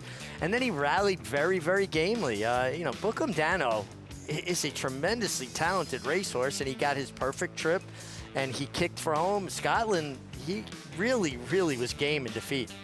He finished second in the Vosburgh last year behind Mufasa, who of course would go on to the Breeders' Cup from there. Very talented horse as well. Scotland seems to be a horse that's kind of coming into form, as we'll take a look at what's at stake for this race with the Grade 3 Vosburgh coming up next. Of course, Vosburgh presented by Army Mule. And this is a win and you're in for the Breeders' Cup. And here's why it matters. Automatic entry into the Grade 1 $1 million Breeders' Cup Sprint at Del Mar. Your entry fees are paid by the Breeders' Cup, a travel allowance for horses stabled outside California. Most of these horses here in New York, that's a big deal. Certainly helpful when getting into that gate and getting over to Del Mar. Oh, absolutely. You're on a free roll, right? You know, they're paying basically your expenses, your entry fee, which is not inexpensive. And I like these win and you're in races. I like the concept. Absolutely. As, of course, kind of the leader of the sprint division is Bookham Dano, who did win that Forgo last time out over Scotland. We saw a tweet earlier today from Mike Welsh of the Daily Racing Forum saying trainer Derek Ryan has confirmed that sprint division leader Bookham Dano will bypass the Breeders' Cup Sprint and be pointed to a 2026 campaign. Now, Derek did say right after the Forgo, when I kind of asked him, no, we're not really entertaining the Breeders' Cup Sprint, so that has certainly been a big piece of the decision throughout, kind of sticking to what he said, and that's what he did early on in his career as well. Yeah, and listen, he just seems like he doesn't feel like it's the right fit for his horse. You can't argue with the trainer. They live with them. They know their horses. Straight No Chaser, he won last year's Breeders' Cup Sprint for trainer Dan Blacker in a pretty special victory for that team. He is entered tomorrow in the Santa Anita Sprint Championship, so we might get a little bit more of a glimpse this weekend as to what that sprint division will look like. Yeah, listen, he was in very good form last year, obviously getting it done here. Now he's got to show that he's going to come back just as good, and he's going to need to be, because I think this is a pretty deep sprint division, even without Bookham Dano, making a start in the Breeders' Cup. But we know he's talented. We know he's got natural speed. Him and Johnny Velasquez seem to really hit it off, and it's just been a great job all around by their team. Looking forward to seeing how it does shape up. But as far as today's Vosburgh, someone will punch their ticket onto the Breeders' Cup. Maggie, who's catching your eye in the paddock? Well, your favorite in here, number 1, Scotland, looks fabulous. Now, Andy Sterling earlier brought up an interesting point in that, is this horse as good outside of Saratoga as he is within the confines of the hallowed grounds of upstate New York? We'll see. Honestly, in Saratoga, in those 2 starts, he got himself a bit hot, a bit washy. Not that that's out of character for him, and also it's a little hotter as far as the temperature is concerned. And obviously the energy is a little bit more overwhelming for horses. Today, not hot at all, looks fantastic, and it is that magical 3rd start off the layoff type of time, and furthermore, he does not have to deal with Bookham Dano on this occasion. So a horse that I do feel as though is a strong favorite, but it's an interesting race as we'll move on to the horse who actually finished 4th to him, and that is Doc Sullivan, who kind of didn't have the greatest of beginnings in that forego, and I have to say that in his 2 starts for trainer Johnny Ortiz, he's really handled him well. And I think Johnny Ortiz is a trainer who does handle nervous types of horses with particular confidence and meticulousness, because he takes every necessary precaution. You know, this guy has Chance Moquette on his offside. He works with this horse closely. He's a horse that needs to be saddled on the walk, because I have seen complete meltdowns from this guy when doing so. Obviously, Aqueduct is a good space for him, a little bit more quiet, and he really looks sensational physically. So it'll be interesting to see if he continues this upward trajectory for Johnny, as we'll check in with a horse that is taking some money too, and that's number 8, Patriot Spirit, who comes in here after a kind of a tour up and down the East Coast and in the Midwest throughout 2025 here, and he ran very well last time out. He never looked like a loser. He broke running. He was taken in hand by Michael Sanchez, and he took over around the turn in that Colonial Downs stake. And he's a horse that always carries his weight and conditioning particularly well, looks fantastic in his coat, but Acacia is wearing front wraps only. And he's a horse that has worn them in the past, but I thought it was weird that he only has them on in front. All right, Maggie, thank you. We'll meet the field. We saw Scotland go by for the Vosburgh. Next will be the number 2, Nash. Nash got some good races, and he has speed in a race that doesn't have real sprint speed to me. Steady back at the start last time. New York bred Doc Sullivan. In good form. Maggie said his last 2 races were very good. The Golden Gorilla, big step up today. Big step up, and he's also more of a closing sprinter type. He's not going to get real pace. Baby Yoda, first off the high price claim. Just seems like he runs his better races when he's on Lasix, cannot compete on Lasix here. Here's Light the Way, second to Baby Yoda. Another one that has some speed and could turn out to be part of the pace. Does have races that would put him around the frame. There's Patriot Spirit, last out winner, who Maggie was just talking about. Yeah, and should be sitting just off the pace, shouldn't be far away. And one who will be far away is Crazy Mason, deep, deep closer. He is a confirmed deep closer, and he would have liked to have seen more speed signed on here. I do know this horse is doing well. I actually watched him work on the Belmont training track last week, and I do think he's coming in this well, but I don't think the race sets up well for him. You can get $20 to boost your bankroll with the Breeders' Cup Bankroll Builder. Win up to $100 towards the Breeders' Cup when you bet select races with Naira Bets. Visit nairabets.com to opt in and bet $50 on the Vosburgh Stakes today for a $20 bonus. As we'll go back to the number 2 in Nash, a horse who you mentioned, he does have some early foot to him. He was steadied back at the start last time out in the Vanderbilt, and I think just never really had an opportunity to run his race. No, and I can make an excuse for him there. He just basically didn't get to run his race last time. But he's a horse that can show some speed, can be forward. Early in his career, they had him going long, and everybody wants to see if they have a Derby horse. And then they turned him back, and he started to find himself. My concern with Nash, though, is he also seems to run better when he's able to compete with Lasix, which he will not be able to use today. As we saw him in very good form in Kentucky prior to this, 108 Beyer speed figure in this wet track effort, winning over Harrodsburg that day, was with Lasix, as you mentioned, finished band world record prior to that, also in allowance company. So big question for him is, can he do it again and against graded stakes foes, which obviously running in graded stakes, not permitted to use Lasix when running in graded stakes company. 6-1 on the board right now for Nash. As we go back over to the 8 Patriot Spirit, he too has some speed. As Maggie was touching on with the front wraps, you will sometimes see some trainers that put them on everything, and it is a little bit hard to see as he's wearing dark ones. You can't tell much from that angle, but some horses, it's just kind of typical as to what it is for the barn. It could mean nothing, but you don't often see it just on the front legs. Yeah, I mean, it's very interesting. There were a lot of trainers I rode for that believed, and everything ran with, bandages, and they just felt like gave them a little bit more support. Horses bump, they overstep, they can nick themselves, so they're just trying to be a little bit more protective, and then sometimes there is more to it. Right. The number 8 Patriot Spirit, though, we'll look at his last race at Colonial. He did win pretty impressively that day in stakes company. A horse that is making his way back, I should say first time actually on the Nairo circuit. A horse that has kind of kept some good company throughout, maybe a little bit of dirtied up form. I agree with you. And actually, as we're watching them and I was watching him warm up, he became my top selection because I think he's going to get the right trip, right? He's got enough natural speed where he's not going to be compromised if they don't go very fast early. He's going to be forward enough, and he's outside whatever other speeds, could show up here. The only horse outside of him is Crazy Mason, who's not going to have any speed at all, and I think he's just going to get run of the race from out there. See if he does get that trip that it looks like he should. Back over to the number 2, Nash, though. Maggie, he has had a little bit of a freshening since that Vanderbilt effort. What is he showing you today?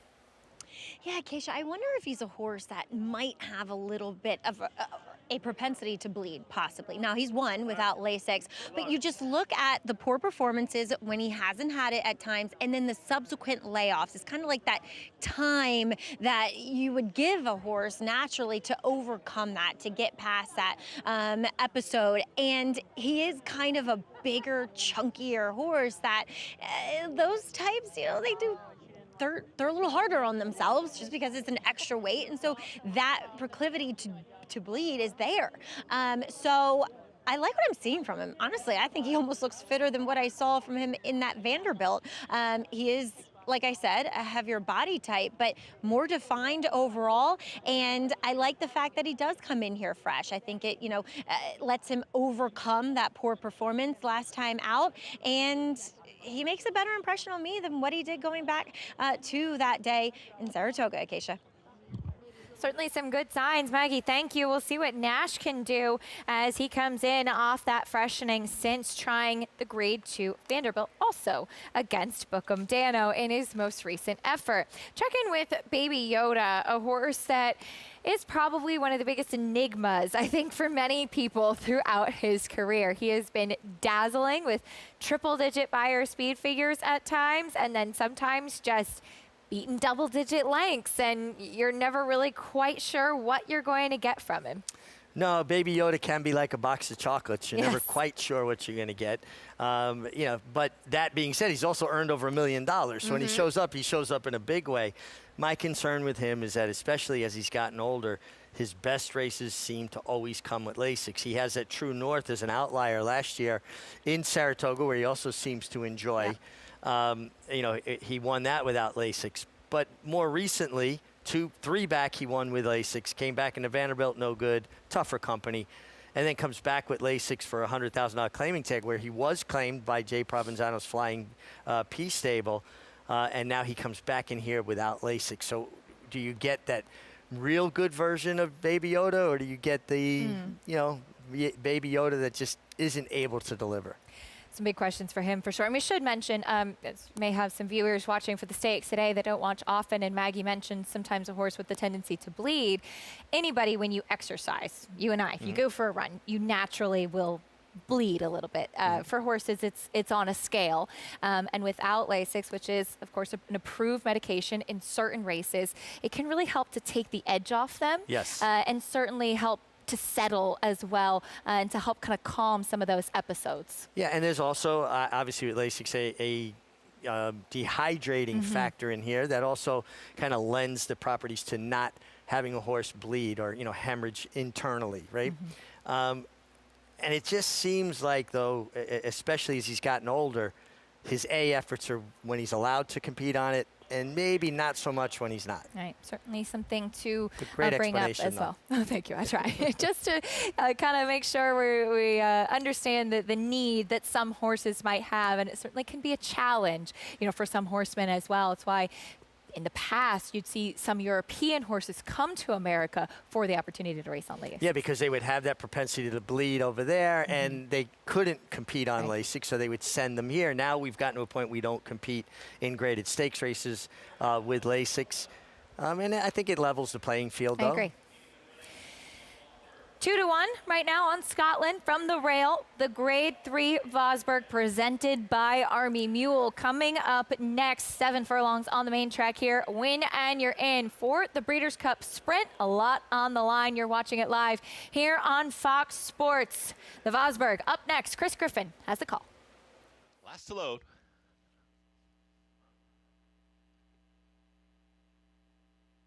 Goes in. All set for the Vosburgh.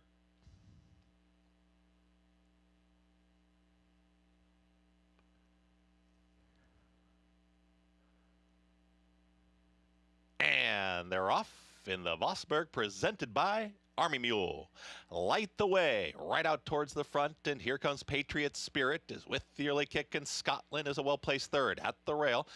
Now moving up forward, here comes some running positions from Baby Yoda. Baby Yoda and Doc Sullivan in the red cap. Scotland now moves back to 5th.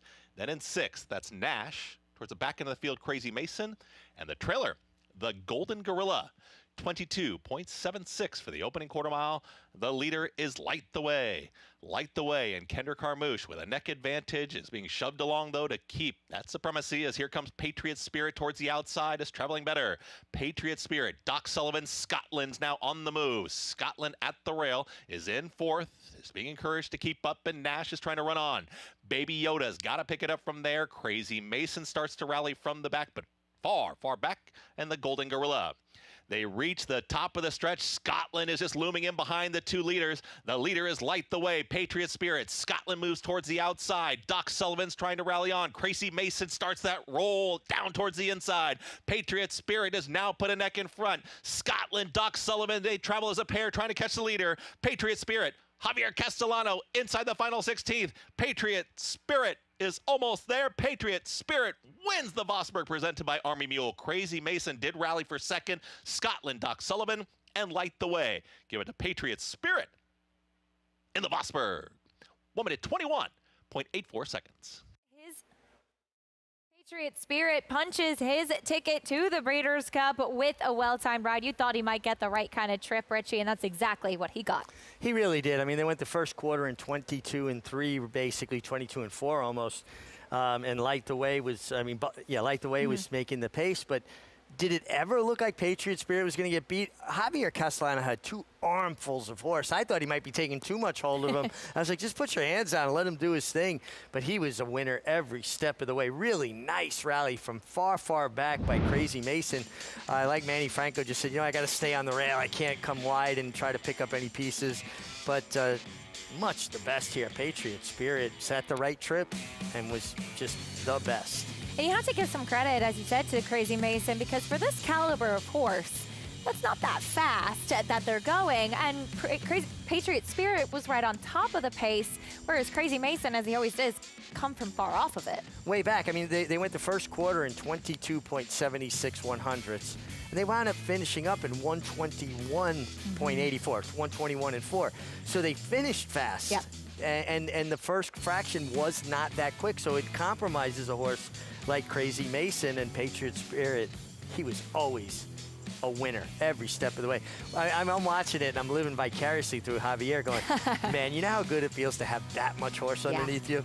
He definitely had plenty. A little fist bump there after the wire as well. 8-9-1-4. The one Scotland, your favorite. He did hold on for third.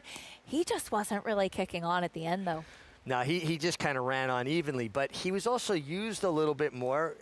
No fault of Junior Alvarado, sensing that there wasn't a tremendous amount of pace on. He had to hold a little more position, and I think that just takes a little bit of his starch out of his finish. His best go is when he's allowed to drop out and come with one run, but the pace wasn't going to allow that today, and he was outfinished by Crazy Mason from behind him anyway, so maybe it was just a little bit of a flat-off effort off of a big effort in Saratoga last time.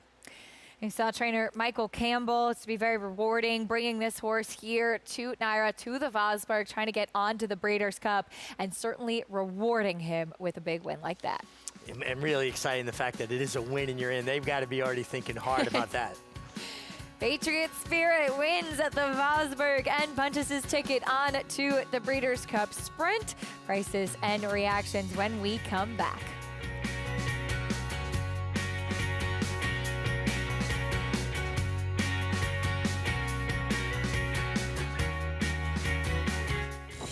You bet with Naira Bets. Bet any track, anywhere, anytime.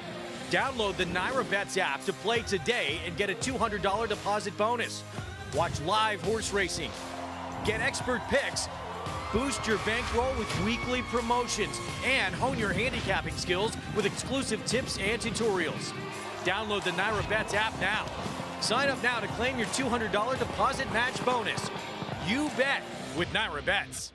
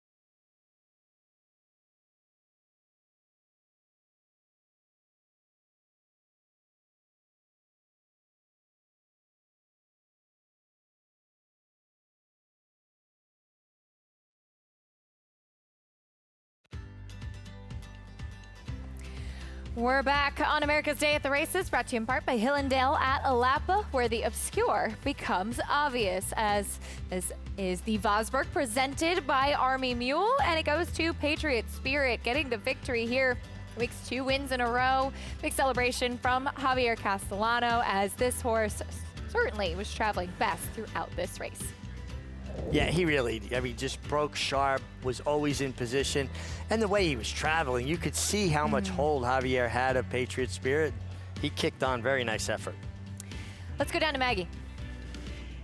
Here with Michael Campbell with Patriot Spirit. And Michael, I think, you know, I read the articles coming into this race, and you said that this horse is really maturing, and now it feels like you can fully commit to sprinting. And wow, was that an performance today? Well, absolutely. But, you know, it was really the key race was this last race at Colonial. And like I said, I wouldn't have traded places with any horse in that race. He was 7-5. I could care less about the odds on him, but it was the way that he maneuvered the race. He had him cornered the whole way. And I mean, just so relaxed, and so it was such a professional effort by him. And then fast, of course, but fast, you know, fast on one track is one thing. It's another thing when you come to Belmont. It's another thing, the Breeders' Cup. Absolutely. They go pretty fast out there in California, to say the least. So, as you said, going to the Breeders' Cup, he put on the hat as soon as you walked in here. How do you see things playing out? Because at Colonial here today, the jockey just sitting, you know, right off that pace with fistfuls of horse. Right. What happens when they go a bit faster? Well, you know, that's why you have to have these horse races to figure that out. They're the best in the world, and they should be. And I think my horse earned a spot for, you know, further recognition here. He's a wonderful horse. He's a sound horse. He brings his A game every time you race him, and he's a wonderful horse. He really is. For you, a career that stretches back to the 1970s, just to have a horse like him, how rewarding is it? Oh, it's a chance of a lifetime. I've won several grade 3s and enjoyed them all, but I think this is the best horse I've ever had. I think you're probably right, especially with that performance. I'd just like to say one thing. Sure. I've got all kinds of help in Illinois this horse is a product of their hard effort. I have all kinds of help at Keeneland right now. He's a byproduct of their good work, including my assistant trainer and my groom, and I can't thank them enough. Pico here was here. He drove the horse down. He couldn't have been better.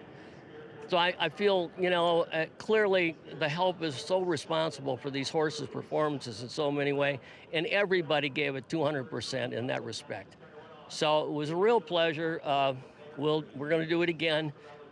Mr. Mellon is a longtime owner. I can't say enough about how important this was to me to win that race for his family. It's good. And so deserving to you, to your team. And, you know, it's a collaborative effort with these horses. So nice when it pays off for you guys. One more thing. Never forget your wife. And my wife is like, she's champion of the barn. Let me tell you what, she keeps the economic balls in the air. And I don't know how, but she does. So anyway, thank you, Janice. Thank you, Jesse and Joel. They're my 2 twin sons. And thank you, the world, right now. Well, Michael, you have endeared yourself to the world of racing for sure. Best of luck with Patriot Spirit in California. Congratulations here. I appreciate that. Thank you. And that's why, at least occasion in my instance, I'm on TV because I cannot do the books for my husband. I understand that very well, Maggie. My sister-in-law, Charlotte, is absolutely brilliant. What a special interview that was with Michael. I think Maggie phrased it well, endearing himself to the world, getting a chance to watch that smart man, thanking his wife, by the way, but also just the credit that he gave to his staff. Any trainer, anybody that's been around racing knows that you are only as good as the team that is around you and those people that work day in and day out, 24 hours a day with these horses. Yeah, you need a good team behind you. You can't do everything on your own, and I love the interview, and you can see what these horses do for us, the way they elevate us. You know, you're only as good as the horses you get to train, you get to ride, you get to wager on, right? But to see him rewarded with a horse like this, and you could see the emotion involved. And I would also like to say I want to thank my wife, Carmela. Well done. Yes, we certainly know of that relationship. We lean on Carmela, especially with her fashion sense as well. Well, she's my fashion coordinator. Correct. She also keeps the books. a lot of things. Such a special interview. Congratulations to the connections of Patriot Spirit. As we move on, we're on the turf. Good allowance race here, sprinting coming up as Kinane currently 2-1 to the rail as she cuts back in distance for Brad Cox. Picks this horse up off the claim a few races back. She was just beaten a 2 back when sprinting and did win going long last time. Yeah, she did, but she seemed like she was very comfortable turf sprinting 2 back, and now she gets back to do that, and Manny Franco stays put with the rail. I always felt like, too, when horses stretch out to, like she did, a mile last time, and then they come back to a sprint distance, and she has natural speed, it just gives them more stamina, right? It puts more foundation in them. So Manny Franco doesn't have to be as concerned with, well, I got to save more, because that extra quarter of a mile she ran last time is going to help her finish the deal here. Yeah, absolutely. She certainly doesn't have to worry about fitness as she is cutting back in distance here. We'll have that foundation. Let's talk a little bit more about her chances and the rest of this field in the upcoming 10th race and recap what we saw yesterday. Maybe the latest name throwing her hat in the ring in the distaff division. Big effort from Gunsong. She nearly beat Torpedo Anna last year. Maybe Majestic Oops is waiting in the wings for the distaff division as well. The only colt ever to win 3 one-mile Grade 1s on dirt. Ran the fastest buyer of the year. That's him, 6 wide, streaking clear. Here comes Cody's 2 more Grade 1s at 7/8. Here's his forego, also running a 112 bite. That's 5 Grade 1s all told. No other son of Sires Curlin has so many. They say, be careful what you wish for. We agree. At the Thoroughbred Aftercare Alliance, we believe in giving every thoroughbred a second chance.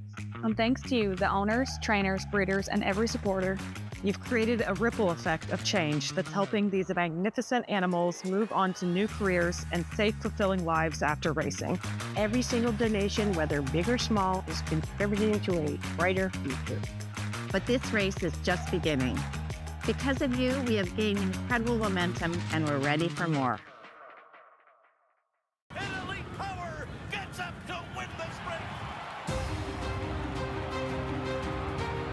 Jackie's Warrior, Elite Power on the far outside. Jackie's Warrior settles for third today. At the 16th hole, Godite is second, but Elite Power does it again. 5 on a leading at 870, come down to 900 and 900,000. The power of a champion.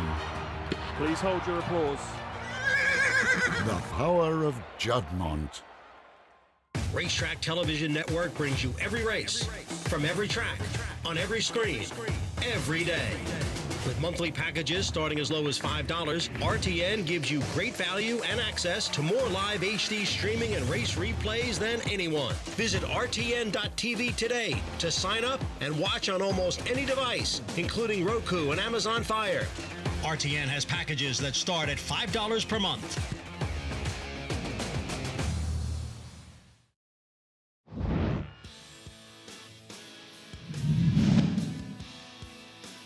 Torpedo Anna turns for home with Darth Vader in hot pursuit, a length back second. These two past the 8th pole together. Brian Hernandez Jr. riding for his life on Torpedo Anna, trying to fend off this huge bid from Darth Vader. It's Torpedo Anna. Darth Vader's coming at her. Torpedo Anna, Darth Vader. Here's the line. Photo finish. Torpedo Anna winning the 2025 Personal Ensign over Darth Vader, and what a show they put on. A thrilling race that really lived up to the hype. That really did, and you know, Torpedo Anna was able to fend off Darth Vader after being involved in a pace where the other 2 horses that were on the pace were last and second to last. So I think that, you know, let's put speed figures aside. I know a lot of people say she's light on speed, but she's a champion. She reaches down and finds ways to win when it would have been a very forgivable defeat if she was beaten by Darth Vader, who I thought set a perfect trip that day. She certainly did. Reigning Horse of the Year, Torpedo Anna will try to go for another Breeders' Cup Distaff, as of course she won last year. It did feel last year that maybe some of the bigger names, Idiomatic, Dare Manor, didn't make it to the Breeders' Cup Distaff. We didn't really get to see that throwdown that we might have hoped for. But this year, that being said, Torpedo Anna has kept winning. She's kept winning. She was good at Oaklawn over the winter. Yeah. Then she was beaten in the La Troyenne. But, you know, she really took significant body contact into the first turn. And I don't think anybody could ever quantify how much that affects a horse. They get hit just right, lose their air a little bit. And I'll be honest with you, I didn't think she looked particularly good training until about 10 or 12 days before the personal ensign. And I thought she really came back around for trainer Kenny McPeak and put in a big effort. Now, she's also going to have a new pilot, as Brian Hernandez unfortunately was injured, and our thoughts and prayers with Brian. Just a jockey's jockey, a rider that for years every other rider in the room knew this guy's a special talent. It took horses like Mystic Dan and Torpedo Anna for the rest of the world to finally see it. But right now at Flavien Prat, pretty able-bodied replacement. Absolutely, as we will see Torpedo Anna, of course, going on to the Breeders' Cup, the Spinster to be next for her, I believe, where Flavien will be aboard, and hopefully Brian Hernandez aiming to be back for the Breeders' Cup, and we hope to see him back in the saddle very soon. But yesterday we saw in the Beldame as Gunsong got the win, able to run down Pace Setter Randomized. Gunsong had not been as strong this year. Last year as a 3-year-old, Richie, she nearly beat Torpedo Anna in the Cotillion at Parks. This was really kind of that big win that we needed to see from her. Yeah, you know, you had to start questioning, did she make that step from 3 to 4? She just really hadn't kind of found her best form yet. But when she broke as sharply as she did, here and set up in position and was always going, traveling so well under Johnny Velasquez, she looked a winner every step of the way pretty much as well. And a great job by Mark Hennig to have her for his longtime client, Lee Lewis. And Johnny Velasquez is a marvel to me. He's actually at a time and an age, right? He's 54 years old, Acacia, where jockeys are dropping their stirrups and playing with them a little bit longer, trying to get more comfortable. He's riding shorter now than he did 20 years ago. The length of his stirrups, and that speaks to an amazing leg strength.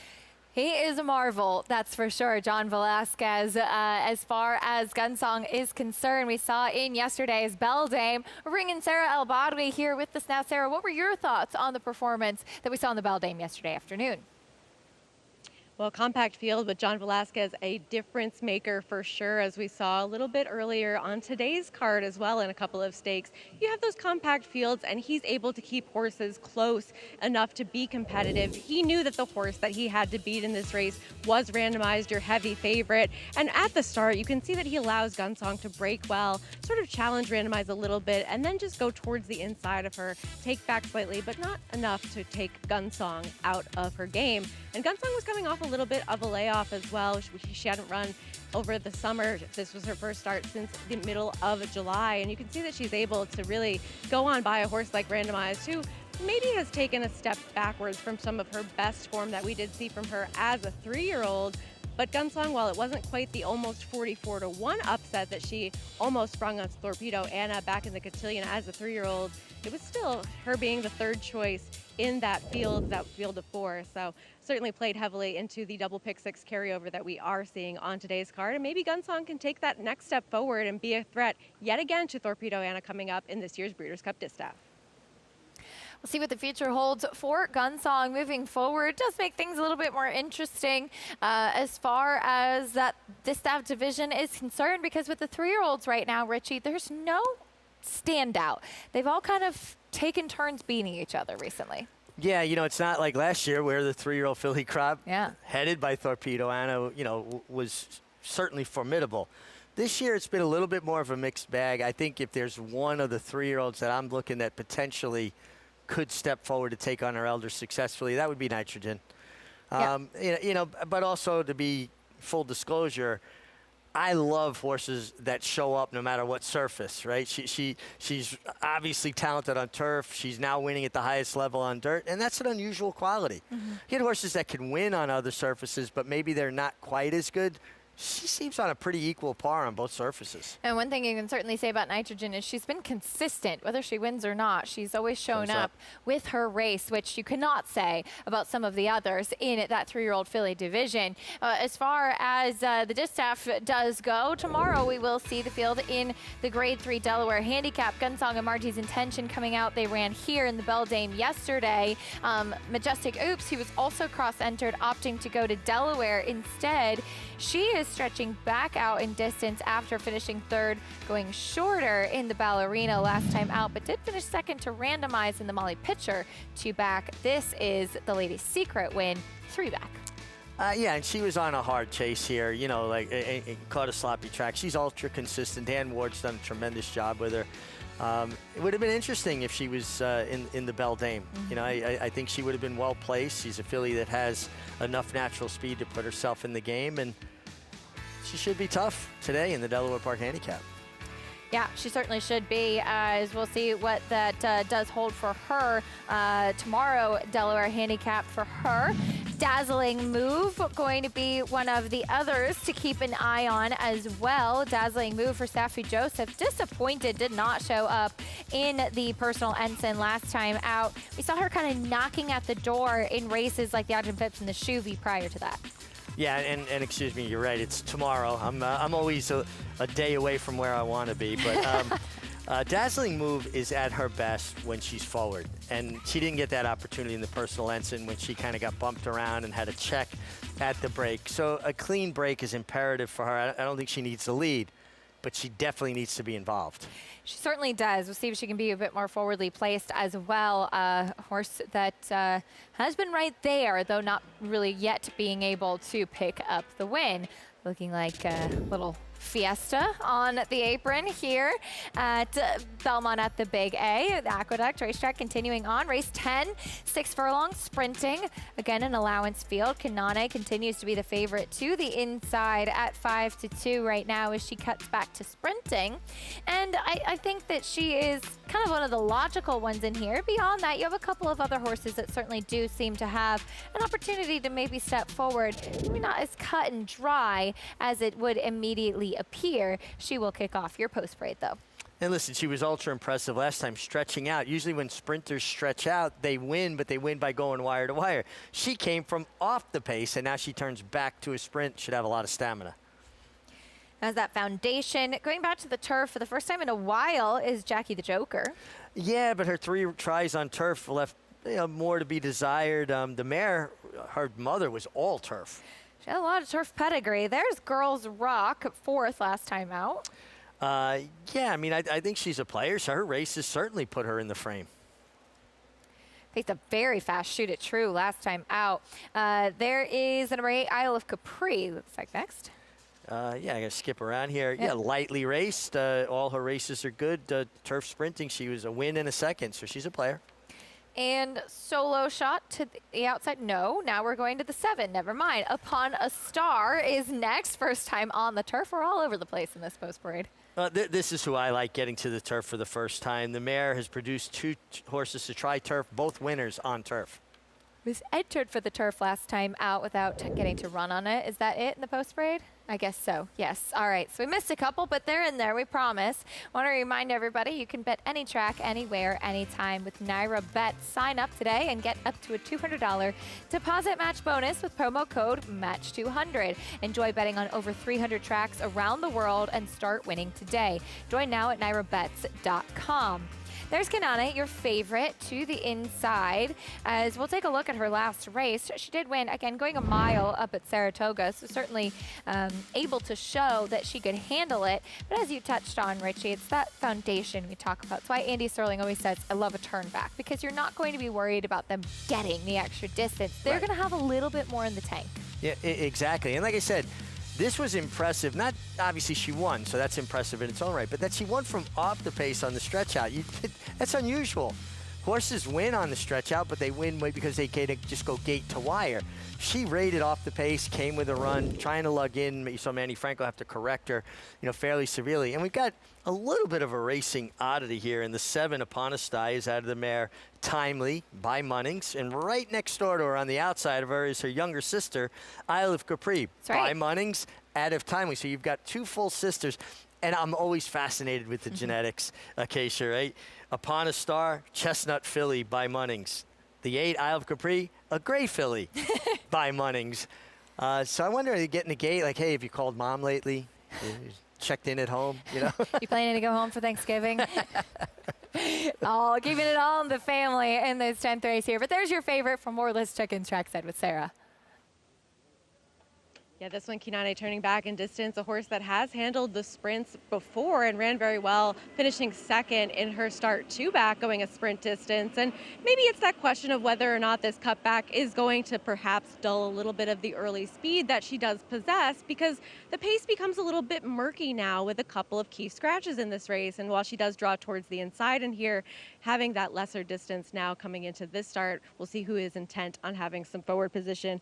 Turf cutbacks with non-maidens, trainer Brad Cox, he's only 1 for 15 over the past 5 years with this move, but he is 53% in the money. So if the horses are running with that 55-cent ROI, we know that she's already capable of handling a distance like this, so less of a concerning stat given that the horse herself has already done it. We'll move on to the number 8, Isle of Capri, a horse who is taking money and is now your current 2-to-1 favorite. And maybe she's one that can be forwardly placed in here as she was in her first 2 starts, one of those a victory at Kentucky Downs. And then she was forward and faded a bit, trying to stretch out into the Tepin. She came back with a decent second place finish off of the layoff last time, and there's still upside for this one, being lightly raced, and she makes sense given the kind of trip she should work out. I went to a horse who perhaps has that little bit of upside as well and who did not really run that well last time, and that's the number 6, Leslie's Humor, a horse who was coming in off of a layoff. She had a wide journey that day in that race that was won by She's Got Will. You could make the argument that Solo Shot, who's also in this race, had to cover more ground than she did, had a wider trip, and was able to finish better, but it just seemed like Leslie's Humor was one that kind of stalled late, got a little bit tired towards the end stages of that race. And she's one that in the past, if you isolate her turf sprints, she's been able to be up close and be effective. So she's one that at a price I was willing to at least give that other shot, that maybe she could take the necessary step forward to be competitive in here. 6-1 on Leslie's Humor. Sarah, thank you. Favoritism now shifting over to the number 8, Isle of Capri. As Sarah touched on, she is lightly raced, and she is coming now second off a layoff too, finishing second behind Me Governor last time out. Just yet another of George Weaver's Turf Sprinters. This was at Colonial. We saw her kind of go right into deep waters in the Tepin when stretching out. She's a sprinter, clearly. Yeah, absolutely. And listen, she has this race under her belt, so she should take a step forward now from a physical fitness standpoint. Yeah, I mean, she was good on debut at Kentucky Downs. Then they ran her back in the Tepin. I thought she was a little bit keen, stretching out to the mile that day, and showed she probably doesn't want to go this far. But this might be the Goldilocks effect here, right? 5.5 off the layoff, a little bit sharp. Now we're going to go 6 at Aqueduct, a little bit different kind of pace. Maybe it's just right. And there is her full sister. If we could actually have that shot zooming out a little bit to get the 7 and 8 in the frame once again, like it was a few moments ago, you can see just how different they look. On top of their coloring, Richie, well, the 7 Upon a Star is kind of the quintessential Munnings. She has a really powerful hind end, which is what you often will see, the kind of blocky, stouter type of builds. Isle of Capri is far more streamlined in the way that she's put together as well. Like you said, the genetics part of this fascinates me, and what they take. Full siblings, not just half. Yeah. Right, exactly, full siblings. So, you know, they couldn't be really much different, obviously, their coloration, but in their physical build, just as you're pointing out. And doesn't it appear that the 7 Upon a Star looks more like a turf sprinter with that hind end? She looks more like Munnings as well. Yes, which absolutely. I often think, you know, the ones that look like the stallion are the ones that you kind of want as well. And if you're thinking, oh, well, she's never run on the turf, and you kind of like her full sister as the favorite, you have to give her another look. Absolutely. The mare has had 2 other foals to try the turf, and they're both winners, including Isle of Capri on the turf. Well, we'll see how these siblings do in this upcoming 10th race, sprinting on the turf. Chris Griffin standing by for the call. Solo Shot to the outside. Goes in. All set. And they're off. Isle of Capri broke beautifully towards the outside, just goes right to the front, and here's Jackie the Joker now gonna apply the pressure and in between horses. Girls Rock. It's a lineup of 3, and now backing off of that tempo's Girls Rock, so the leader is Jackie the Joker. Jackie the Joker up by a full length. Isle of Capri still traveling very nicely there in second. Girls Rock is joined to the inside by Kinane and tight here at the rail. 3 wide in that group is going to be Solo Shot. Second to last is Leslie's Humor, and the trailer Upon a Star. 21 and 4 for that opening quarter mile. Jackie the Joker made it look easy. They're sprinting around this far turn now. Isle of Capri is back to within a neck of the leader. Solo Shot is following that move. Kinane is at the rail looking for a space. Dropping back was Girls Rock is back to 5th. They reach the top of the lane. Can Jackie the Joker keep going? Holding that position, Isle of Capri. Kinane nowhere to go. Manny Franco wants out of there. And here's the clear running path for Leslie's Humor. Just swarms the field. Look at this run. Dylan Davis, Leslie's Humor in a flash. They just open up here on this field. Then comes Girls Rock, who's run up in a second. Unlucky third for Kinane, but give it to Leslie's Humor. Leslie's Humor wins it over Girls Rock, Kinane, and Isle of Capri in 1 minute 7.92 seconds. Leslie's Humor came running late. Nice pick by Sarah at a bit of a price, second off the layoff. Yeah, good selection by Sarah with Leslie's Humor. Boy, she just got out in the clear, and she really finished. She came storming home. Some traffic trouble down inside of her, particularly for the favorite, the one, Kanani. She just really never got a clear path, and it was one of those cases where Manny Franco just had to kind of sit still on her till something, presented itself, and then she finished with interest, but the race was over. And some people will complain and say that was a bad ride by Manny. It was an unlucky ride. You win turf races by saving ground, and he just got unlucky. Yeah. Very, very tough trip for the one Kanane, who has to settle for third. Leslie's Humor at 6-1 though. And there's a good look at the traffic. Manny kind of looking, seeing is there any opportunity to get out? No, I can't tip out. Trying and hoping to come up the rail. Just know where to go. He just ran into rush hour traffic. Anybody leaving Aqueduct after the last race on a weekday knows what you run into on the Belt Parkway. Well, that was his version of the Belt Parkway. And it's just unfortunate. But again, I think it's very important to discern between an unlucky ride and a bad ride. This was just an unlucky ride. He did everything right. If the gap presents itself, he's the hero. Instead, he's the one who's going to take the heat for it. But that was not a bad ride, just an unlucky ride. But Leslie's Humor came storming down the center of the track. And one thing I think we can definitely take from the full sisters that ran here, Isle of Capri likes the turf. I don't believe that Upon a Star likes the turf. No, she did show that.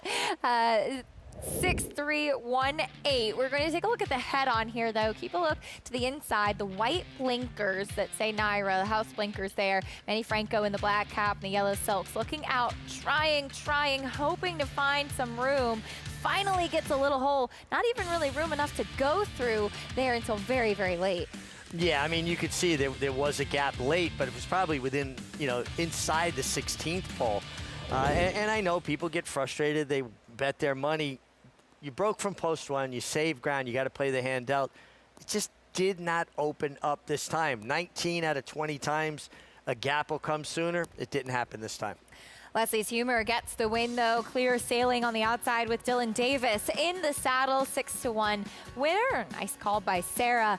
Gets the victory here. Bring you prices and more when we come back. And still a couple races to go. We'll also recap some of the graded stakes action earlier. True world-class talent who's won grade ones and group ones all over the world. Rebels Romance picked up another one in the Joe Hirsch Turf Classic. Introducing Peace and Justice, new to New York in 2025. A proven sire with over 200 wins, 16% wins per starts, and one of only 2 New York-based stallions to have a graded stakes winner at Saratoga in 2024. Now, with 3 different racing surfaces coming to New York, and with New York breds running for equal purses as open company, Peace and Justice is the sure choice for 2025. Peace and Justice, now standing at Irish Hill and Duchess View Stallions in New York.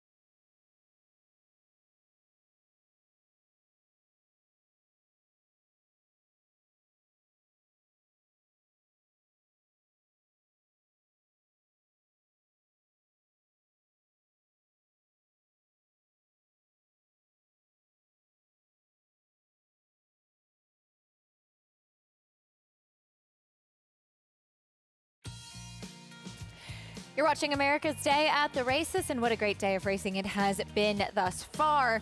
As we see Leslie's Humor heading into the winner's circle, second off the layoff, and a nice clear sailing trip from Dylan Davis, $14.12 winner, as we head down to Sarah in the winner's circle. And standing here with Randy Sarp of LSU Stable is getting that victory with this one here and getting off the snide, as I heard you mention before the race, really having that momentum going. You got the first one of the meet. How does it feel? It feels great. We 0 for our last 14. Our last win was in July. Been a rough 14 races, but you know, Leslie's Humor, named after my mom, won the race, got us the win, first win with Chad as well, and just happy. You know, it was a rough start of the day with Farbridge running against that monster, but this was nice. This was nice win. Excellent. Well, congratulations. And having one named after a family member must be very special. Now, does Mom have a good sense of humor? Yeah, she does. Hey, Mom, we're bringing you home leftovers, Leslie, from Don Pep. All right. Congratulations on the win. Thank you. Thank you. Keisha, back to you. Certainly congratulations, and especially to Leslie, the matriarch of the Sarp family, getting the victory there with her namesake, Leslie's Humor. I'm sure quite special, as that'll kind of shake things up a little bit in the Pick 6 carryover. The first kind of little bit of a price that we've had thus far. Yeah, and Leslie's Humor got some pace to run at, got to the clear, stormed home, and absolutely. It always seems like the sequences get tougher towards the latter part of the day. Yeah, that very well could be the case, as races 11 and 12 pretty wide open. You've got a tepid 3-1 favorite in General Jim in the upcoming 11th race, a mile on the turf. And General Jim, kind of one of those horses that has been right there looking for a turf win of his own. First time in the winner's circle in a while for General Jim. He is coming out of facing Donegal Momentum in the Bernard Baruch last time out. Yeah, I mean, he's getting some class relief out of that Bernard Baruch. He's got races that certainly are good enough to win here. I think he's landing in a very good spot. But like you said, he hasn't had the winningest profile most recently, but I do think that he found a good spot here. Might just have a little class edge against what he's facing in here today. I suppose the same could be said for Rebels Romance, who seems to have a class edge on just about every field he faces. Wow. He was dominant in the Grade 1 Joe Hirsch Turf Classic earlier today. Rebels Romance, a globetrotter. He's been winning Grade 1s and Group 1s all over the world, literally, and now picks up one at Aqueduct with an aggressive ride from Frankie Dettori, letting him kind of go off on the front end. Yeah, he was trying to rate just off the lead, and he was pulling. He had no cover. He could see nothing but empty racetrack in front of him. So Frankie, the first time past the stands, decided, you know what, I'm not going to fight with this horse. He put his hands down. He let him clear off. And once he got by himself, his ears came up. His whole demeanor changed. He wasn't pulling anymore. And then you know he's got stamina. He's a 1.5 mile specialist, and he just kept finding. Came home his last quarter in 23-1. That's racehorse time to finish the last quarter in a 1.5 mile race the way he did. And must be very satisfying for Frankie Dettori to be back in those Godolphin blue silks. He was their main guy for many years. There was a falling out. They went their separate ways. Now he doesn't ride first call for them anymore, but to get an opportunity to ride a world-class runner, the globe-trotting Rebels Romance, has got to feel particularly satisfying to him. Yeah, two-time Breeders' Cup winner, Rebels Romance, back-to-back Group 1 win in Germany, and now a Grade 1 win here stateside. I mean, he's just one of those horses. He's been remarkable how long he's been able to keep his form as a 7-year-old gelding. No matter where he goes, he seems to show up. He's probably also the biggest son of Dubawi I've ever seen. This horse is massive. And he astounds me every time I see him. And a big rambling way of going, right? His passport's got more stamps on it than mine, as much globetrotting as he's done. And, you know, only 2 horses in the history of the Breeders' Cup have won 3 Breeders' Cup races. Goldacova won the mile 3 times. Beholder won 3 Breeders' Cup races, but the Distaff twice, the 2-year-old filly, the juvenile as a 2-year-old. But he has an opportunity to become the 3rd horse in history to notch another 3rd Breeders' Cup. Pretty incredible just what he's been able to do. We bring in Sarah to this conversation, and yes, he is an incredible horse. Sarah, what were your thoughts on the Joe Hirsch earlier today? We just saw him win like the short-priced favorite that he was. He's one that has been so consistent throughout his career. You don't become that multiple Grade 1, Group 1 winner all over the globe by accident. And really a nice heads-up ride by Frankie Dettori to be able to sense that redistricting was trying to be forwardly placed in here, but he also had the horse to go on with things early on here with Rebels Romance, to have that forward position that he did. And then it just seemed like everything was kind of over from there, as Rebels Romance just a little bit too classy for his foes in this field. And the only time he's really run badly in a race like this was when he caught that give in the ground last year and ended up finishing 4th, but onto yet another Breeders' Cup. I guess he's flying home to rest up until October, end of October, early November for that Breeders' Cup attempt in getting a 3rd Breeders' Cup turf. See if you can pick up another one, Sarah. Thank you. Rebels Romance. Yeah, I got a chance to see him up in Saratoga as they had shipped in, done quarantine there, opting to go there versus Belmont when coming stateside, because you do have the opportunity to train on the turf up at Saratoga. Sure. And he and El Cordobas worked on Monday, and El Cordobas looked good, but Rebels Romance was going around, and I looked at my husband, I said, wow. who's that, right? Yeah. Oh, no, they had the Dolphin Blue. Okay. You knew who they were for sure. But I mean, it's just, I think as a 7-year-old, it's very impressive how he's held his form and just the mechanics of what he does. It's just a credit to Charlie Watson, but also the horses, excuse me.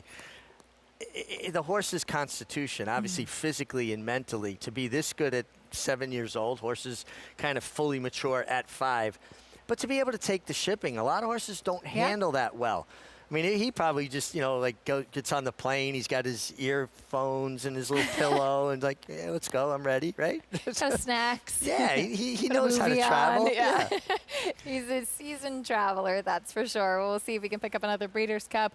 I'm sure a lot of eyes will be on Rebels Romance. But as far as next week is concerned, speaking of Breeders' Cup, this will determine a lot as to what will happen Breeders' Cup Friday, Future Stars Friday, because you have races like the Champagne and Frizette. It's our time. We heard from Tom Amis earlier pointing to that Champagne Friday, the Pilgrim and the Futurity for the 2-year-old turf horses going on as well. A lot of excitement that will really show which horses are going on to those World Championship races. Yeah, I mean, it's going to be a window into what we're going to see come Breeders' Cup weekend. Now, it's interesting, years ago when we had the Belmont Fall Championship meeting, it was a true championship meeting. And the Champagne for the Colts and the Frizette for the fillies were essentially the Breeders' Cup Juvenile and the Breeders' Cup 2-year-old filly race. So many years, whoever won those races were crowned champion. Now they're prep races for the ultimate day, and what happens on Breeders' Cup weekend really goes the long way to deciding the championships. 100%. Still incredibly important and prestigious races in their own right, and we cannot wait to see some of the big superstar maiden winners that we saw this summer stretch out a little bit and take each other on in those Grade 1 2-year-old races in the Champagne and Frizette as well, still to come. But coming up next, we do have General Jim getting saddled and getting ready for this 11th race, trying to get back to the winner's circle for the first time since his Pat Day Mile victory in 2023. More on this 11th race when we come back.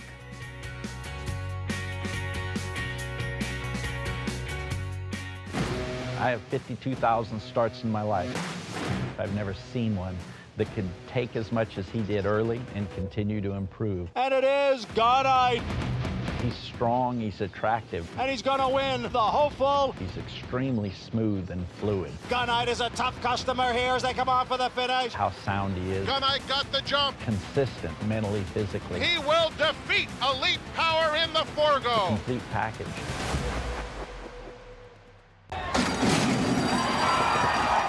The 2025 Global Symposium on Racing. It's the premier networking event of the year. Connect with the who's who of racing. Collaborate face-to-face with key decision makers. Be a part of the international conversation. Discover the latest technology and innovation. Join us December 8th through 10th. Register at racingsymposium.com. Introducing a stallion, as top class as they come. In 22 career starts, he won or placed in 12 graded stakes, competing in 15 grade 1s, earning over $1.7 million. His undisputed speed is evidenced by 7 100-plus Spire speed figures, a 3-time Grade 1 winner, Raging Bull. Weekends are for winners at Naira Bets. Opt into the Late Pick 5 hit and split bonuses to claim your share of $5,000 every Friday through Sunday. $5,000 hit and splits every weekend when you bet with Naira Bets. RaceLens is the most in-depth product in horse racing, with unique features found nowhere else. True odds, predictive analysis, and pace projection. RaceLens. It will change the way you follow horse racing and take your game to the next level.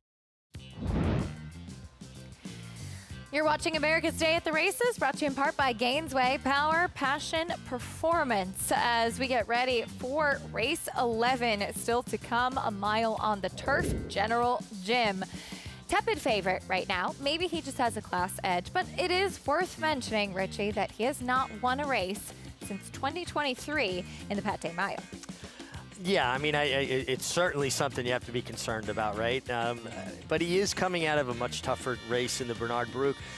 Probably a lot of people look at that, though, right? They see the stakes race, and automatically he gets elevated in their eyes. And to be fair, Donegal Momentum was forward. He was able to run down Program Trading, 2 very talented horses that he was facing that day. This is his race 2 back where he finished 3rd. Big Everest was able to control things on the front end, and so not really a benefit for any of the closers in that race as well. So maybe he's had a few excuses. For what it's worth, I've always felt that he looks more like a turf horse, so I liked him sticking on the grass. You just have to see him go and do it. Yeah, you would like to see maybe just a touch more turn of foot, right? He's a little bit one-paced. He is.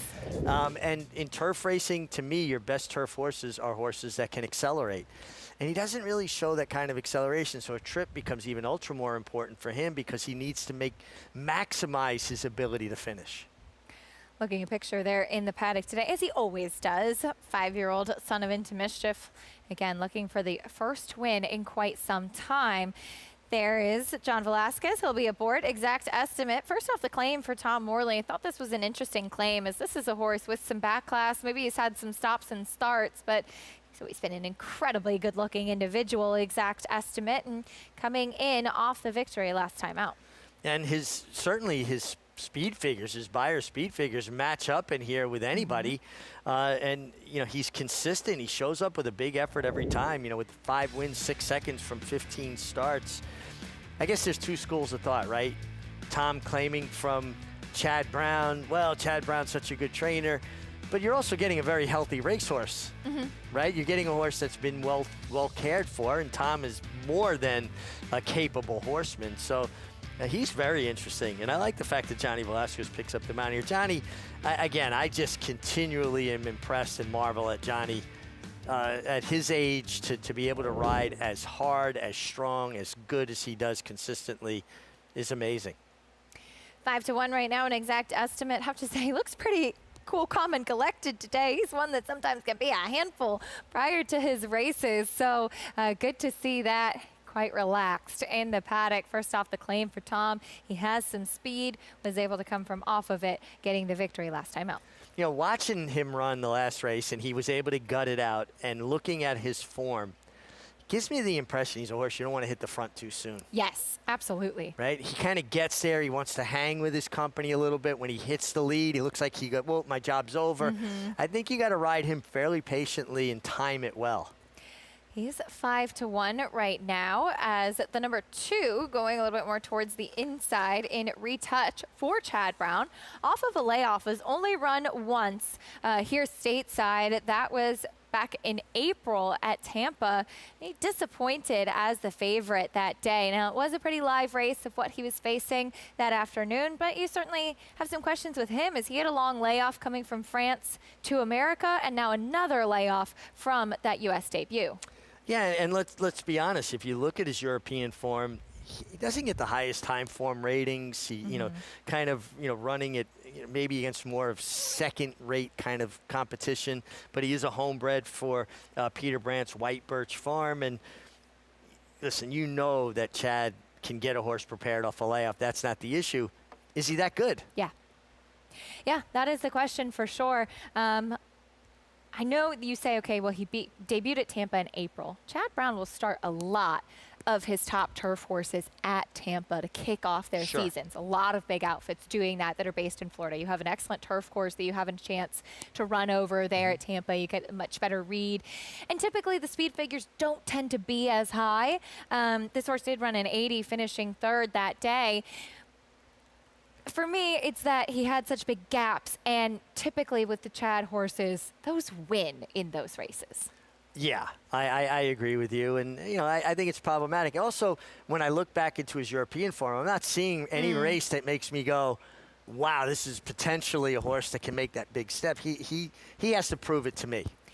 He has certainly credentials coming in off the bench, as you mentioned. Chad Brown, exceptional with horses off of big layoffs and getting ready to run when not having run in a while. The number 7 at Dear Dad is taking some attention for Mark Casse. He navigated a 1.5 mile trip in the Colonial Cup last time out, so cutting back to the mile, this is the distance at which he won his last couple of races. And a horse with natural speed that is also versatile, doesn't need the lead, but should be forward. And coming out of that 1.5 mile race with Ricardo Santana, Ricardo's not a guy that takes horses back. He allows them to use their stride. Here's the post parade, starting things off with Retouch off that layoff. Yeah, listen, he can win, but he feels like he has to improve to do so. Magical Ways, long time since he's in the winner's circle. Yeah, but coming off a nice effort last time against Exact Estimate. Highest Distinction, I thought a bit intriguing. He's a big price. This horse is way too big a price. Comes off a good effort.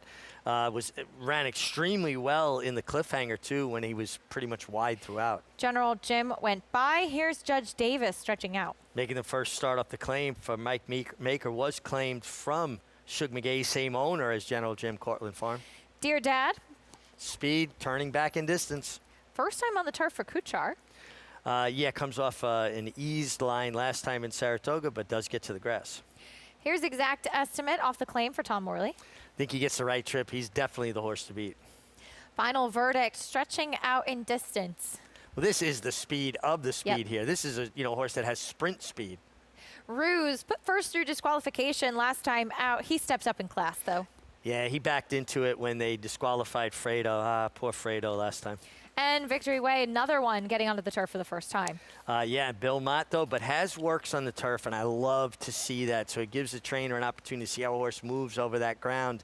And that's one of the benefits of training up in Saratoga in the spring and fall.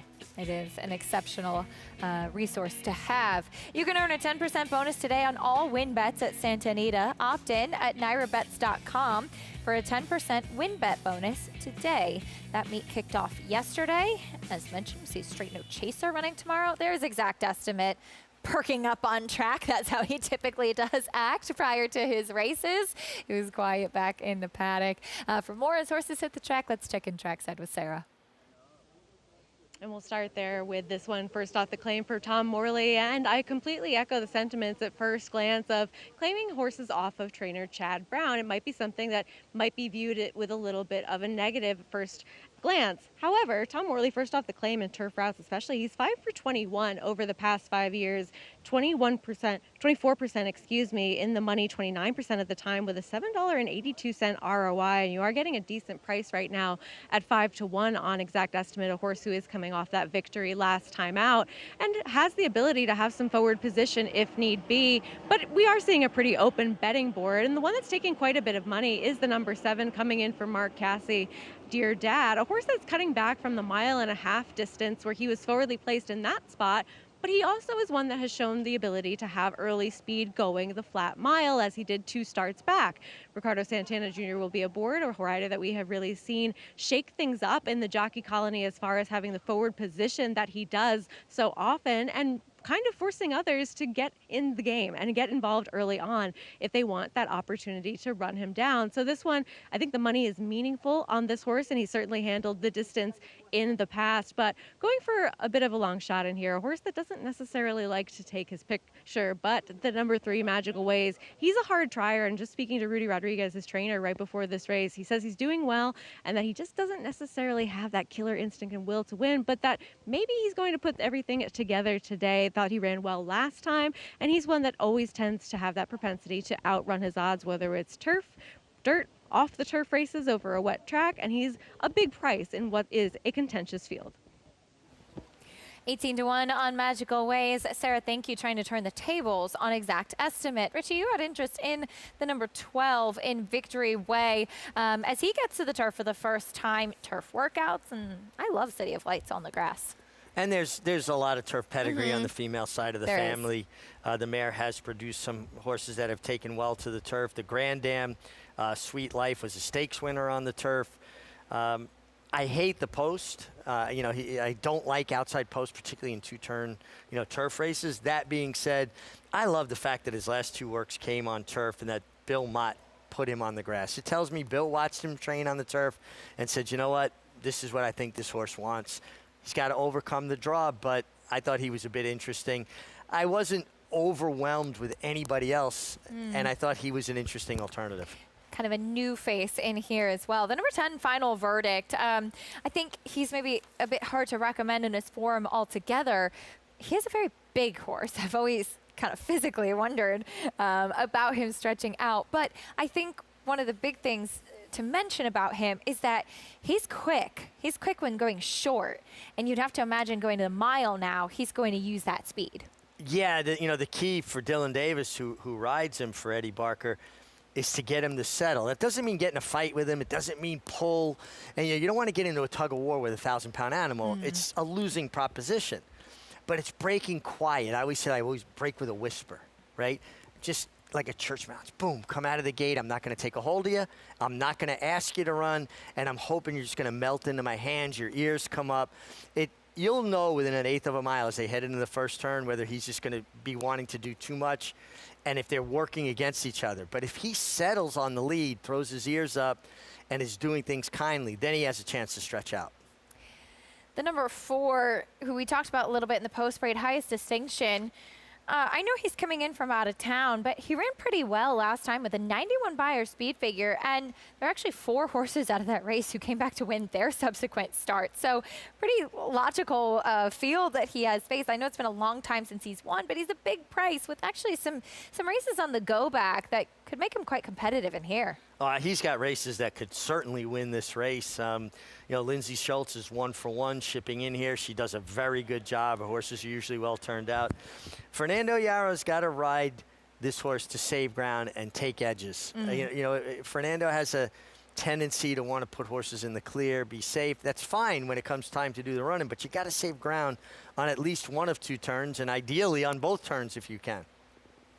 But he's a player, no doubt. 15-1 right now, generous price. It's the 2 Retouch, now your favorite, 5-2. Certainly a horse that could step forward and get the win in here for Chad Brown. Just curious to see if he is going to step forward and what he's going to do. I think he meets a pretty intriguing field. Do you think he winds up the favorite on the strength of connections? Yes, Chad Brown, absolutely. Flavien Prat? Because like you said, it's not like you see him facing group company racing over in France. He's kind of been moderate as far as his form there to bring to the U.S. Right, exactly. And again, will I be shocked if he wins? Of course 100%, not. yeah. I just would have a hard time wagering on him as the favorite because he's really kind of has to step it up a little bit, I think, to beat what is, I think, a fairly salty group. Yeah. Maybe not the winningest profile on most of these horses. Sure. Though. But some horses with some back class, some horses that have been stakes faced, and maybe he will take that big step forward today. We'll soon find out. 5-2 on Retouch on the turf. Good group coming up here. Going a mile. Chris Griffin has the call. Ruse. Victory Way to the outside.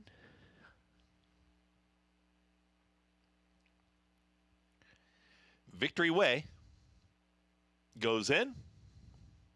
All set. And they're off. Good speed. Judge Davis in between horses, breaks very well, is joined by Dear Dad immediately to the outside, and here comes Final Verdict. It's going to be Dear Dad, who's a neck in front. Final Verdict is a stalking presence from second. At the rail, there comes Judge Davis. Victory Way is going to be behind them. It's now in the 4th position as they work into that turn together. Retouch is now in 5th. It's at the rail, ground saving journey, followed by General Jim. Very ranked there. That was Exact Estimate. Just threw his head about. An Exact Estimate trying to settle as they work towards the backstretch. Just behind them, Magical Ways is now at the rail, and third last, that'll be Ruse. Second to last is going to be Highest Distinction with the trailer. That's Kuchar. 23.64 for the opening quarter mile. The leader is Dear Dad. Dear Dad is well clear, is still up by about 2. Then behind them, that's Final Verdict. Also Judge Davis. They're going to be second and third and 48.53 for a half-mile time. Victory Way is a comfortable fourth. Retouches at the rail. No move yet from Flavian Pratt. In the 5th spot, and here comes Exact Estimate towards the outside, starts to run. Dear Dad is still the leader. Final Verdict continues to chase, and here comes Final Verdict towards the outside. Judge Davis is following that move as it's still Dear Dad trying to take him all the way. Dear Dad is in front. Final Verdict is in full pursuit. Here comes Judge Davis towards the outside. They're all rallying on in behind the new leader in Final Verdict. Court's in session, though. Here comes Judge Davis to Final Verdict, and not out of it yet. Here comes Dear Dad fighting back on the inside, but give it to Judge Davis. That's your winner. Dear Dad did come back and get second. Then came Final Verdict and Magical Ways in 1 minute 35 and 4. Sometimes it's just as easy as Mike Maker off the claim stretching out, and that's exactly what this was. Judge Davis stretching from a sprint out to the mile. Little bit headstrong early, but he got to sit behind those 2 pace setters in a perfect trip. Yeah, he did. He wound up getting a perfect trip, came out, and Jose Ortiz gets him up. It kind of baffled at the way the race unfolded, to be honest. I thought there was no way that the 10 Final Verdict wouldn't make the front here.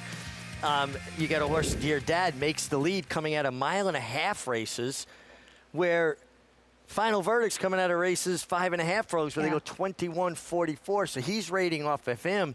And it allowed Dear Dad to fight back to be second. But that's not a recipe for success when you rate horses stretching out off of turf sprints, and horses that have gone 1.5 miles are in front of you because they're going to have naturally more stamina.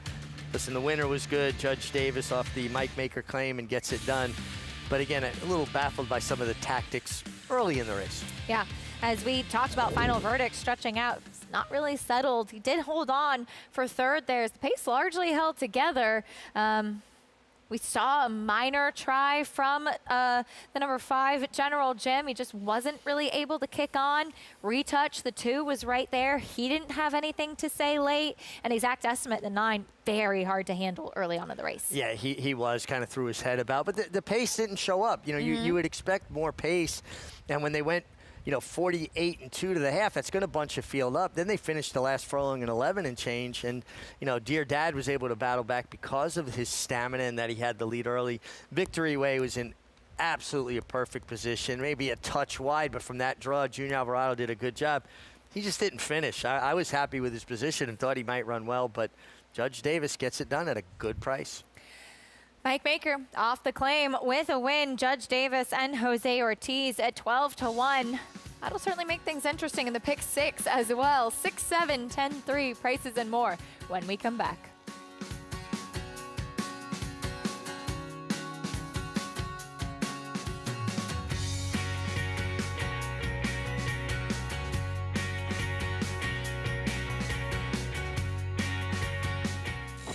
You bet with Naira Bets. Bet any track, anywhere, anytime. Download the Naira Bets app to play today and get a $200 deposit bonus. Watch live horse racing. Get expert picks. Boost your bankroll with weekly promotions and hone your handicapping skills with exclusive tips and tutorials. Download the Naira Bets app now. Sign up now to claim your $200 deposit match bonus. You bet with Naira Bets.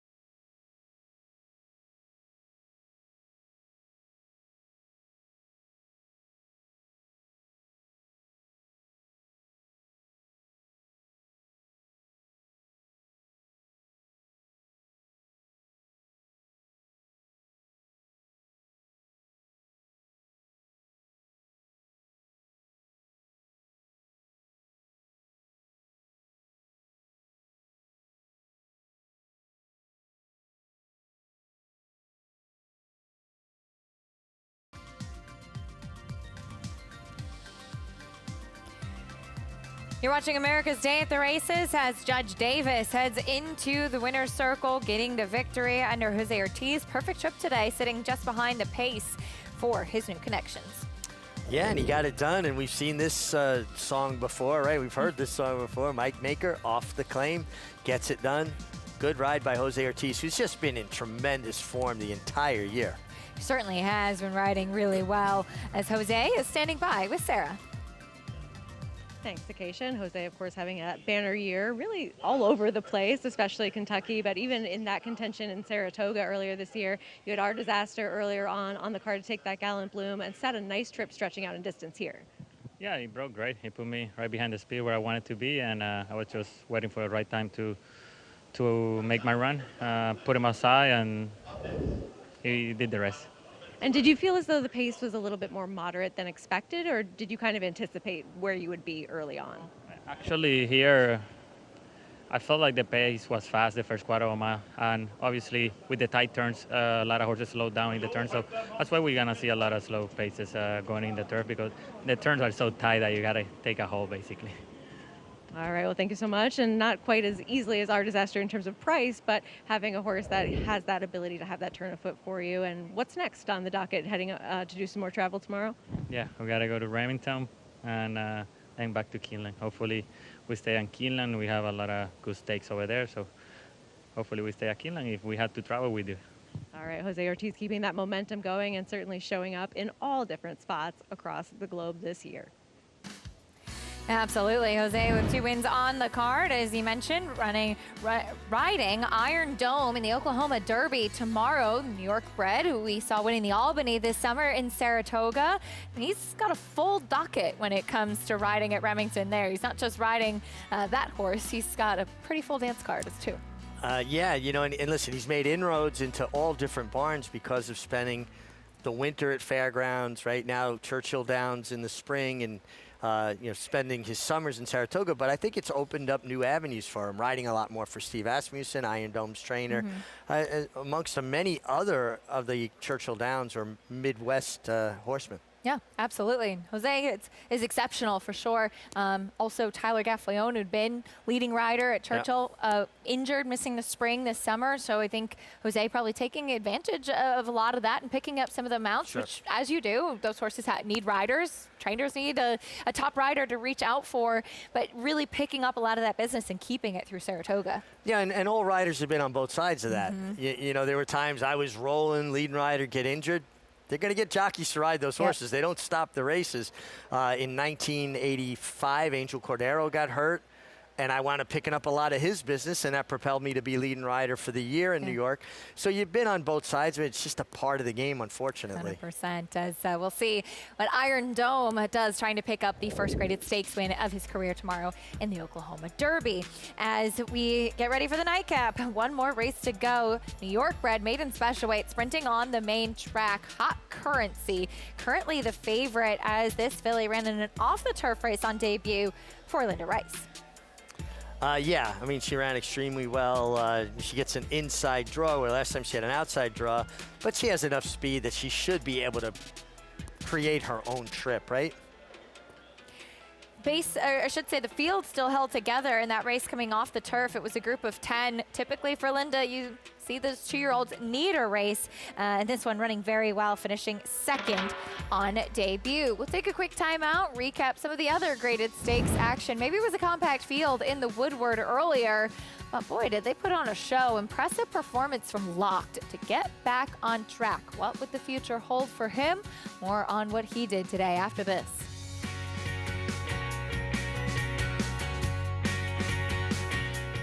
Welcome to the 2025 Keeneland September Yearling Sale, where history was made when Three Chimneys Gunrunner, the sire of 2025 Grade 1 winners Sierra Leone, Locked, and Brent, became the first horse in the history of the Keeneland September Sale to sire the session topper of each of the first 4 sessions. Among them was the $3.3 million sale topper, purchased by Peter Brent, M.V. Magner, and Winchell Thoroughbreds.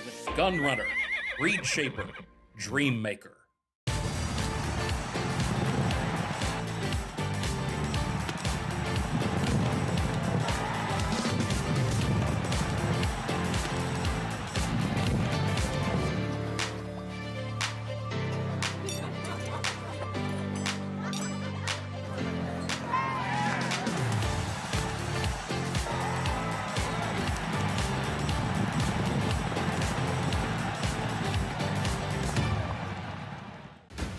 He's a running son of a gun.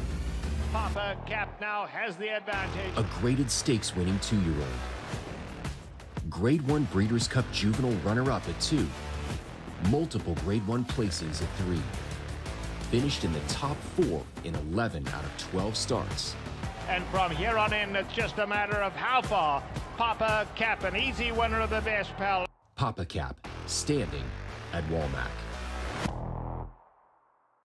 New York breds. Race them. Respect them. Bet them. Respect them. Breed them. Respect them. Buy them. Respect them. Train them for a second career. Respect them. Join us in respecting thoroughbreds at every stage of life. Learn more at nybreds.com.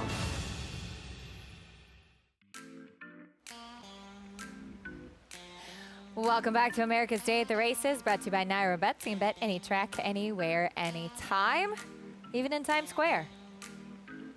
Getting dizzy. I know. Times Square makes me dizzy. I avoid it at all costs. Yeah, me too. I'm not much of a city person anymore. I know. I miss living in the city. Well, you went hardcore. You went right to Hell's Kitchen. I did. I did. Lived there for quite some time. As we have race 12 coming up, the nightcap for New York bred 2-year-old sprinting. And here are the will pays for the pick 6. If the 4 or the 8 win, the 4 Harpy currently 26-1, and the 8 Banco de Sicilia currently 53-1. If either of those 2 horses win, it would trigger a 3-day pick 6 carryover. Wow. I mean, that would be that would be news. I mean, a great day of racing today with the carryover, and then just carry it on through the weekend.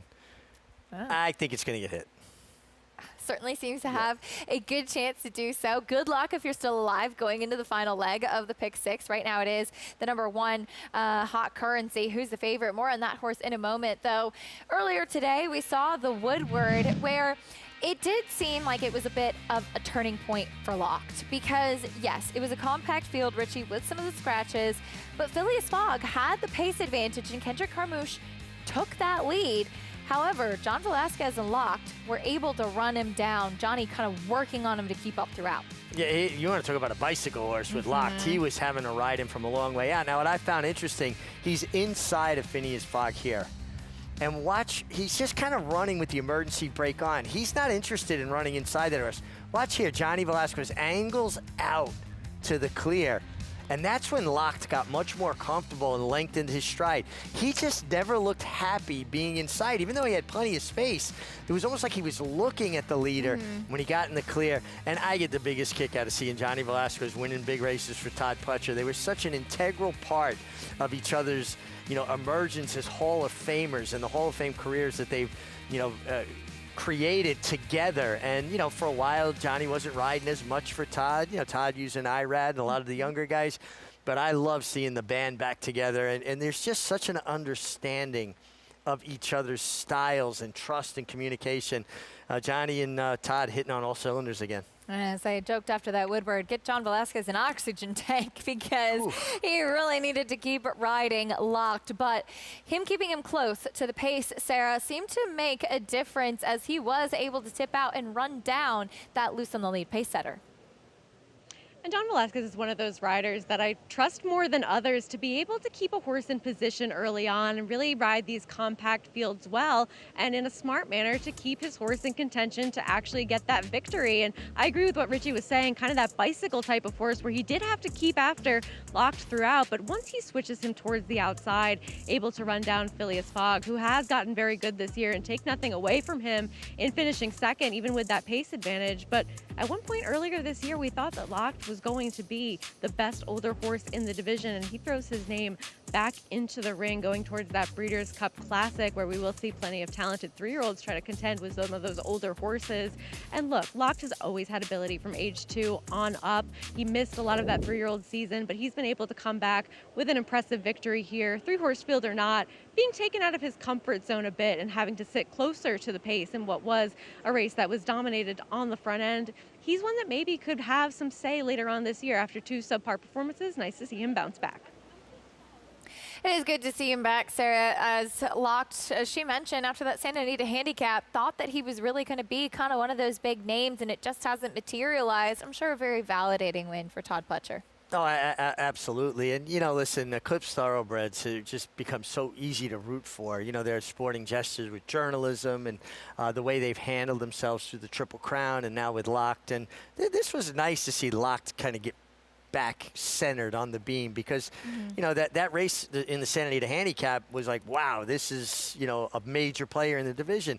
And maybe it was that effort that kind of made him take a step back for a little while, but he found himself in a big way today to run down a loose on the lead, honest horse like Phineas Fogg. Yeah, absolutely, who of course won the Suburban. Phineas Fogg did earlier this year. Well, as far as the older horses are concerned, over at Churchill Downs today, we saw the Lucas Classic.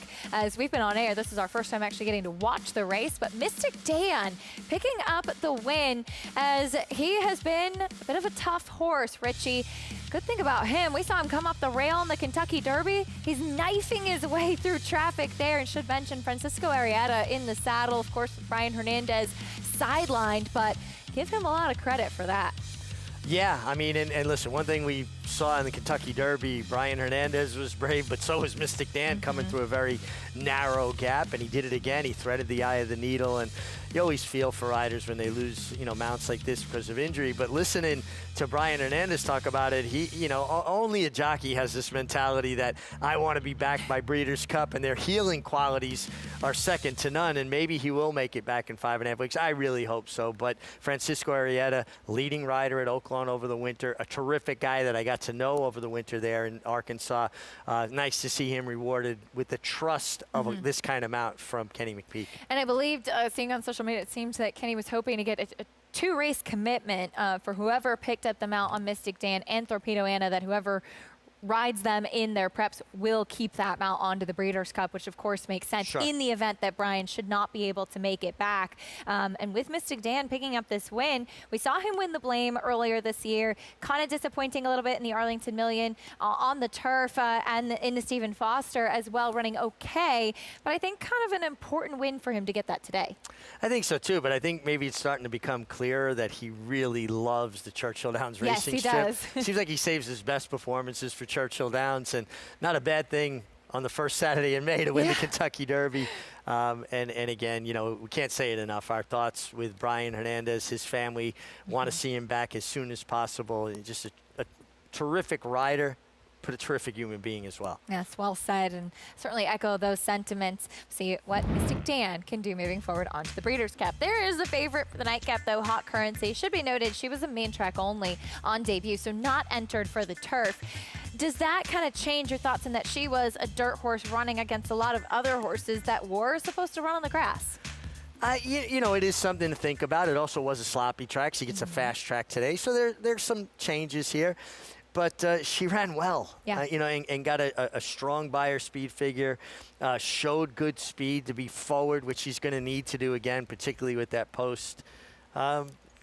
Tough race to end the night, the day with, this nightcap. It certainly is. She was one who at one point had worked 10 flat at the OBS April, 2-year-old Sale, daughter of Central Banker. This is her debut, where she was forwardly placed in this race, and she ended up following the winner, who's the gray filly in the pink cap there. She was second best, Hot Currency, but like we've said, typically for Linda Rice, you see the horses sometimes need a start, so very encouraging with how this one did run. Yeah, absolutely. And she stayed on, right? She was giving ground, it looked like, at the top of the lane, and then kind of reasserted herself and kept fighting to the wire. It's a really nice effort. Difference is, though, she might have to take kickback today, which she didn't have to do on debut. Few first-time starters I find intriguing. The 5, Let Me Count the Ways, is one of them. I have become just such a big fan of Yopon. A lot of them are just so striking, and he's had a tremendous start as a freshman sire as well. This one debuting for Mike Maker, the Dam, the sister to Great Three Wintertime's Mistress, so some pedigree in there as well.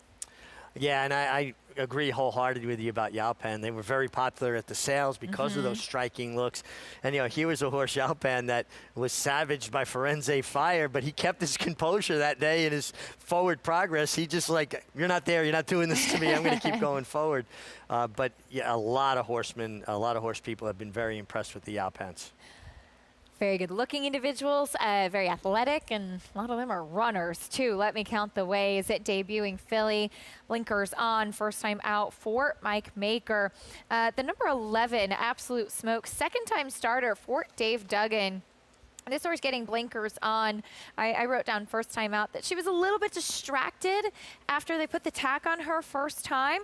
And maybe the blinkers, the experience will help her to be more focused today. Yeah, I think she's going to take a step forward, too. You know, Dave is such a good horseman, but he also understands about basically preparing a horse for a career, not just a race, right? So he's not going to have all the screws tightened for the first start. I think this filly could take a step forward and is a player. Let's meet the field, kicking things off with your favorite, the one Hot Currency. Good debut on an off racetrack, gets the rail, has to show she can do it from the inside, but a deserving favorite. First-time starter, Morning Prayer. Comes in off a good gate work in her penultimate work before that, and I like that when they have that big gate work, at least 1 or 2 removed from their start. Harpy moves to the dirt today. By Reedsdale, it was out of a mare named Harpia, who was by Danzig, who couldn't run at all on grass, but she was very good on dirt. Here's Let Me Count the Ways, that first-time starter.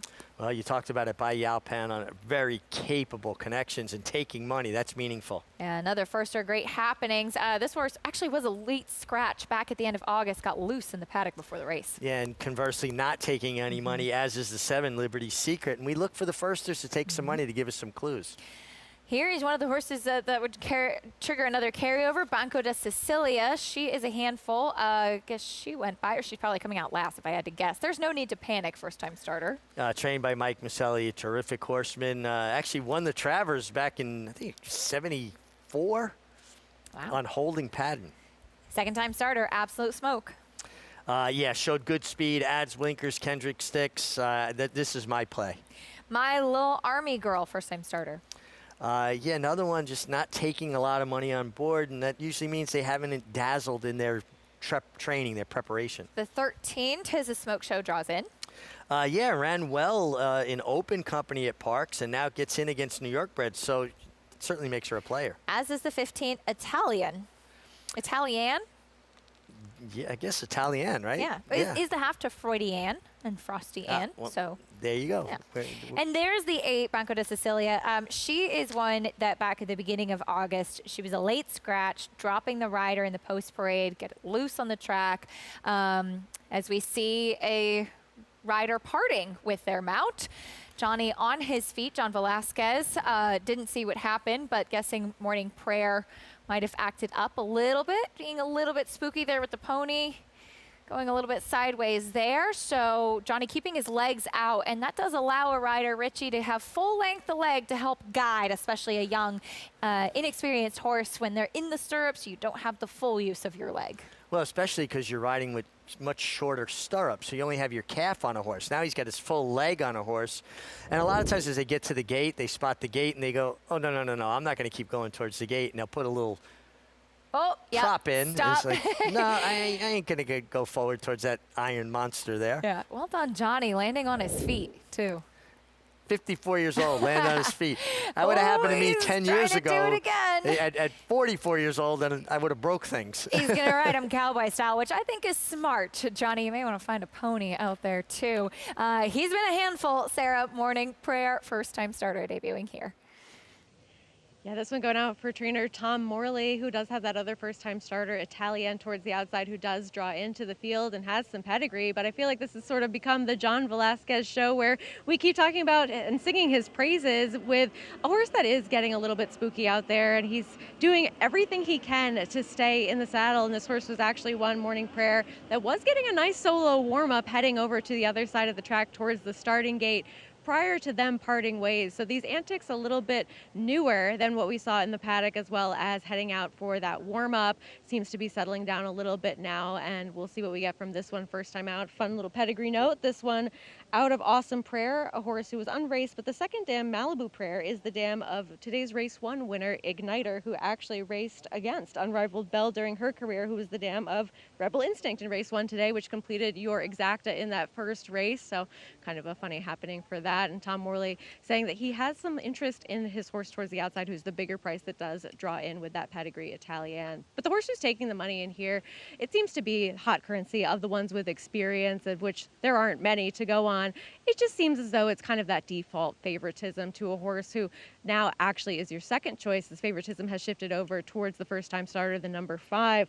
And look, hot currency ran fine first time out. Clearly Linda Rice wants to keep this horse on the dirt, even though there is that little bit of turf pedigree, and the intention is there for this one. Having the experience is so valuable at this stage in the game, but you just have to think that somebody else might be able to show up with a performance that's a little bit faster than what this one did first time out. Sloppy sealed track as well, so hard to judge really what we're going to see from this one over the fast main track. I took the other one with experience towards the outside, Absolute Smoke Show. David Duggan adding the blinkers for this one. On dirt, first-time blinkers, he is 21%. He's 8 for 39 over the past 5 years with a $2.22 ROI, 54% in the money. So it is a move that does work well for him to get these horses a little bit more clued in and focused for that second start. Sarah, thank you. Blinkers on, Absolute Smoke. He makes a world of sense given the experience, and he did show a little bit of early speed first time out as well. Yeah, and, I know Dave, extremely well. We're friends, and he is a horseman that wants to develop a horse. So he's not looking to see their best first time out. Not that he can't win with first-time starters. He's very capable. I like the stat that Sarah just told us about him adding blinkers. And I got the impression that blinkers was something she would need after watching her first start. You talked about how hesitant she looked in the post-spray, distracted, a bit, you know. And I thought she was under the gun. She was, 4 of 9, so she was inside. Now she's more outside, so maybe she gets into the race a little bit smoother, a little bit in a, easier fashion, if you will. I just thought she was the one I wanted to lean on. I thought that maybe there were less questions. 7-2 right now, as favoritism is now tipped over to this 5. Let Me Count the Ways. The only first-time starter that's really taking a ton of money in here. I think that's certainly notable. Oh, absolutely. It says that this horse has been impressive in their morning trials. You don't take this kind of money unless they've done things in the morning that have opened not only the trainer, the owner, the rider's eyes, but the clocker's eyes as well. Absolutely. As we see horses going into the starting gate, looking like the 3 Morning Prayer being a little bit difficult going into the gate. As Sarah talked about that pedigree, horse that galloped at the Timonium 2-year-old sale in May. It was a nice mover. See if mentally he can keep things together. She can keep things together for this debut. First-time starter, Let Me Count the Ways, though, taking a lot of attention. Richie and Sarah leaning on the 11, Absolute Smoke with the experience. One more to go on what's been a fantastic Saturday of racing. Chris Griffin has the call. Race 12, Belmont at the Big A.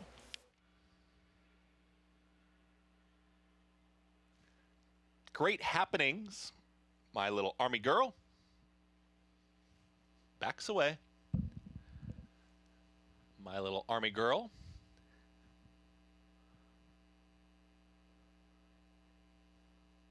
Tis a Smoke Show.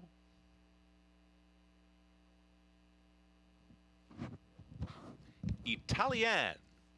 Last to load to the outside, the 12th and final on this Saturday afternoon program. Italian. Goes in, all set. And they're off. To the inside, it's Hot Currency. Right out towards the front, Hot Currency now with a neck advantage. Let Me Count the Ways is right up alongside, and here comes Liberty Secret is in gear. It's these 3 tightly bunched on the front end and dropping right in behind them. Perfect spot for Absolute Smoke is in 4th. Then it's about 5 lengths clear of the rest of the group. Just behind them at the rail is going to be Harpy, is joined by Bunko Di Sicilia. Trying to run on there comes Great Happenings, is in that grouping too. My Little Army Girl, further back, Tis a Smoke Show, Orange Silk. Second to last is going to be Morning Prayer, and the trailer, No Need to Panic. It's 2 groups as they're well around the far turn, and they're flying up front. 21.61 for the opening quarter mile. The leader is Let Me Count the Ways, who's in hand here. Let Me Count the Ways. 44.31 now is cut loose, and Let Me Count the Ways is running them off their feet. It is Let Me Count the Ways. A final furlong to get is 6-7 lengths in front, approaching a final 16th. Let Me Count the Ways. This is going to be dominating fashion here. Let Me Count the Ways. Much the best. Great Happenings up for second. Then came Absolute Smoke for third and Hot Currency. Final running time, 1 minute 9.67 seconds. Mike Maker, Jose Ortiz, and Paradise Farms take the late double. Judge Davis winning on the turf prior, and now with a 2-year-old first-time starter. Let me count the ways. He took money, and he certainly ran to those odds, Richie. This was very impressive. This 2-year-old daughter of Yao Pan goes... excuse me. Yeah, 21-3, and just kept finding. Wound up stopping the clock in 109 and change, 109.67. This was racehorse time. Professional, naturally fast, much like her sire. It looked like the horse that both Sarah and I liked, Absolute Smoke, was poised in a perfect position, made her run, and then just flattened out. And then here came the late run from the 6 Great Happenings, first-time starter at a big price, picked up the pieces for second. But wow, this was an impressive performance by Let Me Count the Ways. As she went off at 9-5, and rightfully so, pulling away from this company here. You mentioned it, Great Happenings. That was the horse that had gotten loose in the paddock towards the end of Saratoga, and it had run about halfway around before they were able to corral her, and so as a result it was a late scratch. And coming back, obviously much more professional today, and big run at 45-1. Yeah, I mean, she's the one who's going to round out your exacta, help your tries. No doubt about the winner, who was ultra impressive. Listen, it was a good effort from the 11, Absolute Smoke. But sometimes when you make that kind of first run at a superior foe and they leave you, kind of heartbreaking. It guts you a little bit, right? And then you're right for someone to come running. But nice job by Lane Luzzy for Jimmy Ferraro, also a trainer whose horses get better with racing. So Great Happenings, maybe a horse to keep an eye on going forward. But I think Let Me Count the Ways is stakes bound after this. I certainly think so. Very impressive debut from that New York bred 2-year-old filly. 9-5, she took money, and for good reason. 5-6, 11-1 in race 12. As mentioned, Mike Maker, Jose Ortiz, and Paradise Farms with the late daily double here. An impressive 2-year-old, one to watch in the future. The brilliance of the legendary Arrogate and the speed and stamina of the sire of sires, Uncle Mo. Introducing Petulante, the first son of Arrogate to stand in New York after winning handily at first asking. Petulante! He's got a kick here, and he's going to prove much the best. He won or placed in all 7 of his lifetime starts, including the Grade 3 Salvatore Mile. Petulante, Nimbus class, Petulante! Petulante, now standing in New York. For information, visit ihdvstallions.com today.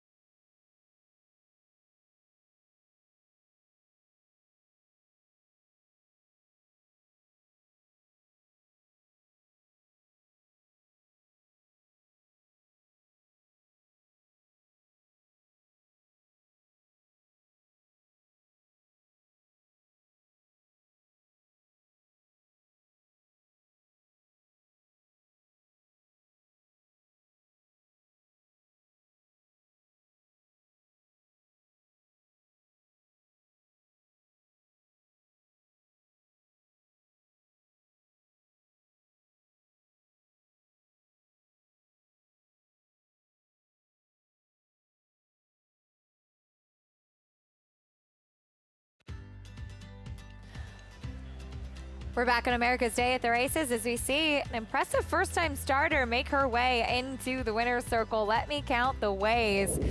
She was dazzling on debut. She took a lot of money, and boy, she pulled away from this field.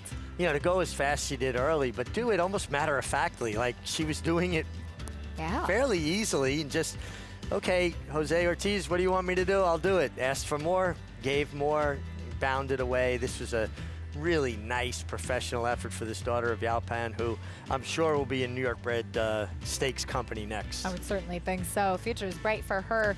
$5.86 winner. Big price on Great Happenings, who ran on late. Another first-time starter getting up for second at 45 to 1. 5, 6, 11 as the pick six was hit over 16,000. Pretty good for that two-day carryover. Yeah, absolutely. You had a two-day carryover coming in today, a couple of big prices towards the end of the day. As you said, it started off very formful in the first couple of legs, and then the prices got bigger and bigger as you went, and a first-time starter that took money in the nightcap. Yeah, and it kind of was that way yesterday as well. And the thing about a first-time starter in the final leg of a, multi-race sequence is you don't know necessarily that horse is going to take that kind of money, right? You've got to kind of have to go in early on hoping that, this first-time starter is well meant, and you wouldn't know that until the post parade, and your ticket's already in hours beforehand. It's a little bit tricky for sure. We were jam-packed with graded stakes action today, and that does include the Gallant Bloom Grade 2 event where our Disaster ran to the favoritism and using her speed. One of the 3 wins on the card for Jose Ortiz. Certainly a good day for him, a profitable day on Saturday, getting the first graded stakes win of her career, and she just ran everybody else off their feet. Speed from the inside. He allowed her to show her speed, Jose Ortiz. And it's always that tell, right? When the riders take that look back. And I don't mean a quick peek coming to the quarter, Paul. It's almost like a long, languishing look back. Like, I know I got a lot of horse. Let me see where everybody else is at. I'm still trying to figure out, trying to come up with a rear view mirror for jockeys, get a patent on it, maybe go to Shark Tank. Who knows? Yeah, I would love to see you pitch on Shark Tank. That would be fun. Where's the market, though, for jockey rearview mirrors? I know. There's more than you think.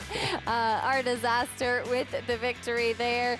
As we also saw the Vosburgh today, a win and you're in for the Breeders' Cup Sprint. And this was a pretty special win as Patriot Spirit got the victory. Pretty emotional interview, very grateful interview from trainer Michael Campbell following the race as well. And this horse has found a home at 7 furlongs.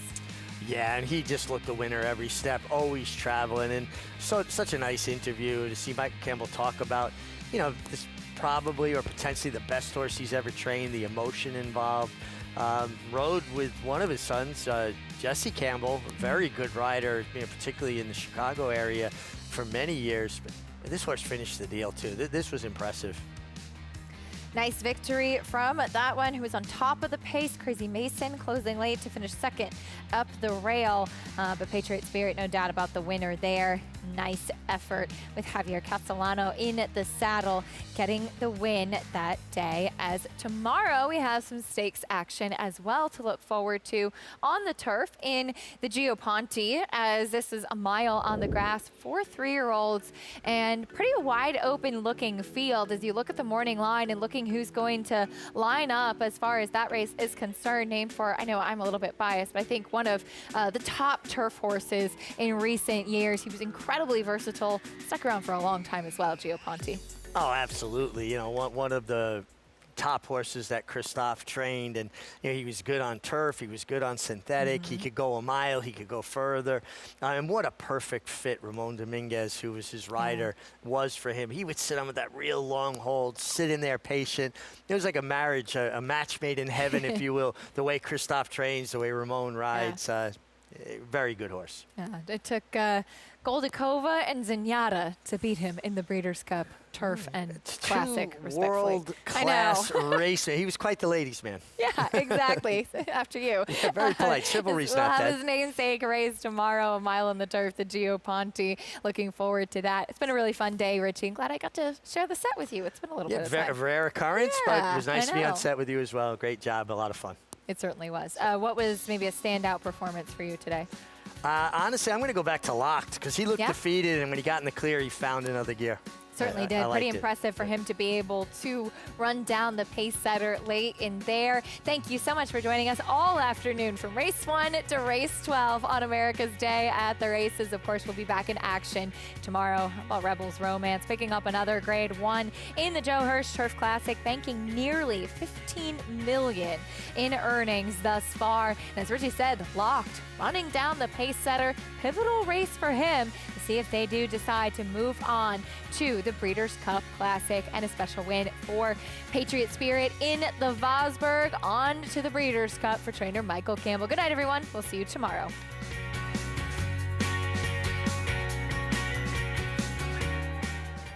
You're never more here than when you're here. Here is more than just a horse race. Here is where you want to be. And here's the horse that's going to make it happen. They're off in the Breeders' Cup. Here she is, coming around the final turn. Another stretch. Making sure that this year, you won't be anywhere else, but here.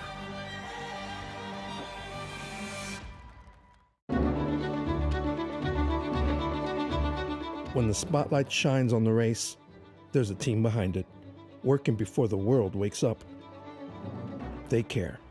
They sacrifice. They make it all possible. Best is here to care for them because they deserve the very best too. We support their health, their hopes, and their humanity. Best, behind every champion is a team, caring for the people who care for the horses. Racetracks, casinos, slots, superfectas, you can gamble from anywhere all the time. You've just got to ask yourself, should I? Take a pause to stay in control and think about how much time you spend gambling. A pause can help you determine if you're gambling because you like to or you need to. A pause can help remind you there's more to the moment than your next wager.